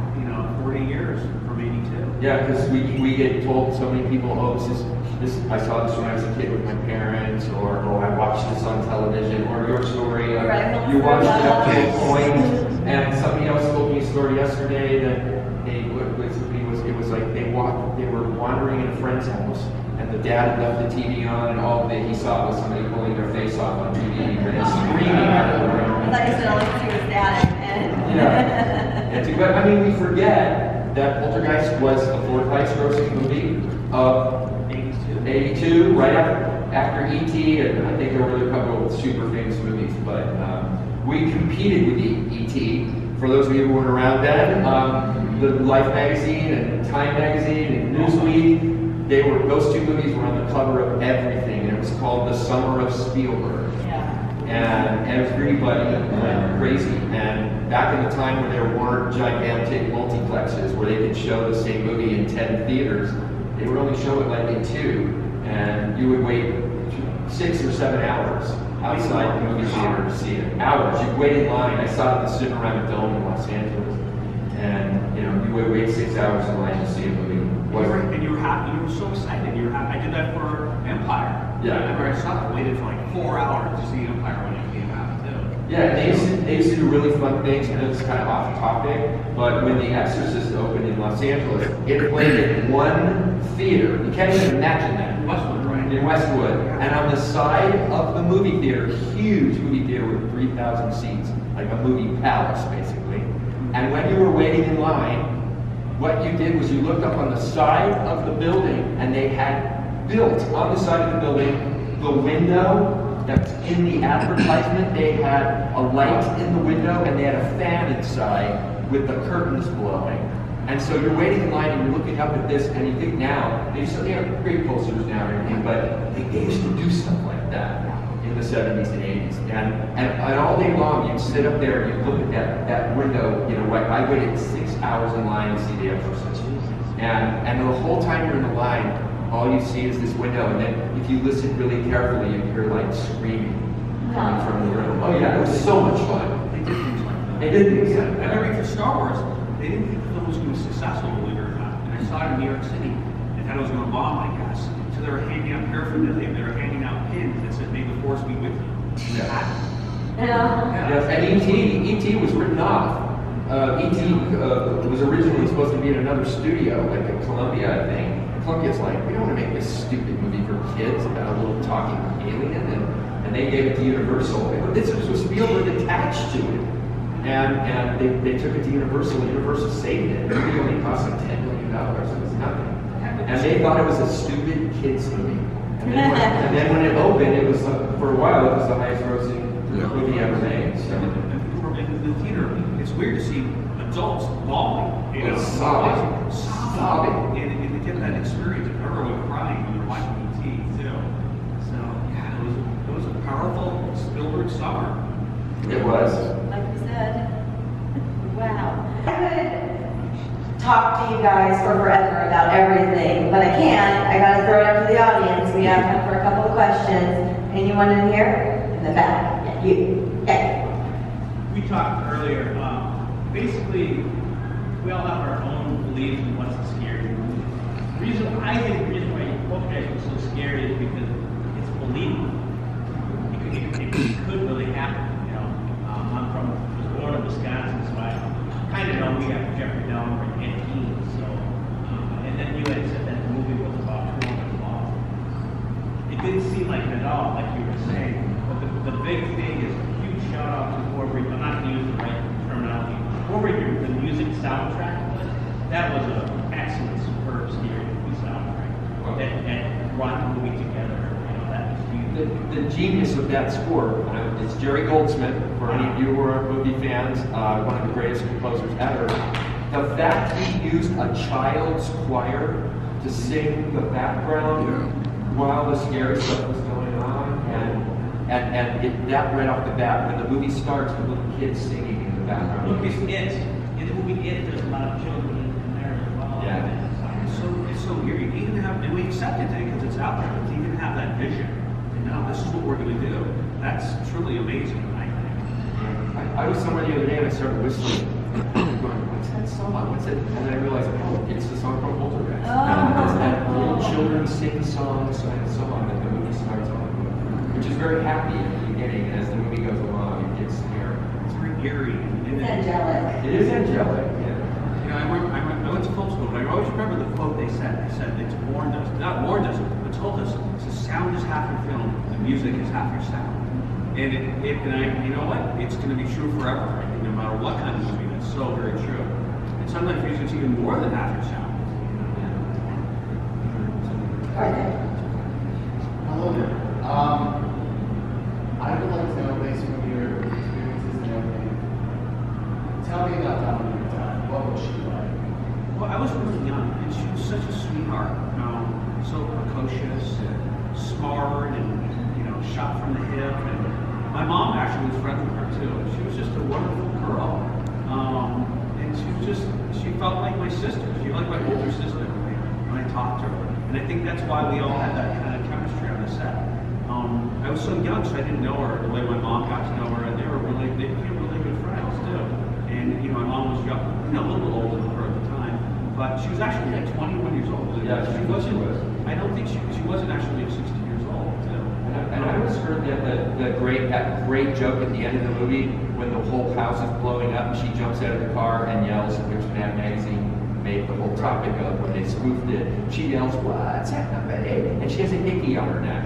And you're like, it's one of the most great jokes. Like in jokes, the world is literally falling apart, and she gets out of the car, and they focus on that hickey too. Yeah, which is just great. And I think I'd always been told that that was her idea. Really? Yeah, that when she jumped that down, she was like, "Oh, I went out hickey like I was on a date." And it's great because it's so human. These things would happen during the apocalypse. You'd be focused on that, and that's what makes it so funny because you can laugh at them. Even in the craziest moments in life, you're going to have those kind of moments. Wow. She was funny, very funny, and grown up. Yeah. I think she was shooting an episode of Fame or something at the time, and they scheduled it so she could do like both things. So I think it was pretty tough. And there were only 2 characters, 2 sets of lines. That's what I heard.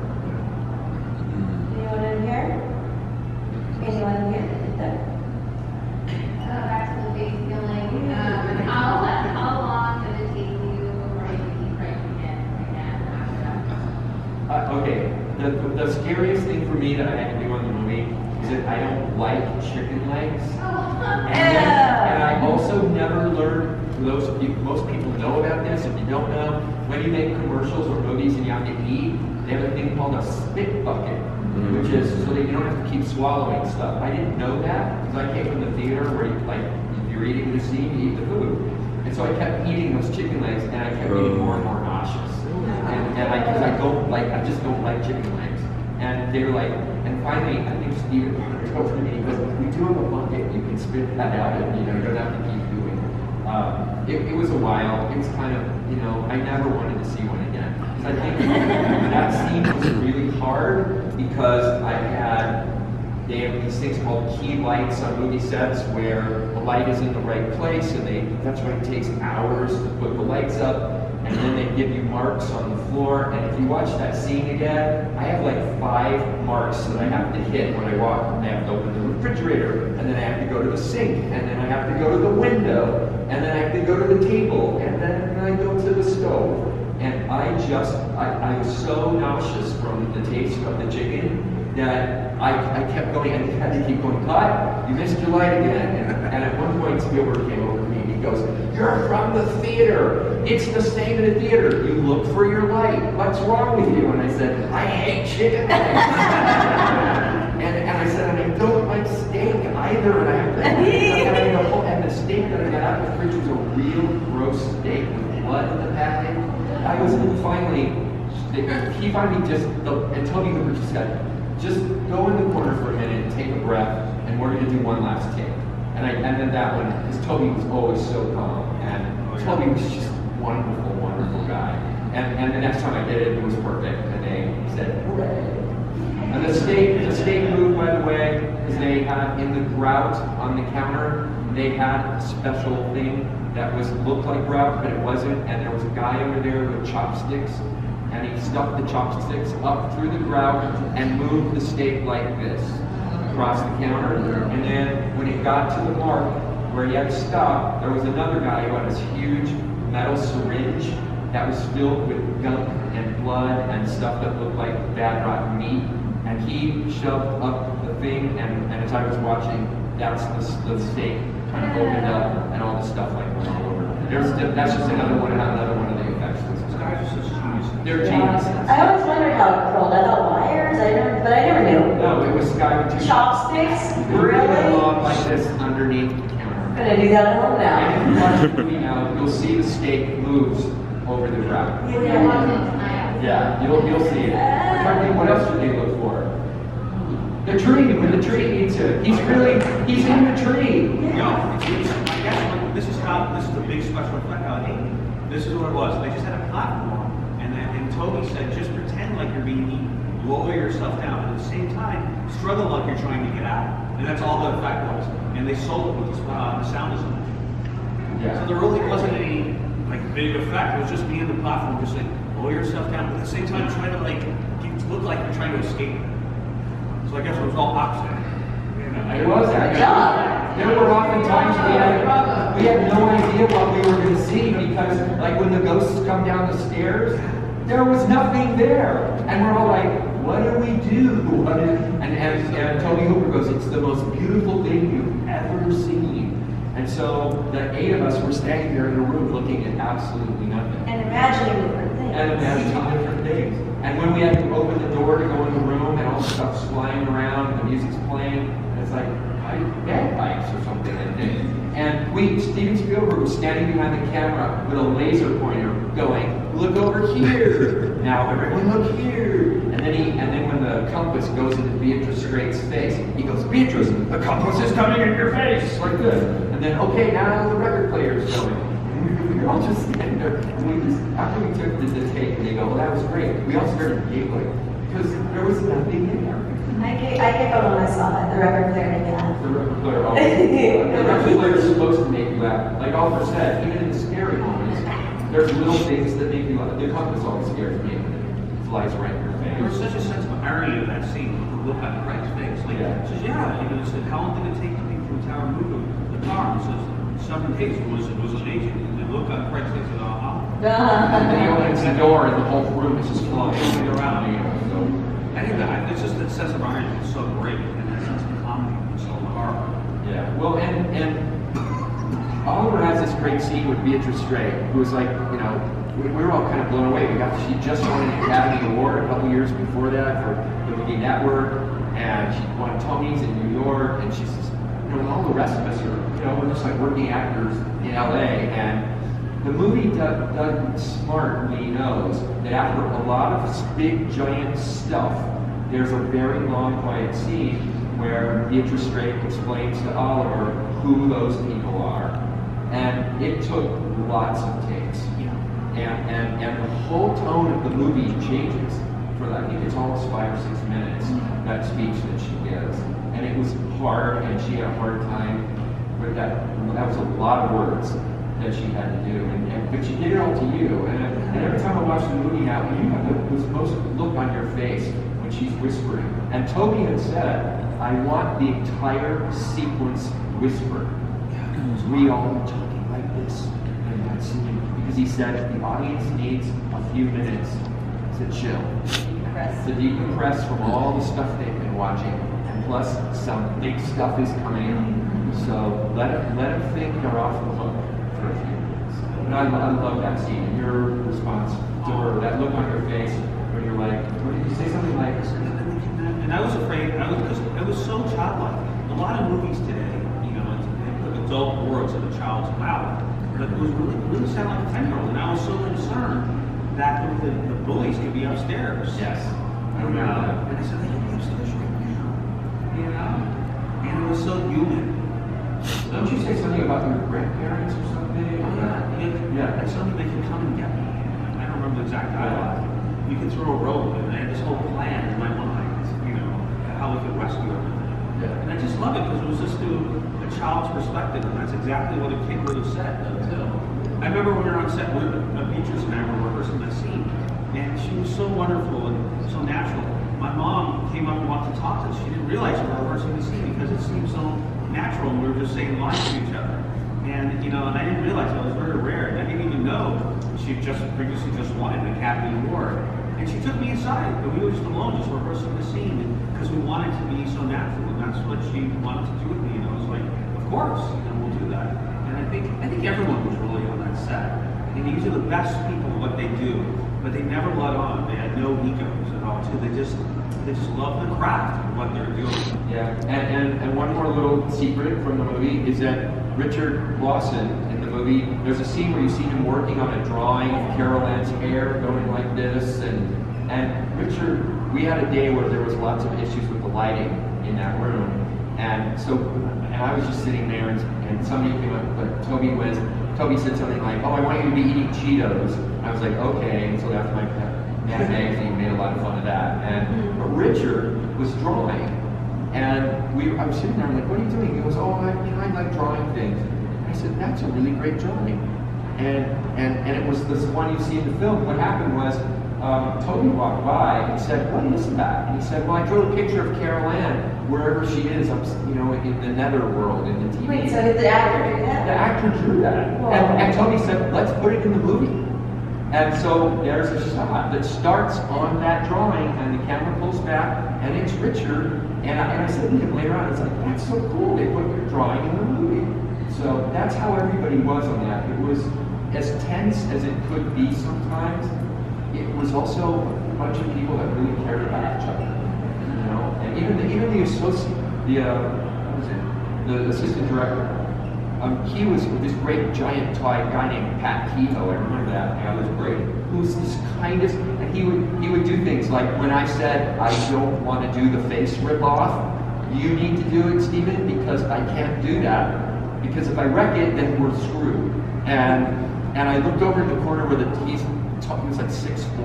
Remember? He must have looked tall to you. Oh my God, he was so kind. He was so kind. And he looked at me after I said that. I said, I don't want to do the effect. And I looked over at him, and he was across the room, and he went like this to me, behind his back.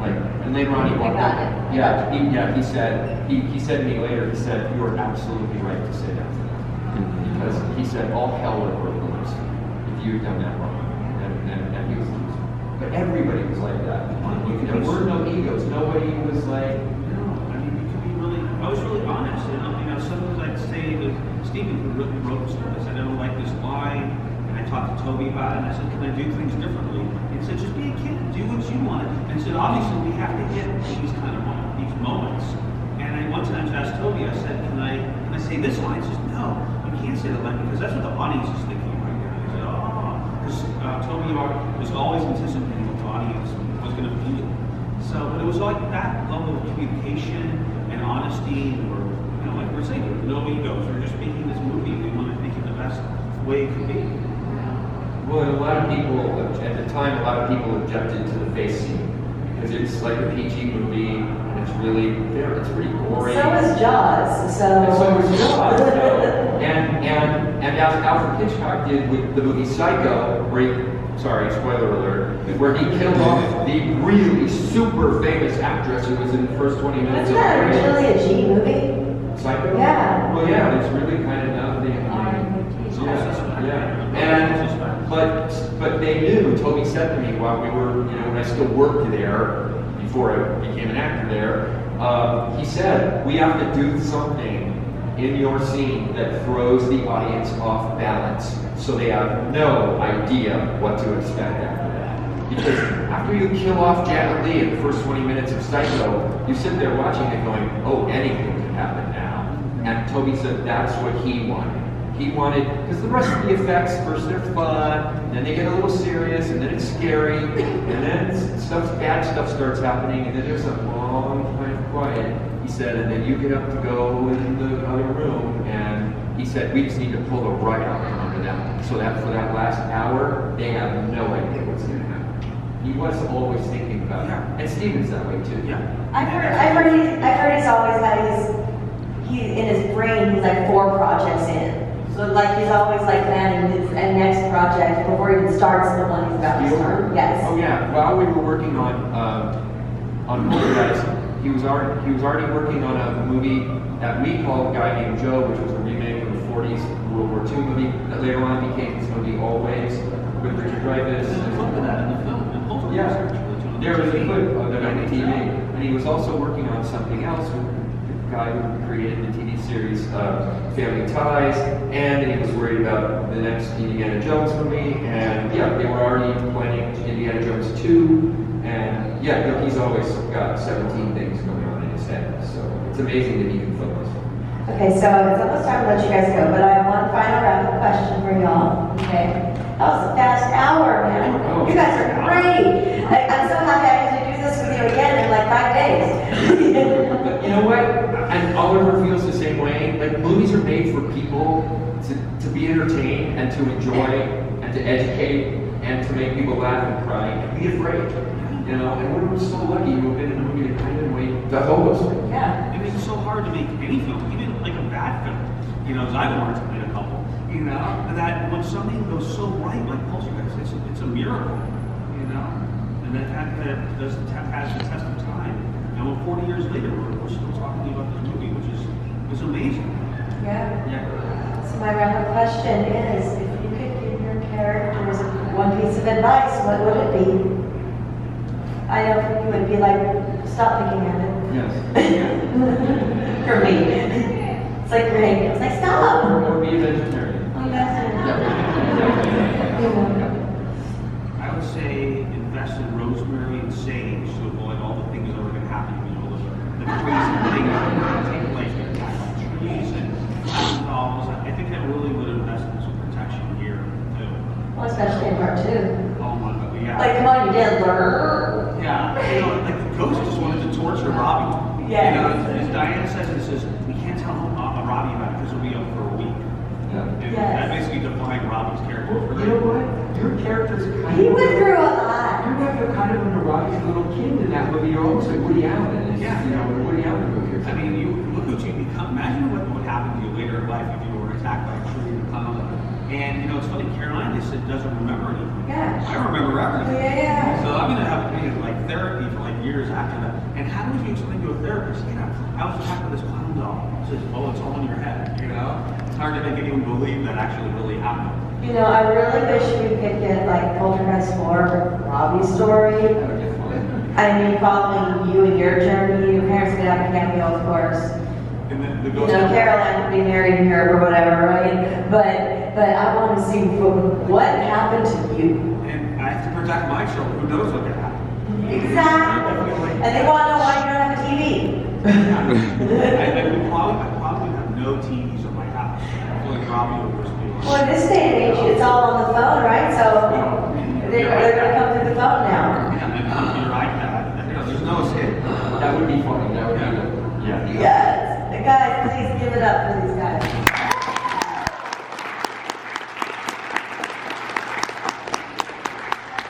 The vault keeper and the old witch. You'll die. Let's see, we have to do a couple. From 1993, y'all. Yeah. Let's see. Greetings and salutations, boys and girls. It's nice to have you in our clutches again, because we have something to tell you. Something very important. It has recently come to our attention that you consider us creepy, that you think the three of us are a moldy old bunch of perverts who sit around all day, putrefying and growing fungus and being boring. Yes, we do. Well, we're here to tell you that you are wrong. In fact, you have made a grave error. Perhaps there is a fungus among us. Maybe there is a mold in our fold. And perhaps we are odoriferous and ugly. But boring? Never. I love that. Yeah. Read a joke. Just pick a random joke. Okay. Yeah. Why did the Cyclops give up teaching? Because he only had one pupil.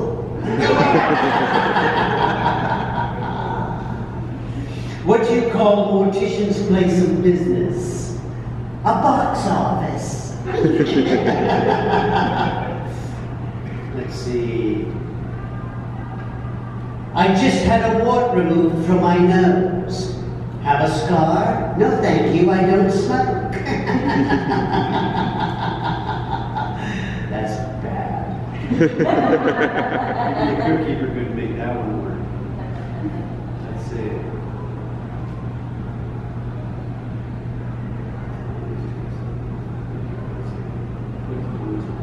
What did the mortician sing after a particularly nice funeral?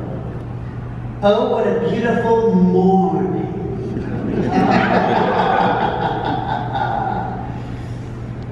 What happened to the girl who swallowed a spoon? Ooh, she didn't stir.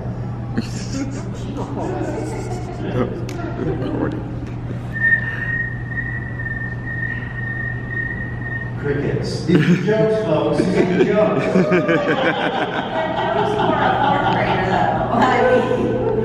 What did the missionaries give the cannibals? Their first taste of Christianity. That's a good one. We'll finish on that one. Thank you. That's amazing. I hope you enjoyed that. I will. I will. It's amazing because I got to. Thank you. Don't hold back. It's amazing because I pretty much got to meet each and every one of you this weekend. It's I always love that when we're at one of these conventions and it's just not all transient faces that we actually get to hang out a little bit. Got to talk to everybody and it was a lot of fun for me. A lot of people don't know this about me, but I'm a huge horror fan as a kid, and I collected Tales from the Crypt comic books. I probably had a number of pre-code comics that my mother unwittingly gave away to some kid down the street, not knowing that she gave away my college education. Did you have any particular favorite story from the comics? There was this one that was about, and I don't think we never did it as an episode. I couldn't tell you what the name of the episode was. I just remember that it had a see-through casket where the guy could see out and he was alive and nobody knew that. Everybody thought he was dead because he was, in some kind of suspended thing. And I remember that really darkly, over the years. But I used to love Alfred Hitchcock Presents. That was such a good show because he was kind of like a crypt keeper, wasn't he? He was always telling bad poems and the whole deal, our favorite hosts. Yes. You know, I was honored a number of years ago at the Cincinnati Horror Hound. They have the Horror Host Hall of Fame there in Cincinnati. I didn't even know it existed, and they surprised me by inducting me into the Horror Host Hall of Fame.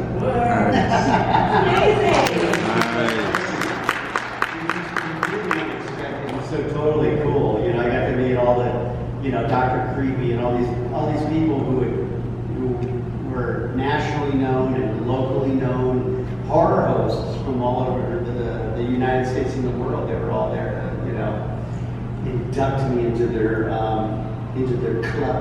That's amazing. Did they have Sven Gooley there? They did have Sven Gooley there, yes. Yeah, it's one of my favorites for sure. For sure, yeah. They're Chicago, so yeah. he's part of my weekly viewing since I've been there. Excellent. Yes.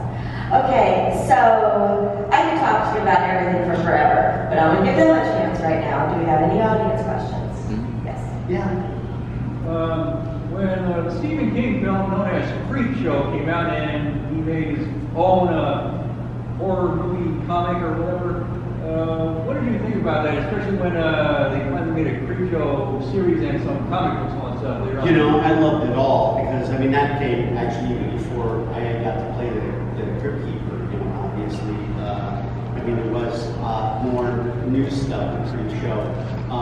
Obviously, they tried to make more and more new stuff that's in the main vein of Tales from the Crypt.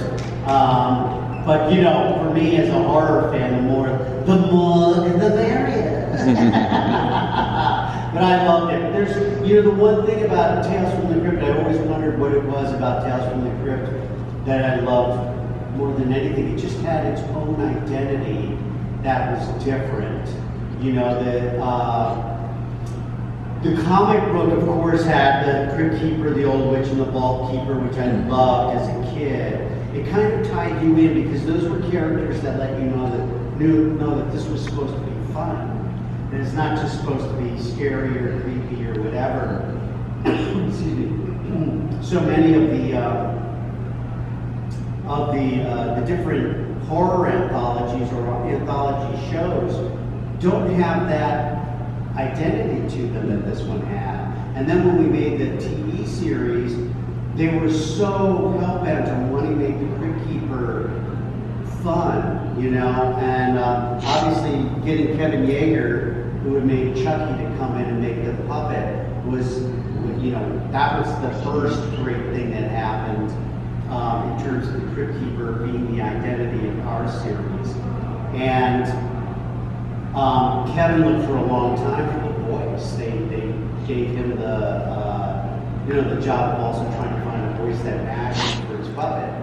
And so I was doing another series on HBO called First and 10, where I played a Bulgarian field goal kicker. You know, so they knew that I did voices and characters and that kind of stuff in my stand-up.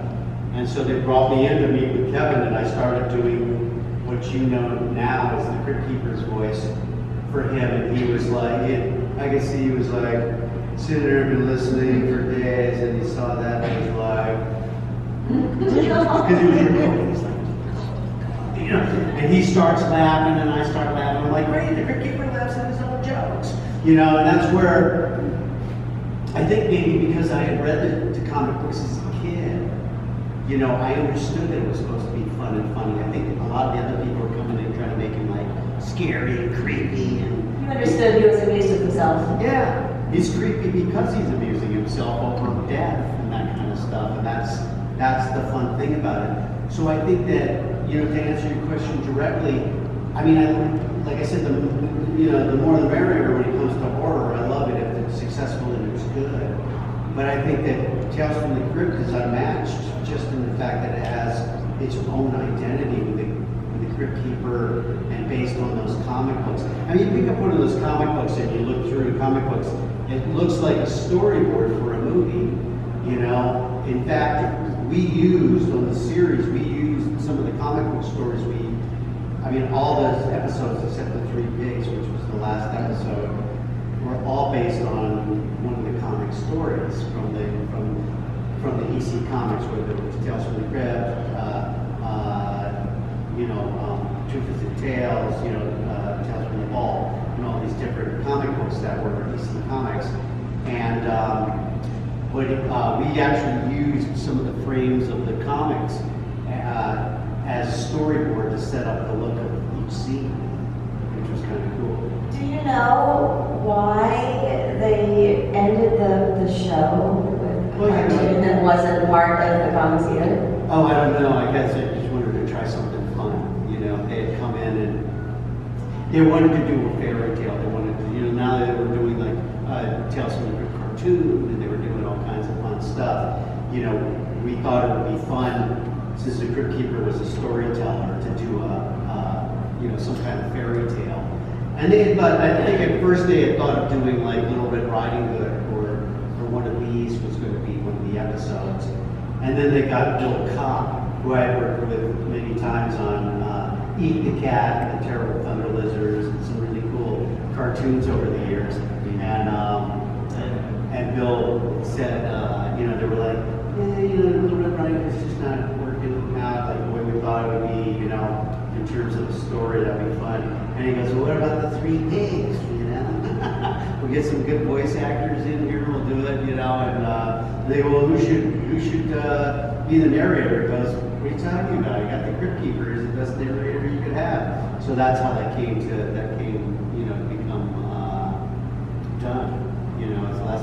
That last season wasn't originally, 7th season wasn't originally supposed to be there. Back then nobody was making that many episodes for cable. They didn't have very much money to make shows.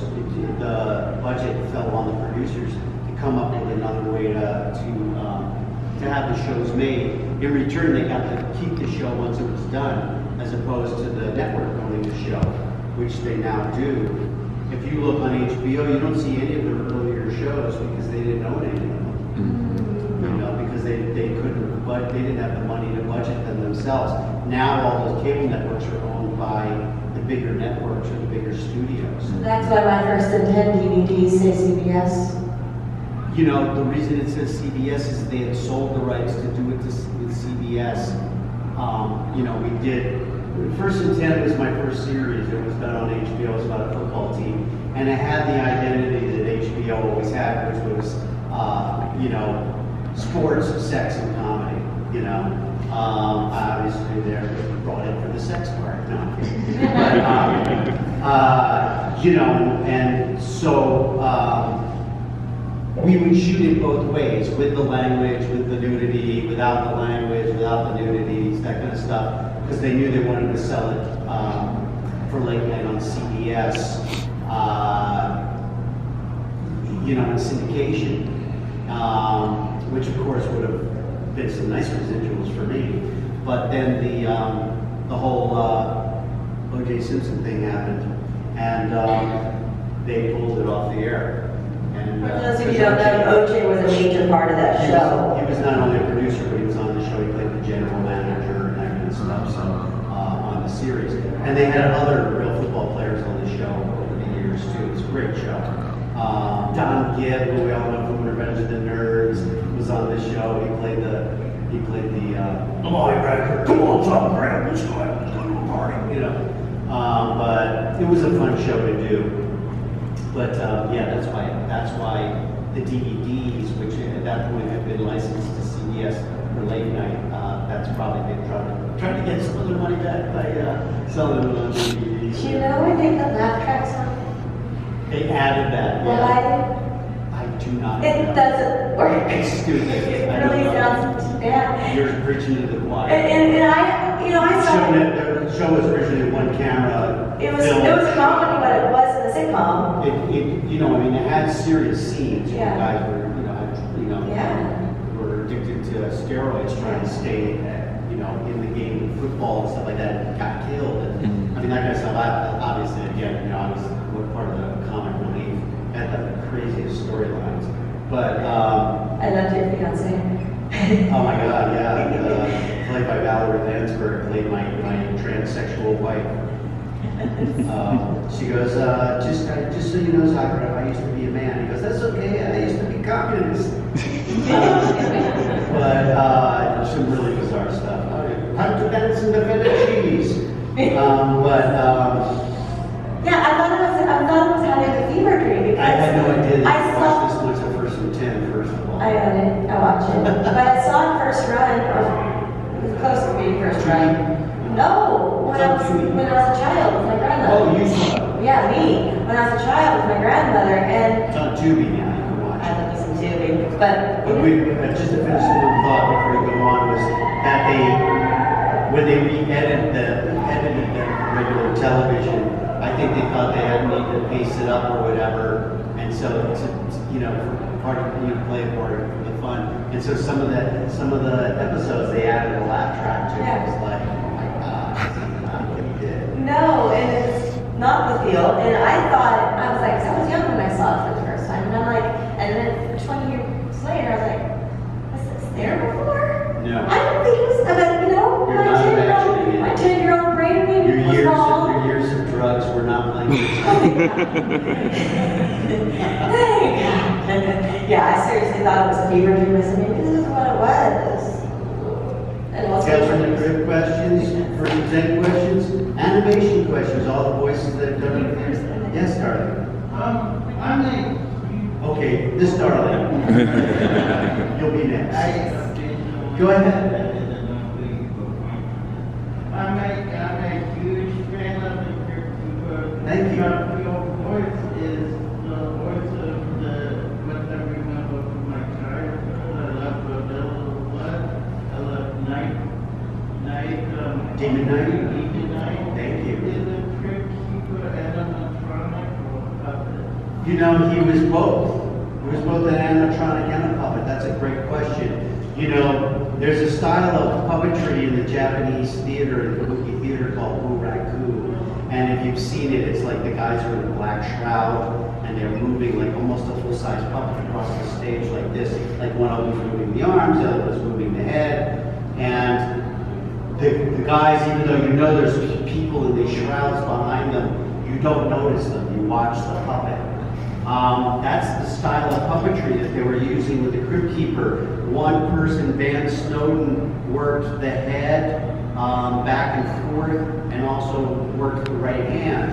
And then another actor, puppeteer, moved the left hand, so they would do the hands together like this and coordinate it. It took 3 guys to do the animatronic face. One actor, puppeteer named Brock Winkless was his name. He's no longer with us, nor is Van Snowden. Sadly, they both died pretty young, but had really, really great careers. I mean, they did some of the small dinosaurs in Jurassic Park, the puppet versions of them, and that kind of stuff. They're really amazing puppeteers. But his job was to do the mouth. And he had a headgear that when he would move the headgear on his head, it would move, the Crypt Keeper's mouth up and down. But then he had this other thing with toggle switches to move this part of the mouth. So it'd be like, hello, creeps, how are you? The kind of thing. And then somebody else had to make the face and the eyes and the tongue move on the face. But to have that many different puppeteers all coordinating to make the one character come to life was amazing. That's how good they were. So I could go into the studio and record for them, like a rock video. A rock video, it's usually the artist is lip syncing for the song that they pre-recorded. Well, this is no different. I would pre-record, my performance. They would see my performance, sometimes even record it so they could get kind of like what my movements were or what my body rhythms were. And then all the puppeteers could rehearse together. But at some point they got so good at it that, like Brock, who was just doing the mouth, the other guys could do whatever they wanted to do. But he'd sit there watching me, and I would slow him down just a bit. And he would go, and slow him down just a bit. And he'd be like that far behind me, you couldn't even really tell. So we could actually even do like live interviews with the Crypt Keeper. It was pretty amazing. They were pretty amazing puppeteers. I imagine nowadays they might try to do something with CGI or something, but they could probably even make it look like it was a puppet so that it would fool the audience. But to me, one of the best things about the Crypt Keeper and why so many people were attracted to it as kids was that it was a puppet. What kid's gonna walk by TV and not want to, hear that voice, see that face, and want to watch it no matter how scared you are of it? It's like a roller coaster. I like to use the analogy. It's like a roller coaster where people go, "Oh, let's go on that roller coaster." When you're a kid, you're like, "I'm not going on that thing. That's fucking scary." No, I'm going on a thing. And then you finally do go on one. You're like, "I want one bigger. I want one scarier." And I think that the Crypt Keeper is kind of like that. I think back then there were two types of children. Uh-huh. The ones that liked cartoons and animation, that was about me, and the ones that liked the puppet shows. The Fraggle Rock and all the Jim Henson shows, and me, I was in love with this Canadian show called Today's Special, which is creepy as fuck when now that I watch it. And I show people this, and they're like, that's something that attracted me to it in the first place when I was 8 years old. It was a puppet, but I already loved creepy ass puppets, I find out. I loved it all. I loved puppets, Ed Sullivan's show back in the day, that show would show you how old I am. It was a variety show on Sunday nights and everybody watched it. The Beatles were introduced on that show back in the day. But he had a little puppet named Togo Gigio. He was a little Italian mouse. And you couldn't see the puppeteer because he was in the dark behind it. But he was a little, "Hello, lady, how are you?" And you could squeeze up his ears, and I was like, "Mom, I want a Togo Gigio." And then like Toy Bar or the stores, Toys R Us, whatever, had like a little version of Togo Gigio that you could play with at home. But I loved ventriloquist dummies. I stop, look, and laugh at some of those old, Paul Mitchell ventriloquist dummy movies were not only, there was always the creepy movies with the ventriloquist. In fact, ventriloquist dummy is one with Don Rickles and Dan Goldberg, one of my favorite Tales from the Crypt episodes. But my mother knew that I loved those puppets, and so back in the day when you didn't get arrested for leaving your kid off at the store and go shopping, my mother would, there were 5 of us, my mother would leave us at the toy barn, which was next door to the grocery store. And the toy barn in Baltimore, where I grew up, was basically like a Costco. Not a Costco, like a Costco or a Home Depot. But it was all toys, so it was just like a big warehouse full of shelves of toys that you could go shopping for your kids for. And so she would leave us off, then she'd go grocery shopping, and then pick us up afterwards. Well, I would climb up on the shelf with a ventriloquist dummy and having little Jerry Mahoney talking to people as they walked by. And she found out that I was doing this on my 5th birthday. I woke up and there was one sitting at the end of my bed. She got me for my birthday. Were you just thrilled? I still have it. What's that? Were you so thrilled? Oh, I forget it. It was unbelievable. I just, I'd bring him in for show and tell. In fact, I remember bringing him in on St. Patrick's Day when I was probably like in 2nd grade or something. How old? Because where are you at school? 5 and 6 years old. First, second. Kindergarten or first grade. Yeah, maybe kindergarten. But I remember bringing him in and taking wrap something around, like my mom had sold black cloth, and I made like a kilt for him. And he had already had a green jacket and he had red hair. And I brought him in for St. Patty's Day and did him with a little Irish accent. These are the little things that made my career. Used to irritate the shit out of my family, and now they don't teach me because I make a living doing it. You're also sharing stories about your mom. My mom was amazing. My mom used to make me costumes, and she made her own clothes. She was just like one of those everything moms can do everything. But she, I'd be like, I want to dress up like a knight. Okay, so she took an old piece of paneling from down the basement, and cut a shield, and took the old woodburning set that we used to make woodburning with it, and woodburned a griffin into it, so I had my own shield and stuff like that. But yeah. You had a question. Yes, I was wondering if you were ever going to do a live show like you did years ago, and that's very far from.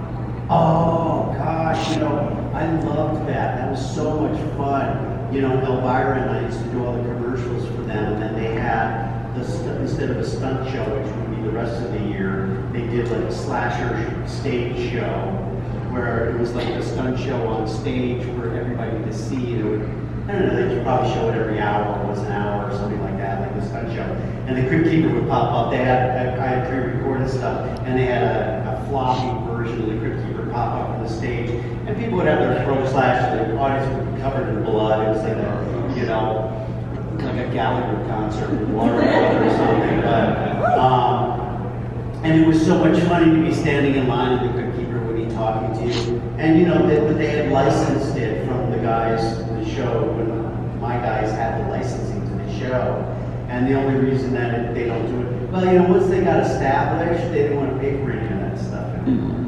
You know, it's like they get cheap. It's like, last time I went to Universal Horror Nights, I was so looking forward to it. They didn't hire all those actors. Instead, they just had a bunch of people dressed up like The Walking Dead. And I was like, I get it. Walking Dead's very popular, you know, and you own it, you're advertising it. But it's like, I want to see all the other stuff. You know, I don't just want to see a bunch of zombies.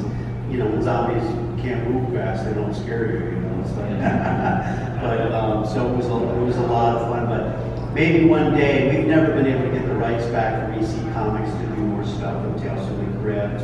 You know, as I was telling somebody this morning, you know, after 30 years, when you're doing a show, you know, the producers that produced the show, the guy who used to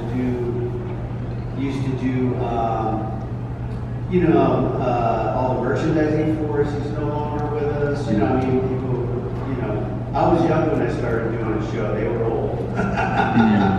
But, you know, obviously they did some really cool stuff over the years, but it's a shame we don't have the opportunity to make more stuff. Maybe one day, I don't know, I just keep praying, you know, most of us, this happens all the time in our business, by the way. A franchise winds up in somebody else's hands, and they're like, you know, like, they wanted to do another version of Tales from the Crypt, but they didn't have access to the puppet that we had. You know, because that belonged to my producers. But they couldn't do anything new with the puppet because they didn't have the rights to Tales from the Crypt anymore. So it was kind of a catch-22 situation. But I love doing stuff live myself. I mean, I started in the theater performing on stage. In fact, I had shoulder surgery. People are like, well, what happened to you? I go, probably falling down the steps 8 shows a week for laughs at some show that I did or something. You know, trying to do the Jim Carrey School of Funny. I don't know, you know, beat the crap out of myself when I'm paying for it now. But, you know, it's like, you know, Kane Hodder, who obviously was a stunt guy on top of an actor, you know about how to beat himself up. Well, the funny guys beat themselves up. Pretty much the same way, doing a lot of stuff like that too. But I love performing live. I used to have a street. Back in the day when I lived in New York and I first started doing theater, it didn't pay very much. It still doesn't. You know, I made more money street performing. I used to street perform in front of the Metropolitan Museum of Art in New York, and they had these big steps that came down from the museum, and it was right on Fifth Avenue. So there was all this stuff happening that I could make fun of. I'd put on a white face and I'd go crawl. I'd climb the building across the street. And I'd hang a banner. Now Perry John gets here. You could see it from 2 blocks in either direction. People would come sit on the steps, and I would do a show. Pass the hat. I made more money doing that, you know, trying to survive in New York when, you know, before I ever made it. You know, 5-6 years, I you know, supported myself through low-budget theater and, you know, street performing. Yeah. Any other questions? Yes, sir. What was your experience on Star Search like, and do you have any Ed McMahon stories? Oh my God, that's a great question.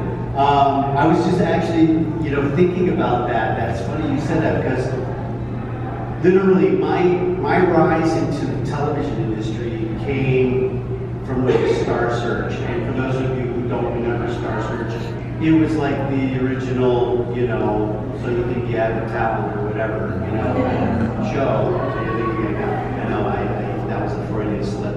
But they had actors, and they had comedians, and they had singers, and they had bands. spokesmodels, you know, on the dancing on the show, and you competed against other people in your own category for $100,000, which was, you know, early 1980s was, you know, that was a nice prize money, you know. So that was completely off the radar in my brain, but I had gotten in an off-Broadway show, there was a musical about stand-up comics. And how many people know Dreamgirls, the musical Dreamgirls, which is about these three singers and how they come together and they become famous and, you know, and it's a musical. Well, this was similar, but it was about stand-up comics. It was a musical, and it starred me along with Scott Bakula, who was just starting out. You all know Scott from Quantum Leap and from you know, CSI New Orleans and all these great shows. And another guy, Jerry Colker, and I played the kind of like an Andy Kaufman kind of very kind of suicidal, weird comedian, you know, who did jokes about death, you know, stuff like that, which was kind of foretelling of me winding up being a crypt keeper. But he'd come out on stage dressed up like a monk and pretend to mind hang himself, and then tape record the audience's reaction to walk off, you know, stuff like that. And so I was doing the show. It was a hit on Broadway. Finally, I was in something that everybody started to know who I was, at least in New York. And these people came up to me after the show and they said, "We want you to be on Star Search." And I go, "Well, I know what that is, but what do you want me to do?" I go, obviously I'm in a musical, I can sing, but I can't sing like Sam Harris, who was on the show at the time, killing it. And this guy could sing. I mean, I was like, I can't sing like that guy. They go, no, why don't you come on as a stand-up comic?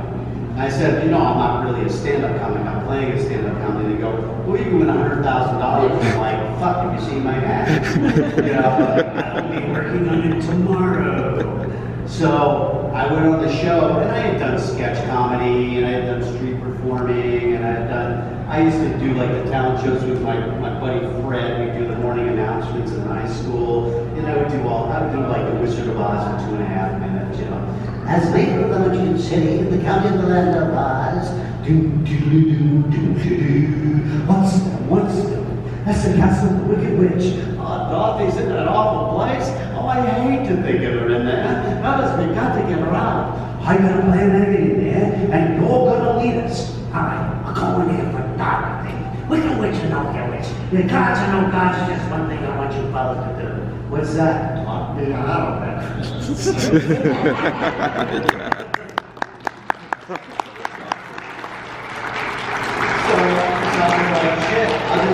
They said you have to do 2.5 minutes. I go, shit, you know, I'll just go on and I'll do like the Wizard of Oz bit. And then if I win, I'll come up with something else. You know, I had to keep coming up with stuff. And so I kept winning. And the next thing I know, I'm like in the semifinals. I'm going up this comedian that had been playing the clubs for a number of years, but nobody knew who she was yet, named Rosie O'Donnell. And then I beat her in the semifinals, and I beat this guy who had been playing the clubs, but nobody knew who he was yet, Sinbad in the finals. The next thing you know, I won $100,000. They're like, you're gonna open, you know, Tom Jones is a guest. They had guest celebrities on all the time. They had, you know, everybody from Bill Cosby, they had dancers, they had Jamie Farr was on it, and they had Tom Jones on it. Tom Jones was like, oh, I'm a comedian, he's gonna open for me in Vegas. And everybody was like, oh my God, you're gonna open for Tom Jones in Vegas. I'm like, I can't open for Tom Jones in Vegas. They're like, why not? I go, I got no fucking act. I just making this shit up as I've been going along. So they're like, I go, how long do you have to do as an opening act? They go, 20 minutes. I go, oh, I can do 20 minutes. You know, so I went and took all my bits and I put them together into this idea that I was a guy who was addicted to television and I could change channels on myself, you know, and I got up there like it was Alcoholics Anonymous meeting, you know, trying to fight the urge to channel TV shows. And, you know, I wound up opening for the Temptations and the Four Tops on their TNT tour and Lou Rawls. I mean, like 5,000 people, you know, because I came from the theater didn't unnerve me to get up and do, work in front of a huge audience. It was actually harder to play the comedy clubs where like people are like heckling you and shit and drunk. It's kind of like they're a captive audience and you're captive on stage. Street performing, at least, if something didn't work, there was something else that I could go to immediately that was happening over there. So, from there I started getting a bunch of different sitcoms and that kind of thing, and that launched my television career. So, it was a pretty cool thing. Still got the $100,000 socked away somewhere now. But I remember for years that McMahon would always send me a Christmas card. I'm sure he sent it to anybody who went on the show or whatever. It was a really nice man. But it was really funny. I tell this story about how, like I'll take photos with people. When you guys buy a photo or something, you do a photo op, and I take a picture with you, you notice I do the Cryptkeeper laugh next to you. So you're like, whatever, to make you react. And McMahon used to tickle you when you took a picture. You'd be standing there, just before they take the picture, he'd tickle you, and you'd be like, I guess because he just got tired of seeing photos of people like being serious or not having a good time or whatever. So that was his thing, tickling you, Oh my God, he was such a great guy and an adorable guy. And Johnny Carson used to tease him about, his drinking. And I never saw him like drunk, but he always had a glass of wine backstage. They'd hear the cork pop in his dressing room and he goes, time to start the show. Ed McMahon, I went down an Ed McMahon rabbit hole once. Did you really? Last year. For what? There's a thing online that Ed McMahon, the Mandela effect, never worked for a publisher's clearinghouse and blah, blah, blah, right? But I remember him saying it in an interview with Tom Green like 20 years ago, so I was on to find it, and I found this other interview. I didn't find it, by the way. He did say it. And this other interview, and I just went down this 3-hour-long YouTube Ed McMahon rabbit hole, and I learned a lot about the man, and I developed a great respect for him that I didn't know anything about him personally. I'm like, wow! And then I talked about it on the podcast, and I'm like, I got the weirdest rabbit hole, guys. You're never going to believe it. When we took Three Guys Naked, which was the name of the musical that I did, Three Guys Naked from the waist down, we were like, was it a gay review in the village or something? No, it's a metaphor for how you felt in front of the audience when you're bombing. So that was the name of that musical about stand-up comics called Three Guys Naked from the waist down. And when we were redoing it, and it was going to be done in LA, they asked me, because they go on the Tonight Show, in the play, they go on the Tonight Show, that's what breaks open their careers. And they go, can you get Ed McMahon to do the intro? Like, coming up, the Three Guys, and I go, I'll ask him. And I asked him, he showed up in the sound studio and put it down for me for free. And Oh, it was that's like cool. the nicest thing. What a nice man. I'm glad you asked me about him because I rarely get the time to think about him. He lived in the Marina Del Rey, and had the penthouse top of one of those circular buildings overlooking the water and that kind of thing. He'd always said that, like I said, I always get a Christmas card from standing in his yacht with his wife and his kids. I'll find that rabbit hole conversation and send it to you, but it is hilarious. Yeah. I saw another question over here somewhere. Yes. So it's Tyler. Hello. Is that right? Yes.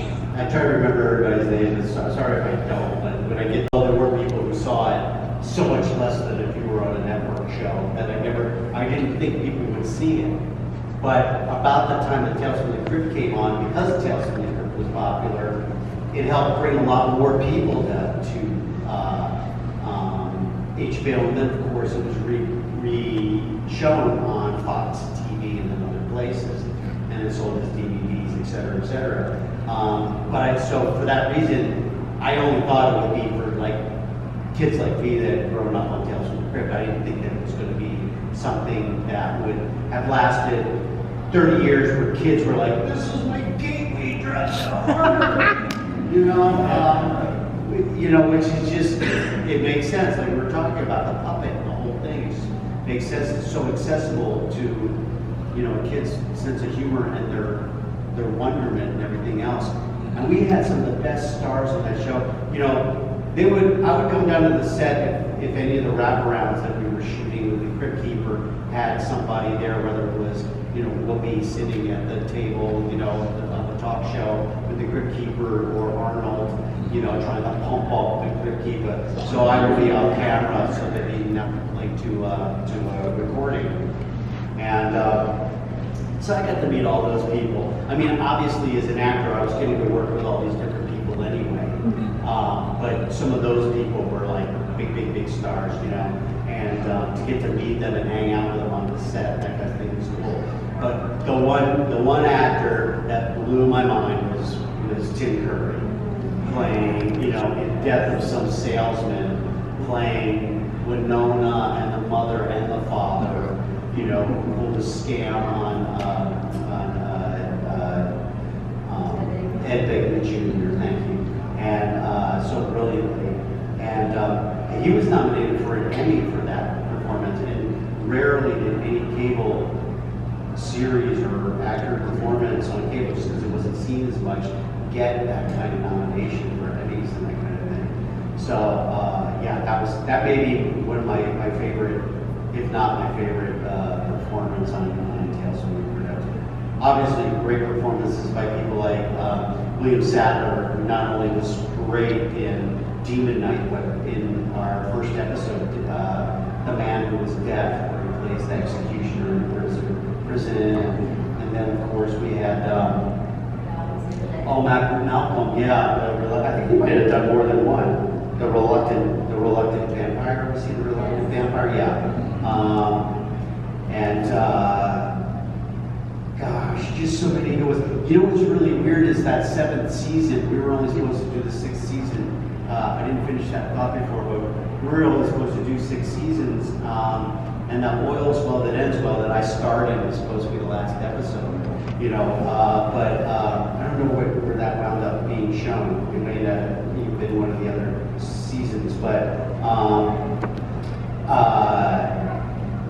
it started becoming popular in England, so they said we want to see more. They go, well, it's expensive, we don't have money to make more. They go, well, we'll come up with the money, so they went and shot it over there. If you look at the actors, and they're not my favorite episodes, because they didn't quite get the humor. They didn't get the humor that you don't need to gild the lily to play this kind of acting. You play it serious, it's already funny on top of it. They were like overacting it because they thought that's what this had to be for that style of acting, which is what they do over there, which is great, but that's not what this was. But the actors that wound up in that show, we didn't know who they were here, but they were already obviously good actors, and now they're huge stars, whether it was Ewan McGregor, or Daniel Craig, Emma Sands, Tim Roth. I mean, these amazing actors that are now like big, huge movie stars, stuff like that. The first time anybody over here saw them were like on Tales from the Crypt episodes. It's kind of cool. Do you know why it was taken to England? Well, because they were big. Okay. Because we were going to do more. Right. Because each year you had to come up with more of the budget yourself for HBO. Because they just didn't have the money. Yeah. But and it was an expensive show to produce. Because the producers were such big guys, everybody wanted to work for them, so they could get a lot of favors. But even with favors, it was an expensive show to do. I mean, I never got paid that much for a show, just because they couldn't pay me. If I went to Not Scary Farms or one of those things, I got a nice big check because that was advertising or merchandising or that kind of stuff. But it was never like a big money making gig for me. We have time for one more. Anyone? No? Okay, well, I have a wrap up then. Last chance. Read more of the book. I saw a question in the back. Young lady just raised her hand. What's your favorite horror movie right now? My favorite horror movie right now? Oh gosh. That's tough because I'm a real purist. I love the really fucked up ones like The Exorcist, where they feel like, you went to church and now you're going to hell kind of thing, Those ones really were very visceral, Rosemary's Baby and Exorcist and Omen, and those were the really scary ones to me. I like slasher films, but they were never really my bag. You know, in terms of that, gosh, it's a hard question now because some of them are hysterically funny. You know, whether it's Fridays and Freddy's and or Art the Clown. I mean, it's so creepy, but it's just gross. You know, I mean, it's creepy and I like watching it. You can't not watch it if you're into horror, but it's still again not my favorite stuff. Gosh, now the Scream movies are fun because they make fun of horror movies, they're always fun.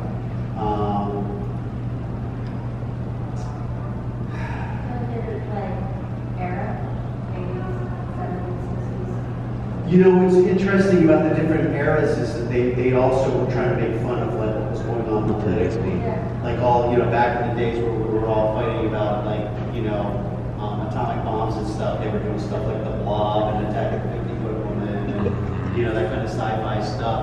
And then, of course, Women's Lib is coming, and the next thing Jamie Lee Curtis is the women's wives, in a horror movie and women's, women power and that kind of thing, which is kind of cool. I mean, what would be really, it would be fun to kind of see a political horror movie now. That would be fun. What would be really fun to see is a horror movie like Housewives of Beverly Hills. Like dead housewives of Beverly Hills, and they're all being killed by their plastic surgeons and shit. And I'm sure they'd be into it too, Yeah, or Fixer Upper, Keep finding dead bodies. That's what they're trying to do, like Chip and Joanna Gaines are trying to redo a home and like it's haunted. And Chip's like, it's demo time. It's like, he comes out like with his arm pumping blood out of it. He's lost an arm. Joanna Gaines, what happened, Chip? First time, Chip Gaines is speechless. I'm sorry I don't have an answer for that because it's just so hard to think of like ones that have like really crushed it recently where I'm like, even the Roger Corman stuff is classic. You watch that as a kid. I mean, the Universal Horror Monster movies were my favorite as a kid. Anything with a theremin, But, the Roger Corman stuff, especially with Vincent Price, whether it was, House of Wax or, The Tingler, Mask of the Red Death. Yeah. Do you have a favorite remake of an old classic? Oh, gosh.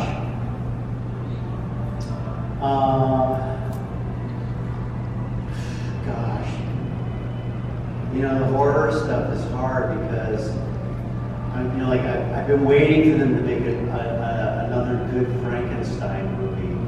I loved Poor Things. I thought it was about as classic as any horror movie you could make, but it was beyond a horror movie, obviously.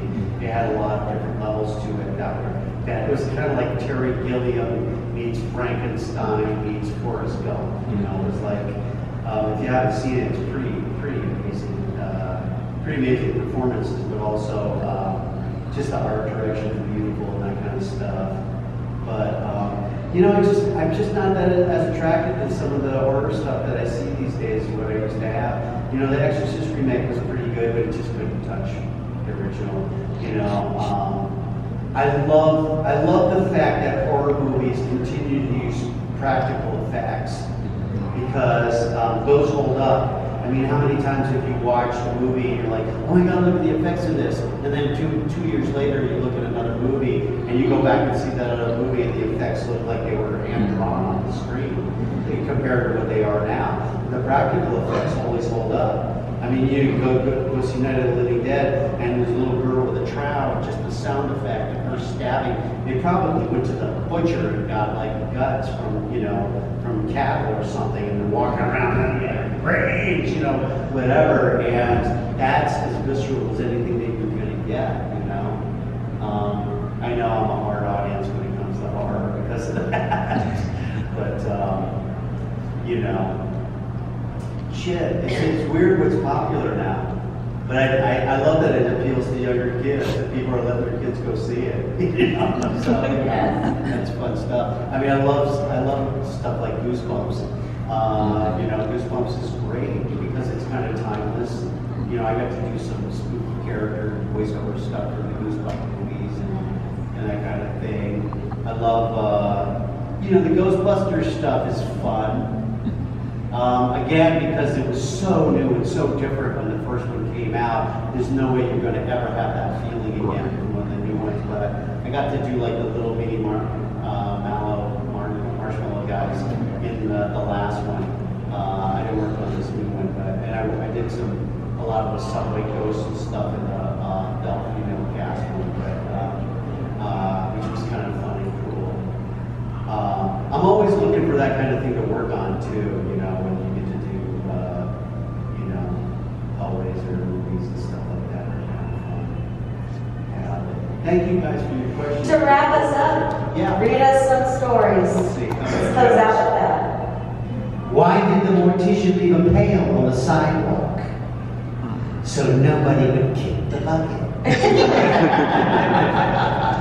What has 4 legs and flies?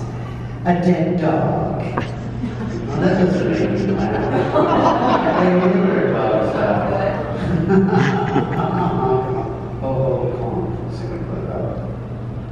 what goes ho ho ho clunk. Santa Claus laughing his head off. Oh, okay. What is the most popular TV show among ghouls? Name that tomb.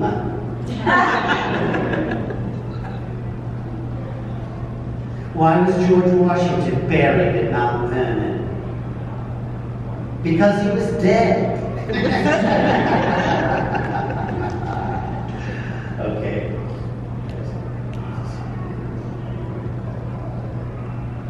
Okay, no, that's not good. It was a good book, guys.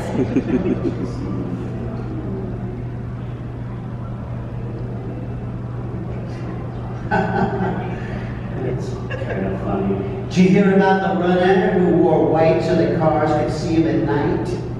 He was run over by a snowplow. That's a Jeremy Renner joke, actually. Yeah, unfortunately. Yeah. Did he get hit by a snowplow? Yes, he did. God bless him, he made it, thank God. Heavy metal music promotes violence. Every time I play a Metallica album, my father hits me. All right, that's it, folks. Thank you so much. Thank you.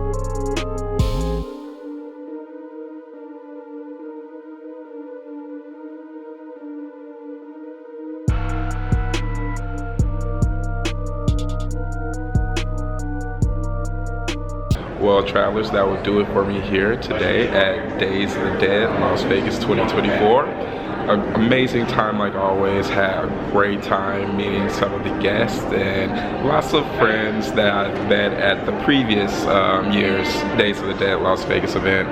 Travelers, if you enjoyed this video, make sure to give me one of those Ash Williams severed hands, you know, the thumbs up.